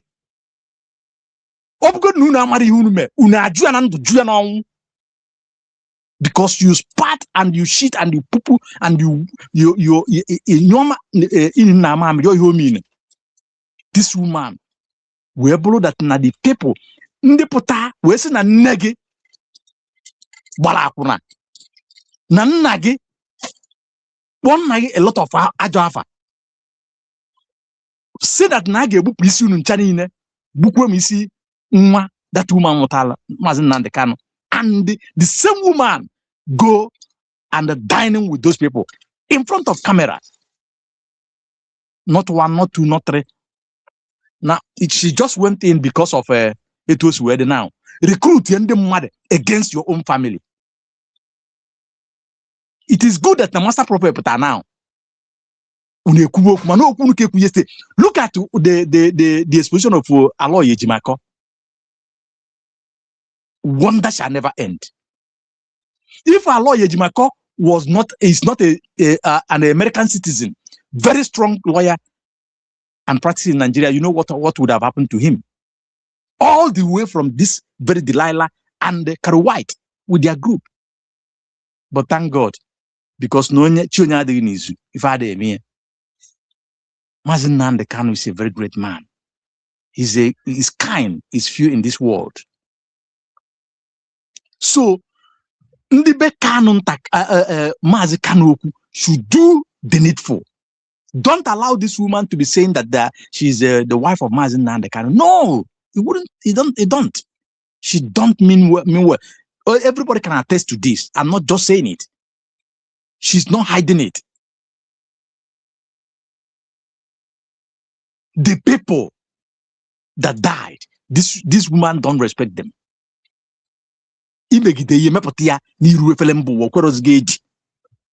ịkpọrọ ndị mmadụ na-emeghị interview nwaanyị ifunye nwaanyị a na-ekwu n'ọnụ ịnọdụ di ya the woman sị na di gị ga-anwụ lekasịa na nga. What does that tell you? There is more, but one thing is certain. Na-egwu ana na-enyi eziokwu. O mere n'ụbọchị, o mere n'izu, o mere n'izu, o mere n'ọnwa, o mere n'ọnwa, o mere n'arọ, ọ ga-apụta, and there is consequences for this. Very big one. Thank you, Mazi Nnamdi. Thank you, dear friends. I really appreciate all of you. May God bless each and every one of us. I yield my mic. Thank you, Tom Master. Ako Iwan Sube. Amaka, grab the mic. Mazi Nnamdi Mapụta. Loud and clear, go ahead. Ụtụtụ ọma Biafrans. Ekene m onye ọbụla kwuru okwu n'ọgbakọ a. Unu kwutesili ya. River Goddess, nne mmụọ nwunye m. Ọ ga-adịrị gị na mma ịnọ n'ime mmụọ. Maazị Nnamdi, ịma na ịnọ ọnụ mmiri okwu m na nzuzo a, especially this month gara aga bụ our holy month, our heroes month. Mgbe anyị ji echeta ndị nwụrụ fọ ije nwere onwe a, ị ga-achọpụta na ọ nwere ka okwu m si ada na nzuzo a. Igbo bụ Igbo, Biafrans, osisi ọ na-egwu nwoke n'anya ugboro na-abụ ka njuke n'ụlọ ese. Enwezikwanụ uru, enwezikwanụ duru, enwezikwanụ okenye n'ụlọ. Ihe m ji ekwu okwu n'ụbọchị tata bụ na this Biafra month a, this our holy month a, ife m fụrụ n'ichite, ife mmụọ kpupere m na nzuzo a adịrọkwa mma chaa chaa. Anyị gbakọtalụ our ancestors azụ. Anyị gbakọtalụ ndị mbụ na ndị egede, ndị ichie, anyị gbakọtalụ ha azụ. Fasenyitesila enu na-ene anyị anya na-ahụ emeri. Ifelefa na-eme anyị bụ Igbo, Biafrans. Ifele na-eme our ancestors n'ije nwere onwe a. N'obodo a nọ n'ime ya, Malaysia precisely, ka United States of IPOB, Indigenous People of Biafra, led by Mazi Nnamdi Kanu, melụ the one and only atonement emelu n'ije nwere onwe a since the history of Nigeria, 1914, wee ruo mgbe anyị nụrụ ọgụ Biafra War 67 to 70. N'obodo a nọ n'ime ya ka anyị mee the first atonement, the one and only atonement. Ọkwa n'asụsụ oyibo ka asụrụ ya atonement. Kedu ife bụ atonement n'ọdịnala na omenala? Ọ ịsa ivi. Ịsa ivi nje anyị bụ ụmụ Igbo melụ naanị. Na a na-akpụ alụ akpụ ụmụ Igbo. Our ancestors dadoro anyị n'ose okwute. Maazị Nnamdi, ịma ọkwa Dr. Nelly n'ije nwere onwe na IPOB, ịma ọkwa enyere ya? Dr. Nelly. Ịma ọkwa ọ nwere na ije nwere onwe anyị nọ n'ime ya? Mba. Dr. Nelly bụ Access Recovery Chairperson. Correct. Ihe Dr. Nelly bụ Access Recovery Chairperson. Now on head Access Recovery. You are correct. Ụmụnne m, osisi na-egwurokwa nwoke n'anya ugboro na-abụ. Osisi alụkpọsigo anyị bụ ụmụ Igbo anya, ya nwerozi anya, ya na-afụrozi ụzọ. And ahịa na-abịa ife a, ọ ga-elu ụmụ nwaanyị. Ịma na akpa anyị aka n'ọnụ, anyị asị na anyị bụ Kristian, na anyị bụ ndị Jewish, mana ya jụrụ onwe anyị kedu ihe mere ụmụ Israel ụmụ nwaanyị Israel ji apịa ayọn karịa ụmụ nwoke ha mana akpa ya aka n'ọnụ anyị adị holier than thou anyị dịcha holy karịa Rome karịa Vatican City. Maazị Kelen na ịma na ị jụrụ si kedu ihe melụ ndị Samperians ji karịa n'Italy. Ọkwa Vatican efulu bụ the smallest country in the world. Vatican dị enroll from Rome and Italy. Ha nwa bịa bulu brain box anyị na anyị na-ajụrụzi ese anyị na-echerozi echiche nke ọbụla onye melụ ọ na free nke ọbụla onye melụ ọ na free.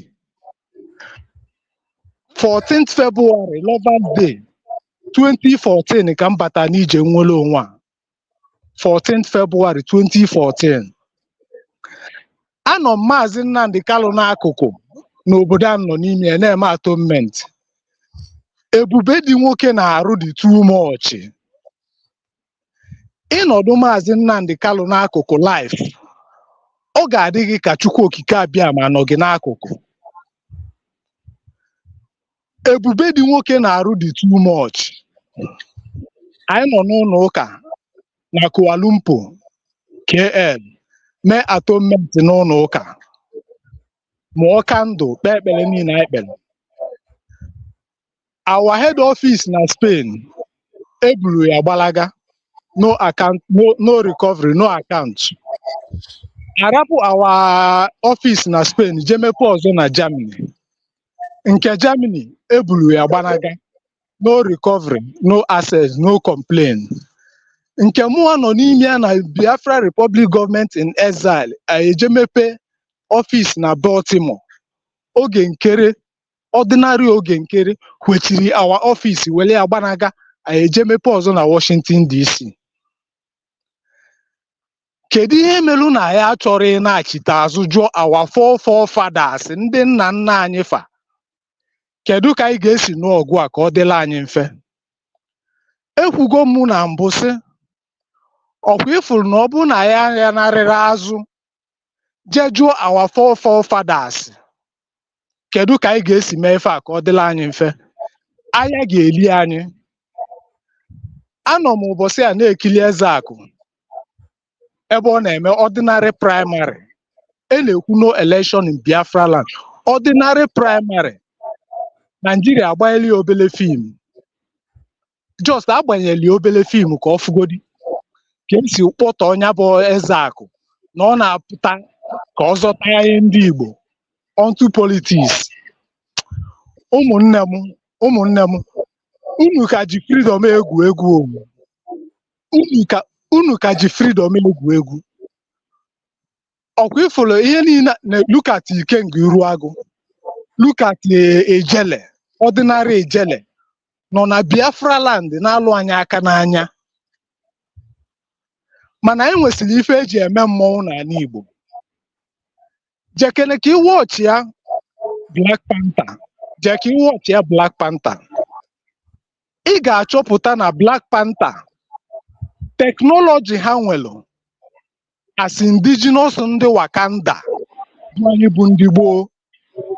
Teknọlọji ha nwere Russia, America, China enwere ụdị teknọlọji ahụ. Mana emesi were ọrụ akwụ wee gbuo onye bụ Black Panther. Nwanne ya nwaanyị wee buru ya bụ ogidi. Nwaanyị wee buru ya bụ ogidi, ya bụ Black Panther wee act ya Wakanda forever. Ịma na mgbe ụfọdụ anyị na-enye n'ihe onyonyo anyị ede welu message from that thing.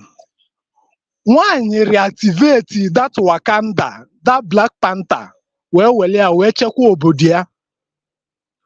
Ụmụnne m ọtụtụ okwu adọrọ m ka mgbede. Aka oyibo nsugbe nche ịjụwalụ n'ụbọchị tata. Ọkwa ifule iberibu na-ezuzu na social media, na-ezuzu na Biafra land, na-ezuzu na Biafra land. Anya na-abịa ọ bụ na ya narịrị azụ to our ancestors ọ ga-afịakwa anyị arụ. Mazi Nnamdi Kanu na-eje apel. Ekpa Simon Njoku na-eje apel. Ihe anyị pụtara na soshal midia bụ ese ejimakọ jikwa wee mee expose. Ejimakọ wee anyị na-agba onwe anyị ọtọ na soshal midia. Ejimaka na-eme expose ihe anụwa. Ọ macha all these things. Ọ sịrọ ka ọ kwado Ekpa Simon Njoku. Ka ọ kwadogodi ya bụ United States of Biafra Chukwu mere anyị ebele wee atịela anyị fim gbanyela anyị obele fim anyị wee fụ the last miracle. Ị makwa ihe bụ 500 Biafrans travel from all over the world wee jee Finland dike ya Biafra. Ịma na anyị na-anụ ọgụ a na-anụ arụ mana anyị amarọ na ọgụ anyị na-anụ na-anụ arụ na a na-anụkwa ya na mmụọ. Ụmụnne m, ihe m na-afụkwa na ichite n'azụzụ a adịrọkwa mma chaa chaa. Ọ dịrọkwa our ancestors na-ewola anyị iwe. A sị na God bụ a jealous God. O nwekwara ihe mere o ji dị jealous. Asị ndị Igbo si na onye gba nkịtị chi ya agba nkịtị. Onye gba nkịtị chi ya agba nkịtị. Our gods gbachiri anyị nkịtị anyị na-ezuzugharị. Anyị ncha ma Baịbụl, anyị ma Baịbụl. Mana ahịa lụrụ ụmụ Israel, ndị giant gbakọtara ụmụ Israel ma ha nwa bụkwa ndị dị close to God's heart with ndị soja niile ha mere.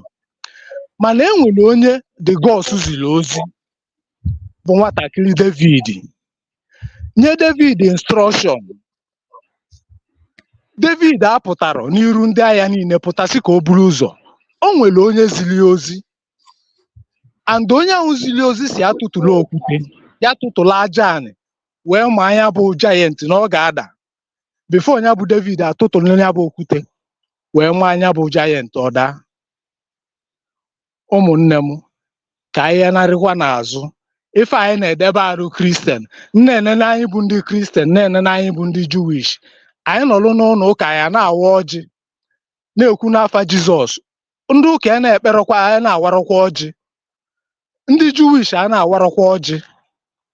Ọkwa ndị mbụ na ndị egede ji ọjị akpọku Chukwu okike abịama. Anyị efugokwanụ ụmụ Igbo Biafrans, anyị efugokwanụ. Anyị efugokwanụ.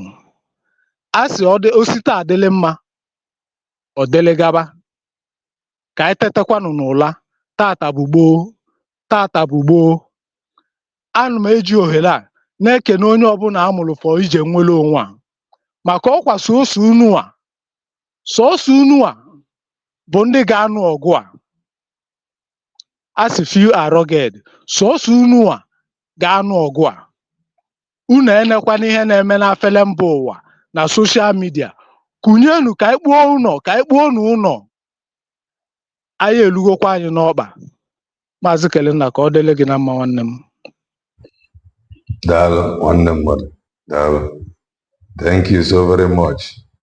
All the way from Kuala Lumpur, Malaysia. Dalo, dalo, dalo. Obi-Wan, Amakamele, grab the mic. Good evening, Kenenna. And I greet my river goddess and the Honorable Offshore Master and Ako Ibon Sube. Sorry about my voice. I'm not 100%, but I just have to say something. I can just see Ako Ibon Sube for lasting statement that he was making.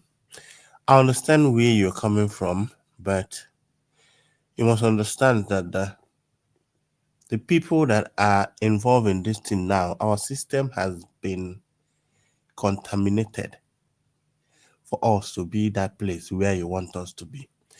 That was the reason where that 1 year gap after secondary school to teach you who you are. Because by now, when the full animal doing the work, that is why you see all of these things happening. So you never expect organic all those things might not be working now because our organic has been corrupted. And when they are about menana today, ndị ụka sị na alụsị ka onye a na-agọ. Mana our country said that we have 3 main religion hidden. Sorry. Huh? Hello? Sheet. Kayana, we are result sheet, but like. Sorry. Can you hear me? Yeah, I can hear you now. What's up? Yes, as of now, over there, Mataya says I couldn't maka ordinary domina. Original election na primary corner. The gangster as a Maburu result sheet, Balaga, he was just there stranded. Oh, you have seen now. So, okay, Joganigwe and Nebe. And Nebe Koke GD, fit to see your owner, you know. So, in Aya, if for that now, if in Aya, for that now, Empire Sibia, our system has been corrupted that some of us we don't even know who we are anymore. So, out I'm where you are coming from exactly. But we need to first of all find ourselves again. And secondly, when you said something about I have Ejimako or whatever. Ejimako is lawyer from Nnamdi Kanu anyway when the case is still going on. In now I can speak. Before, they might use whatever they are. Who knows my spill what he was spilling yesterday before. A lawyer saying could have grabbed 1 or 2 things there against the case. So he has to shut up.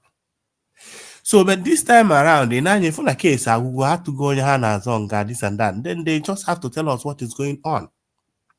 All the very, very important. And at the same time, from here, that is where you have to understand that you not suppose him and they suppose a ganga, suppose a ganga.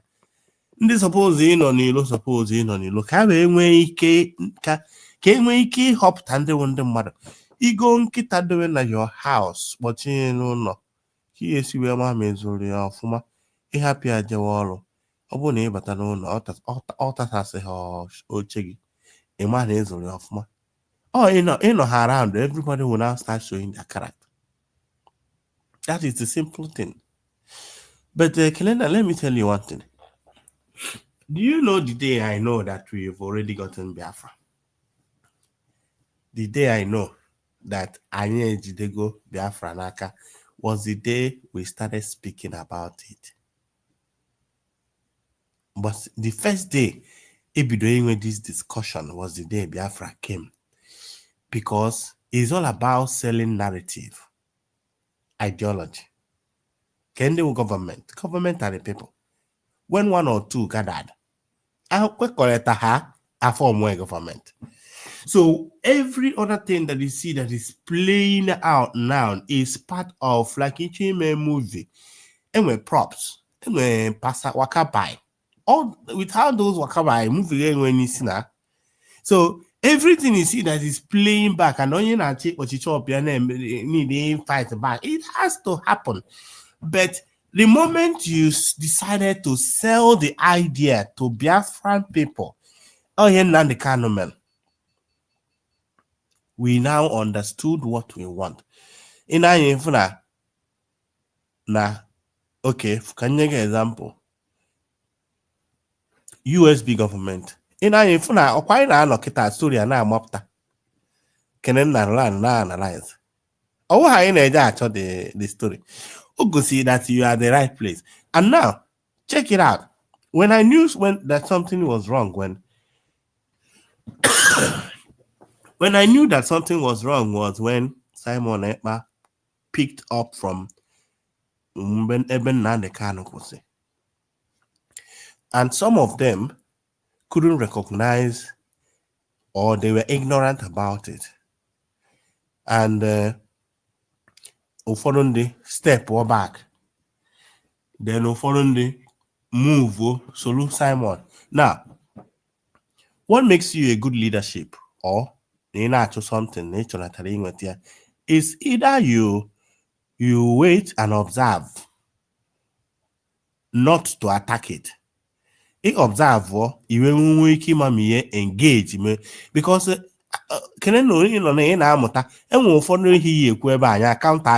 and you correct yourself. Am I right? We can win one argument, but we all out to learn.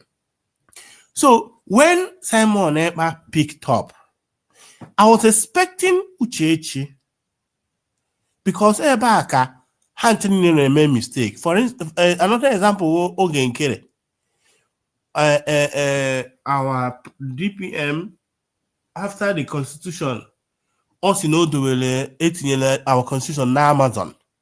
A whole Ogenkere claim a prime minister today was making mockery of the constitution of Biafra by going to the bush looking for the constitution in Amazon. I don't know if you saw the video. A whole somebody, Ogenkere name expert cannot support here as prime minister was making mockery of the constitution in Amazon. The same thing goes to Uchechi. Uchechi could have recognized that Kehedim Nasha, Aqua Biafra, Kehe Simon Ekpa Neme, on actually say, okay, can observe this guy, mama. Maybe on a meteorite, so I can learn. What did she do? She started fighting. Now, Kehe Simon Nasha, or a different thing from me, how I because I know here, I think na confusion I digo n'ebe ndị buy not to the extent na ya mazi different between egbe na egbe. N'enu ihe master prophet na-ekwu here ala efuola. Is it not so open that na Barrister Ejiofor has been sabotaging this case for the longest time because of non-ala Uchechi? Emeka a na-akpọ okwu a because non-ala nwunye Nnamdi Kanu and also can Nnamdi Kanu pụta, they keep push agbago agbada ka Ejiofor si wee kwuo okwu ka ọ submit emotion akpụta Nnamdi Kanu dead or alive. George Bintanya ko anyị na-abụ ọnụ decided to save Nnamdi Kanu by not accepting that thing. Our lawyer in MS expect is supposed he may hospital. Ne submit a submission, na submit appeal for the army Nigeria. Yeah, he has Nnamdi Kanu's life into their hand to go and bring him dead or alive. So these people have been okay. Now, he kuroku on Nnamdi Kanu just say abuta or no akwa Uchechi. Oku love. And when they like people in different, when they love people in different ways. I mean, can we hand Nnamdi Kanu jiwe love Uchechi? Or not love then because all of this thing that has been happening now, or not Honilo to know all of this. He might change his mind when comes out. But on my own opinion, Nnamdi Kanu put that today, decide there to marry Uchechi again or continue. That is his own cup of tea. It does not concern me. But we Biafrans, we will never give accolade to his wife as his wife. Because now let me tell you something. The moment Nnamdi Kanu went to jail for my freedom, it has become Biafran's property. And it has become our concern. So for Uchechi to start, or because of the love of Nnamdi Kanu, to sneak herself in on Nnamdi Kanu because of the love. Because you can wanna anyway case he one or two things on ihe na Uchechi Atoka mere na nwoke ji ọfọ na-achọ iwepụ Nnamdi Kanu ka ọ wụ n'ọsụsụ ya na-eri ọ nọ na Nnamdi Kanu agha hapụnwu that ihe dịrị na nke nwa. That is their business. But all I'm just saying is Uchechi have shown us, because the whole story I know the whole time is they don't really want this man to leave. They just want to lock him out and throw the key. And of all places, after all of these things is happening, Uchechi, you came down here. Let's say I see my wife and I say my wife decided to go to my worst enemy. You people are discussing about me, how to end me. So I don't know. All I'm just saying is that thank God that whatever that is going on now is happening. If it didn't happen, we will not know. We won't know exactly every minute you ever know. This is the time this is the time people have started identifying themselves. In anyị ifu na mụ na gị na kene na mụ na gị we are relaxed. Onye ọbụla na-ebupụta their problem na-etebulu enye anya ka anyị na-analyze. Onwe onye anyị na-force ka ha na-ebupụta. They are talking about it. And I wish that one day you have to invite Barrister Marcus, even though I like class, but we need to be informed of exactly what went through, what happened. Because even an information I know from Ejimako now, we didn't know that now even Ejimako, Simon Ejofo, we didn't know exactly what was going on. Now we knew. Nnamdi Kanu's wife na-abata n'obodo suso onye nwere idea of na nwaanyị Nnamdi Kanu na ran wee ji Ejofo. Nobody, even the brothers of the so-called Nnamdi Kanu, they don't know. So which means Uchechi na Abeguri spend there 2 days in the hotel room with Ejofo before Ejeji Kwoku die. All like Ejofo more than a dear. It's all written all over there. It's we hana hide there. Ejofo the only who couldn't find man with open teeth. Okay, like. And then Nnamdi Kanu is able to tell you, "Hi, I don't know. Natural freedom. I don't know. Most of if work out you change asset. All like London, only they get those no on at the same level. No, there's our freedom. In one there, no problem. So let us just try and understand ourselves. May God bless the United States of Biafra. Thank you. Thank you. Ojugo, greetings from here. Makamele, grab the mic. Finally, it comes to me. Thank God. Thank you, Kalena. Thank you, my brothers and sisters that I have spoken. Actually, River Goddess, Madam River Goddess took words out of my mind. And so, one thing that,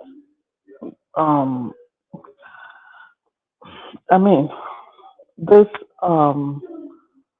Mazi Nnamdi Kanu issue and the family, like Kanena, you said, it just, I see it as we're in an amusement park,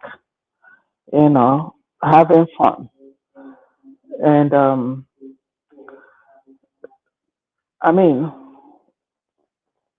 whatever they're going through now is exactly the cup that you wear Manyere Simon Banjoku. The same people that run that saga, now they are back to their decks to continue where they stopped. And now it's going to get even worse. Because they didn't have much to talk about Simon apart from mistaking leadership from Mazi Nnamdi Kanu. Now they have a lot to talk about. I wish them good luck. Master Prophet.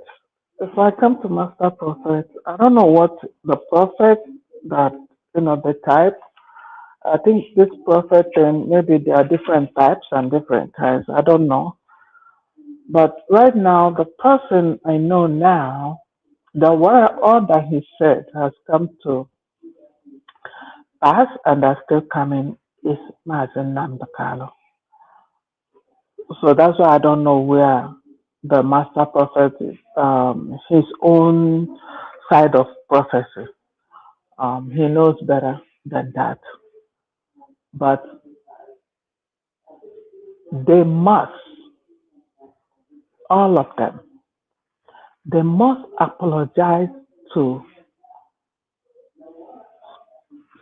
Mazi Simon Ekpanjoko for them to be able to lay down and sleep. This issue just started though. We're just at the preamble. The woman is Kochirigoko. Make you quite sure no Kochiri. Because so many things is gonna come out. She's a member of that family, she knows a lot. And our ears are open, to know more. Because a lot of us, their friends, have been asking, they want to know exactly what happened to Mazi Nnamdi Kanu. So hopefully, at a point, you guys will also tell us. My advice, I just have one advice to our people. Don't worry, Madam River Goddess is you. Why? I don't know if it's what happened when Mazi Nnamdi Kanu jere this woman. If Abru Maina Bemaitiwa, you don't continue that journey. Even Jukuabo. Nna m gbanyere mgbọrọgwụ mgbe ọ dị ndụ n'omenala Igbo. You dare not continue that journey. That's a big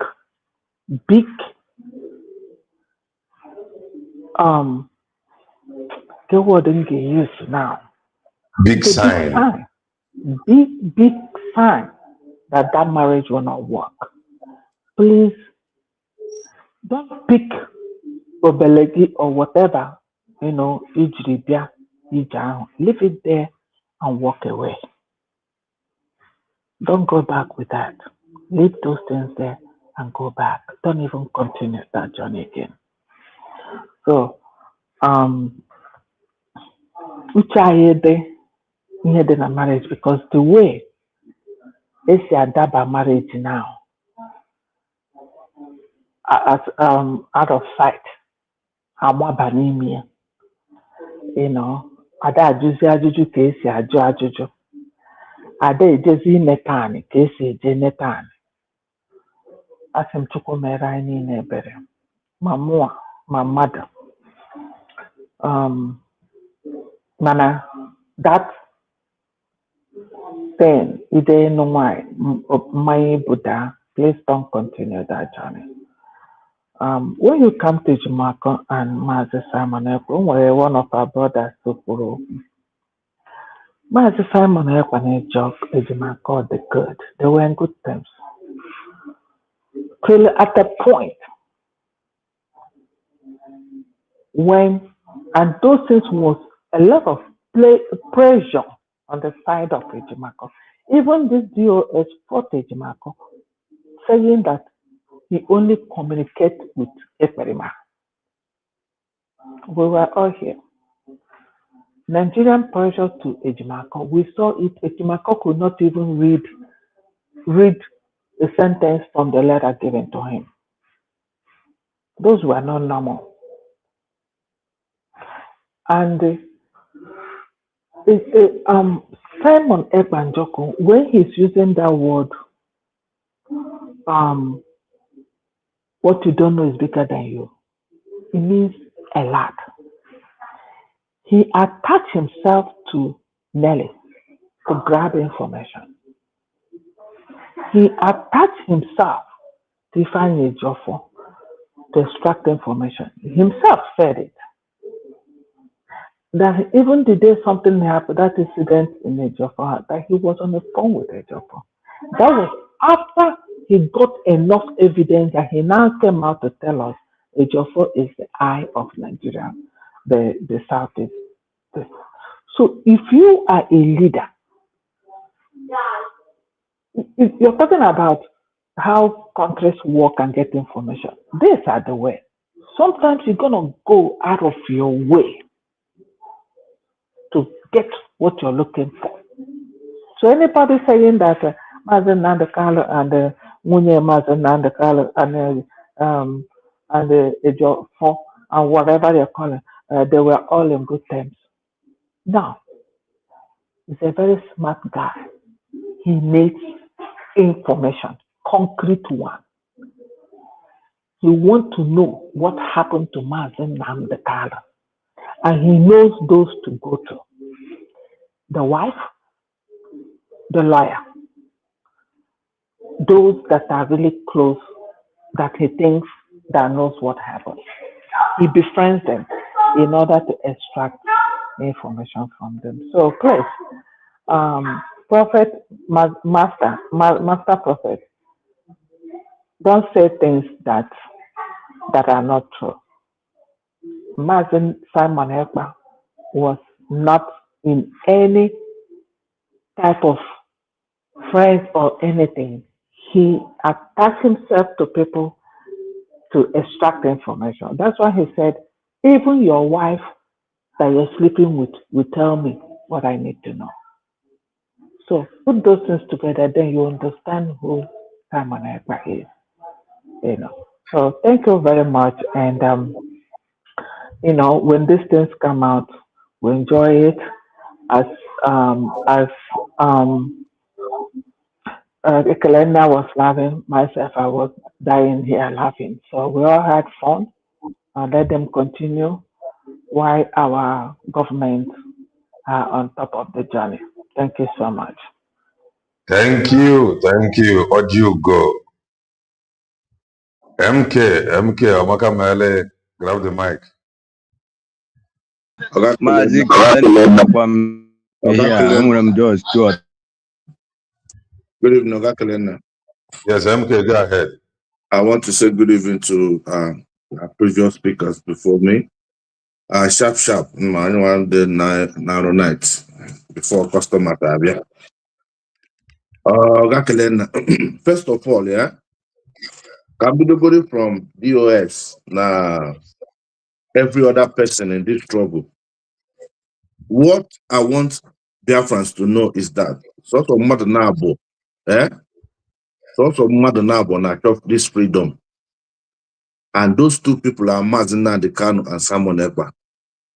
Every other person, both DOS or both Iraq warriors or every other person are just employees. You understand? These people they cannot defend our freedom, they cannot get us freedom. These are people that Mazi Nnamdi Kanu, Simon Ekpa use, to be able to get us to the point where we are. And why I'm saying this is this because of all these things that's happening. I need to put DOS in car. DOS in the first place, these people are not defending our freedom. They are defending Mazi Nnamdi Kanu organization, which is IPOB organization. You understand?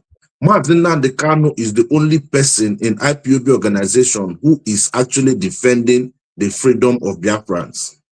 Then every other person, Ochike, those people, they are just like staff working in the organization who are defending the organization. You understand? These people are not here to fight for our freedom. They are here now to defend. Okay, this organization, it's like a family of a rich man that died and his children are fighting for inheritance. You understand? This inheritance, they are not fighting to keep the family. They are fighting for their own pockets. That is the way I see DOS. That's the way I see all these Irats also, because all these Irats people, let me not call it them Irats, sorry, let's say media people. There is no media person that you have seen that is speaking against Nigeria fighting for freedom. What I say that is this, because Samuel Ekpa was not a freedom fighter. He came out as a media person. Through us, Samuel Ekpa never rebroadcasted Mazi Nnamdi Kanu old broadcast while Mazi Nnamdi Kanu was here. Samuel Ekpa was busy dealing with Nigeria as a media person, bringing out secrets, bringing out atrocities of Nigeria. That was what he was doing until Mazi Nnamdi Kanu noticed him. Now, having said that, I want to say that Mazi Nnamdi Kanu had two structures, not one.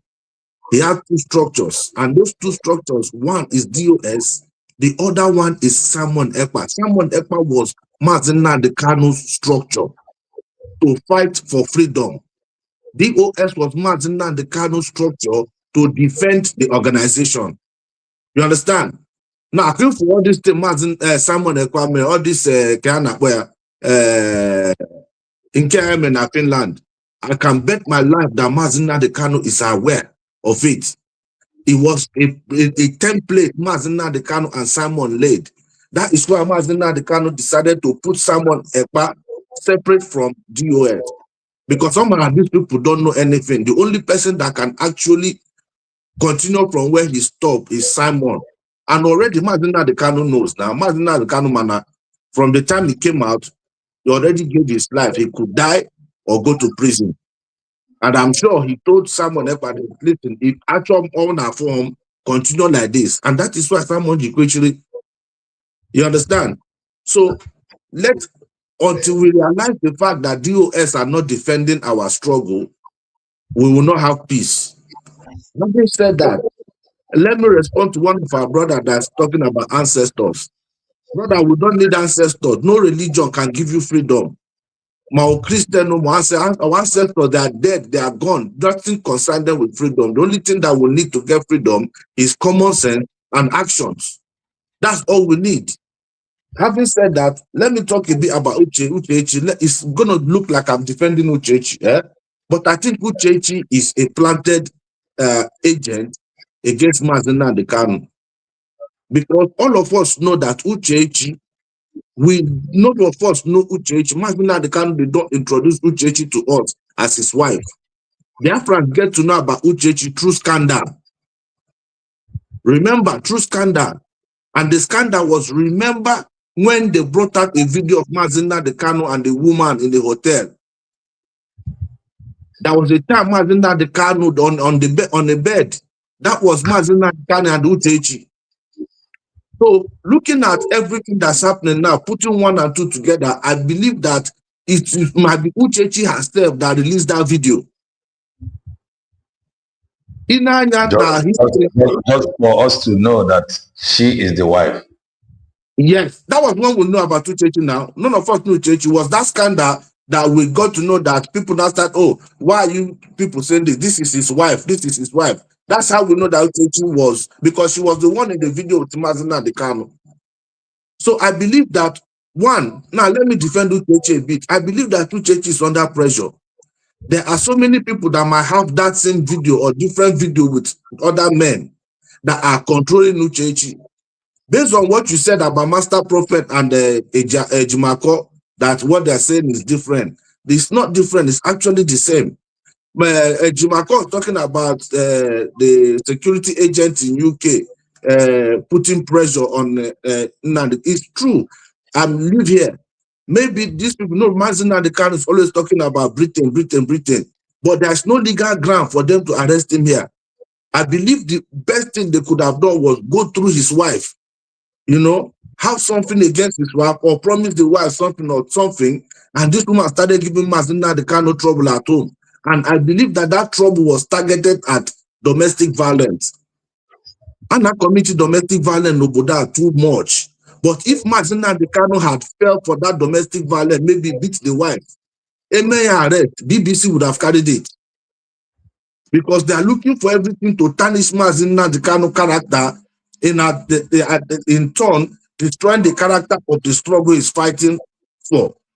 In this country, and the member that arrest here, domestic violence, nobody they hear them.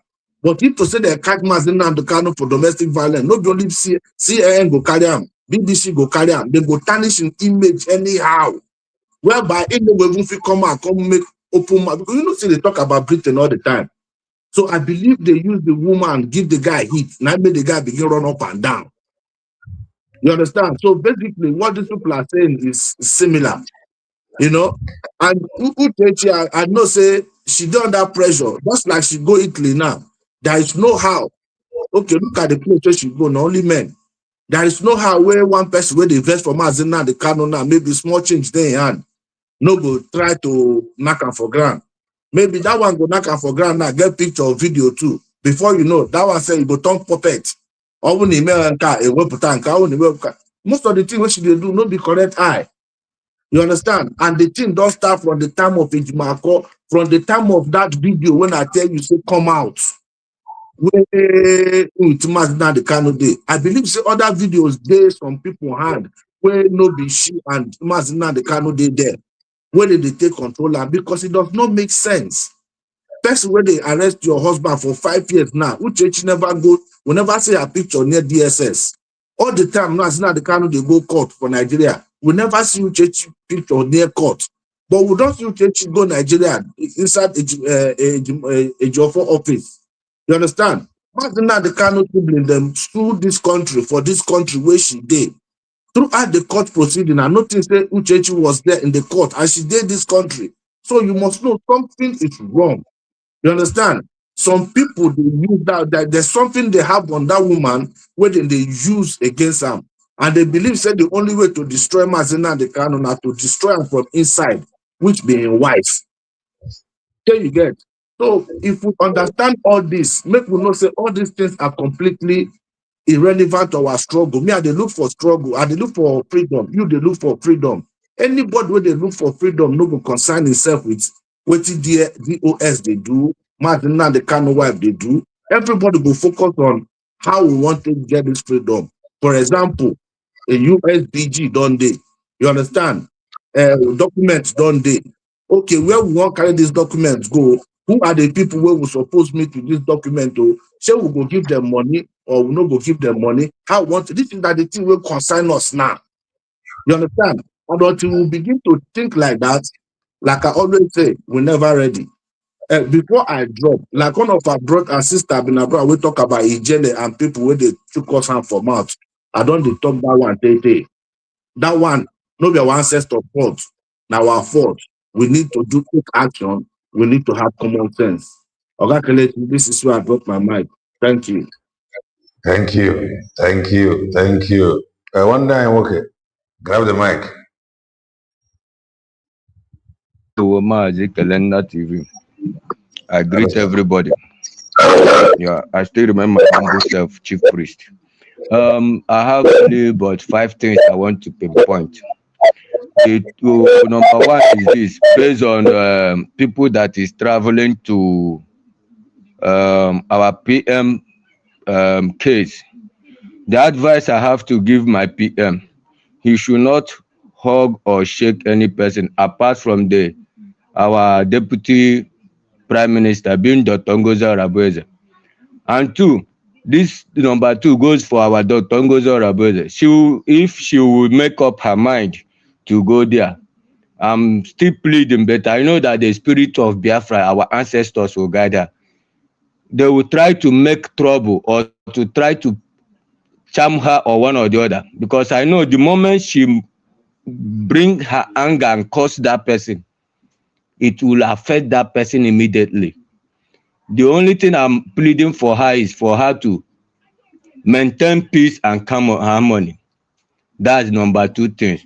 Number 3 things I want to say is this: Mazi Nnamdi Kanu brother, if Mazi Nnamdi Kanu comes out, that guy onwe ha na akpọ n'olu ndị Igbo nshoriko, ọ ga-erile Mazi Nnamdi Kanu nshoriko, because why at the initial time he supported his wife, there is something going in between him and his wife. I saw this in the spiritual realm, and it is very clear, and I can come out and tell him purposely and I can swear.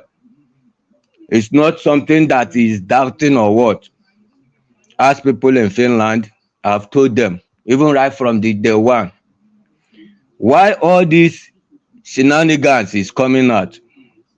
Nelly, they feel that our prime minister, Nelly is our prime minister girlfriend. Even when he shot her France, she tried to seduce that man. Even deputy prime minister, they feel that our deputy prime minister is a girlfriend to our prime minister. Maybe they have one or two issues. That's why he don't want to chase her or query her or do one or the other things. But they don't know that the wisdom that God planted in prime minister and this woman that make prime minister to see that wisdom, that light in her and still keep her. I can remember vividly when they did first this thing. Many of them, I know what they are playing in the camp. I know what they are playing in the field in the Finland. I know their system. You understand? The only thing is going on about this prophecy or prophecy, my brother, who have soiled his hand, have soiled his hand. Mpam nasi onye iro gị bịabediri bịa ya oge mgbaghara na gị gbaghara ya na were otu anya lemie jikwara anya abụọ elie were otu anya mechie ka ni were ka ọzọ kapịma lemie ihe ọ bịajewe ogbugbu ọ na-akọtọ m n'azụ na-achịla m ọchị n'ihu awụghị ezigbo enyi.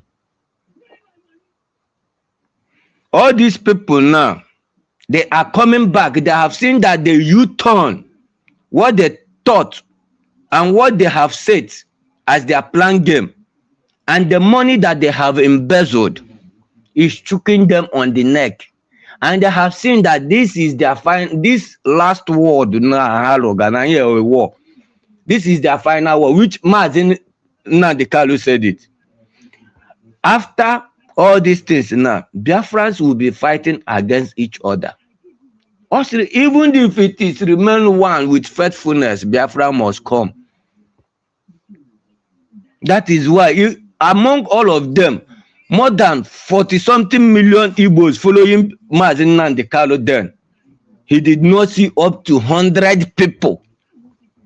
PM stood up and told him that he is number 50, 1 in 50. He should go and look for 50. And that young guy stood up and stand on his feet. Defend Biafra, defend Igbo. Do you know what this guy lose in Finland? They beg him to be even vice president of Finland during this Mugu that jailed him. He refused. In another man's land. For you to see the type of intelligence and the type of dignity we have. He abandoned everything. He even denounced Ohaneze chairman. That he is no longer Ohaneze chairman. Up to today, Finland don't have Ohaneze chairman. They are divided into two. Go and make investigation. When this guy came to Ohaneze chairman, Ohaneze Ndibo chairman in Finland, I know how much Finland are generating in Ohaneze Ndibo chairman.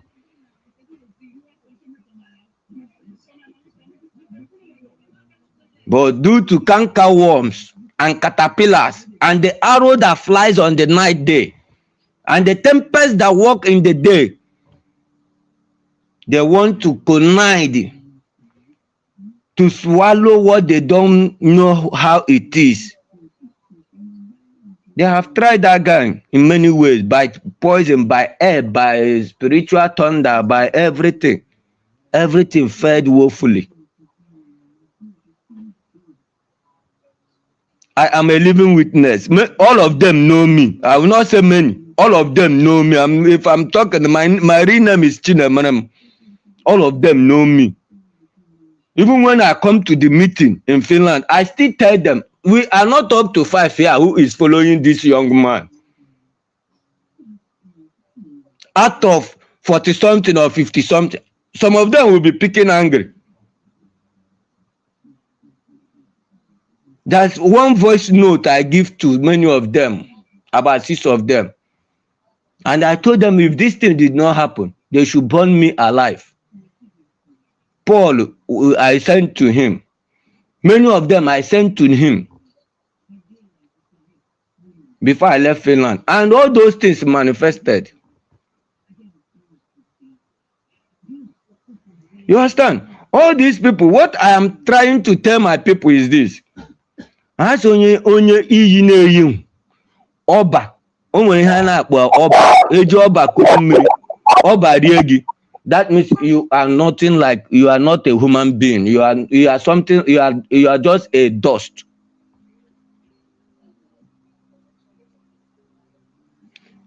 Thank you.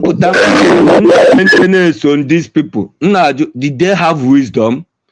Are they really? Did they suck their mother's breast? Did they crawl? Did they learn how to walk? Did they learn how to speak? Did they look at their mother tongue before they speak? They will just deceive you. Can he be our leader? Can he bring our freedom to us? Did you have the same capacity? Did you have the same intelligence, the same wisdom? Did you have that self-confidence in you? None of them have it. All of them are hungers of money. I rest my case. Very soon, it will be clear for them. Thank you, everybody. And you are welcome, my brother. Thank you, thank you, thank you, thank you. We want to thank everyone. We want to appreciate you and we want to appreciate God.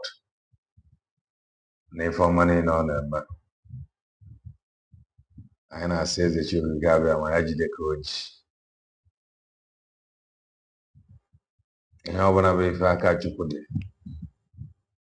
We are asking He, God, to continue. Let no man ask Him to take it easy. We ask for divine protection and the maximum security. May see each and every one of us lovers of truth and supporters of truth. We ask for divine protection and maximum security. May see Mazeba Joko. May see Dr. Bezos. May see Mazeba. Yes, and may see Mazi Nnamdi Kanu. Stay blessed and bye for now.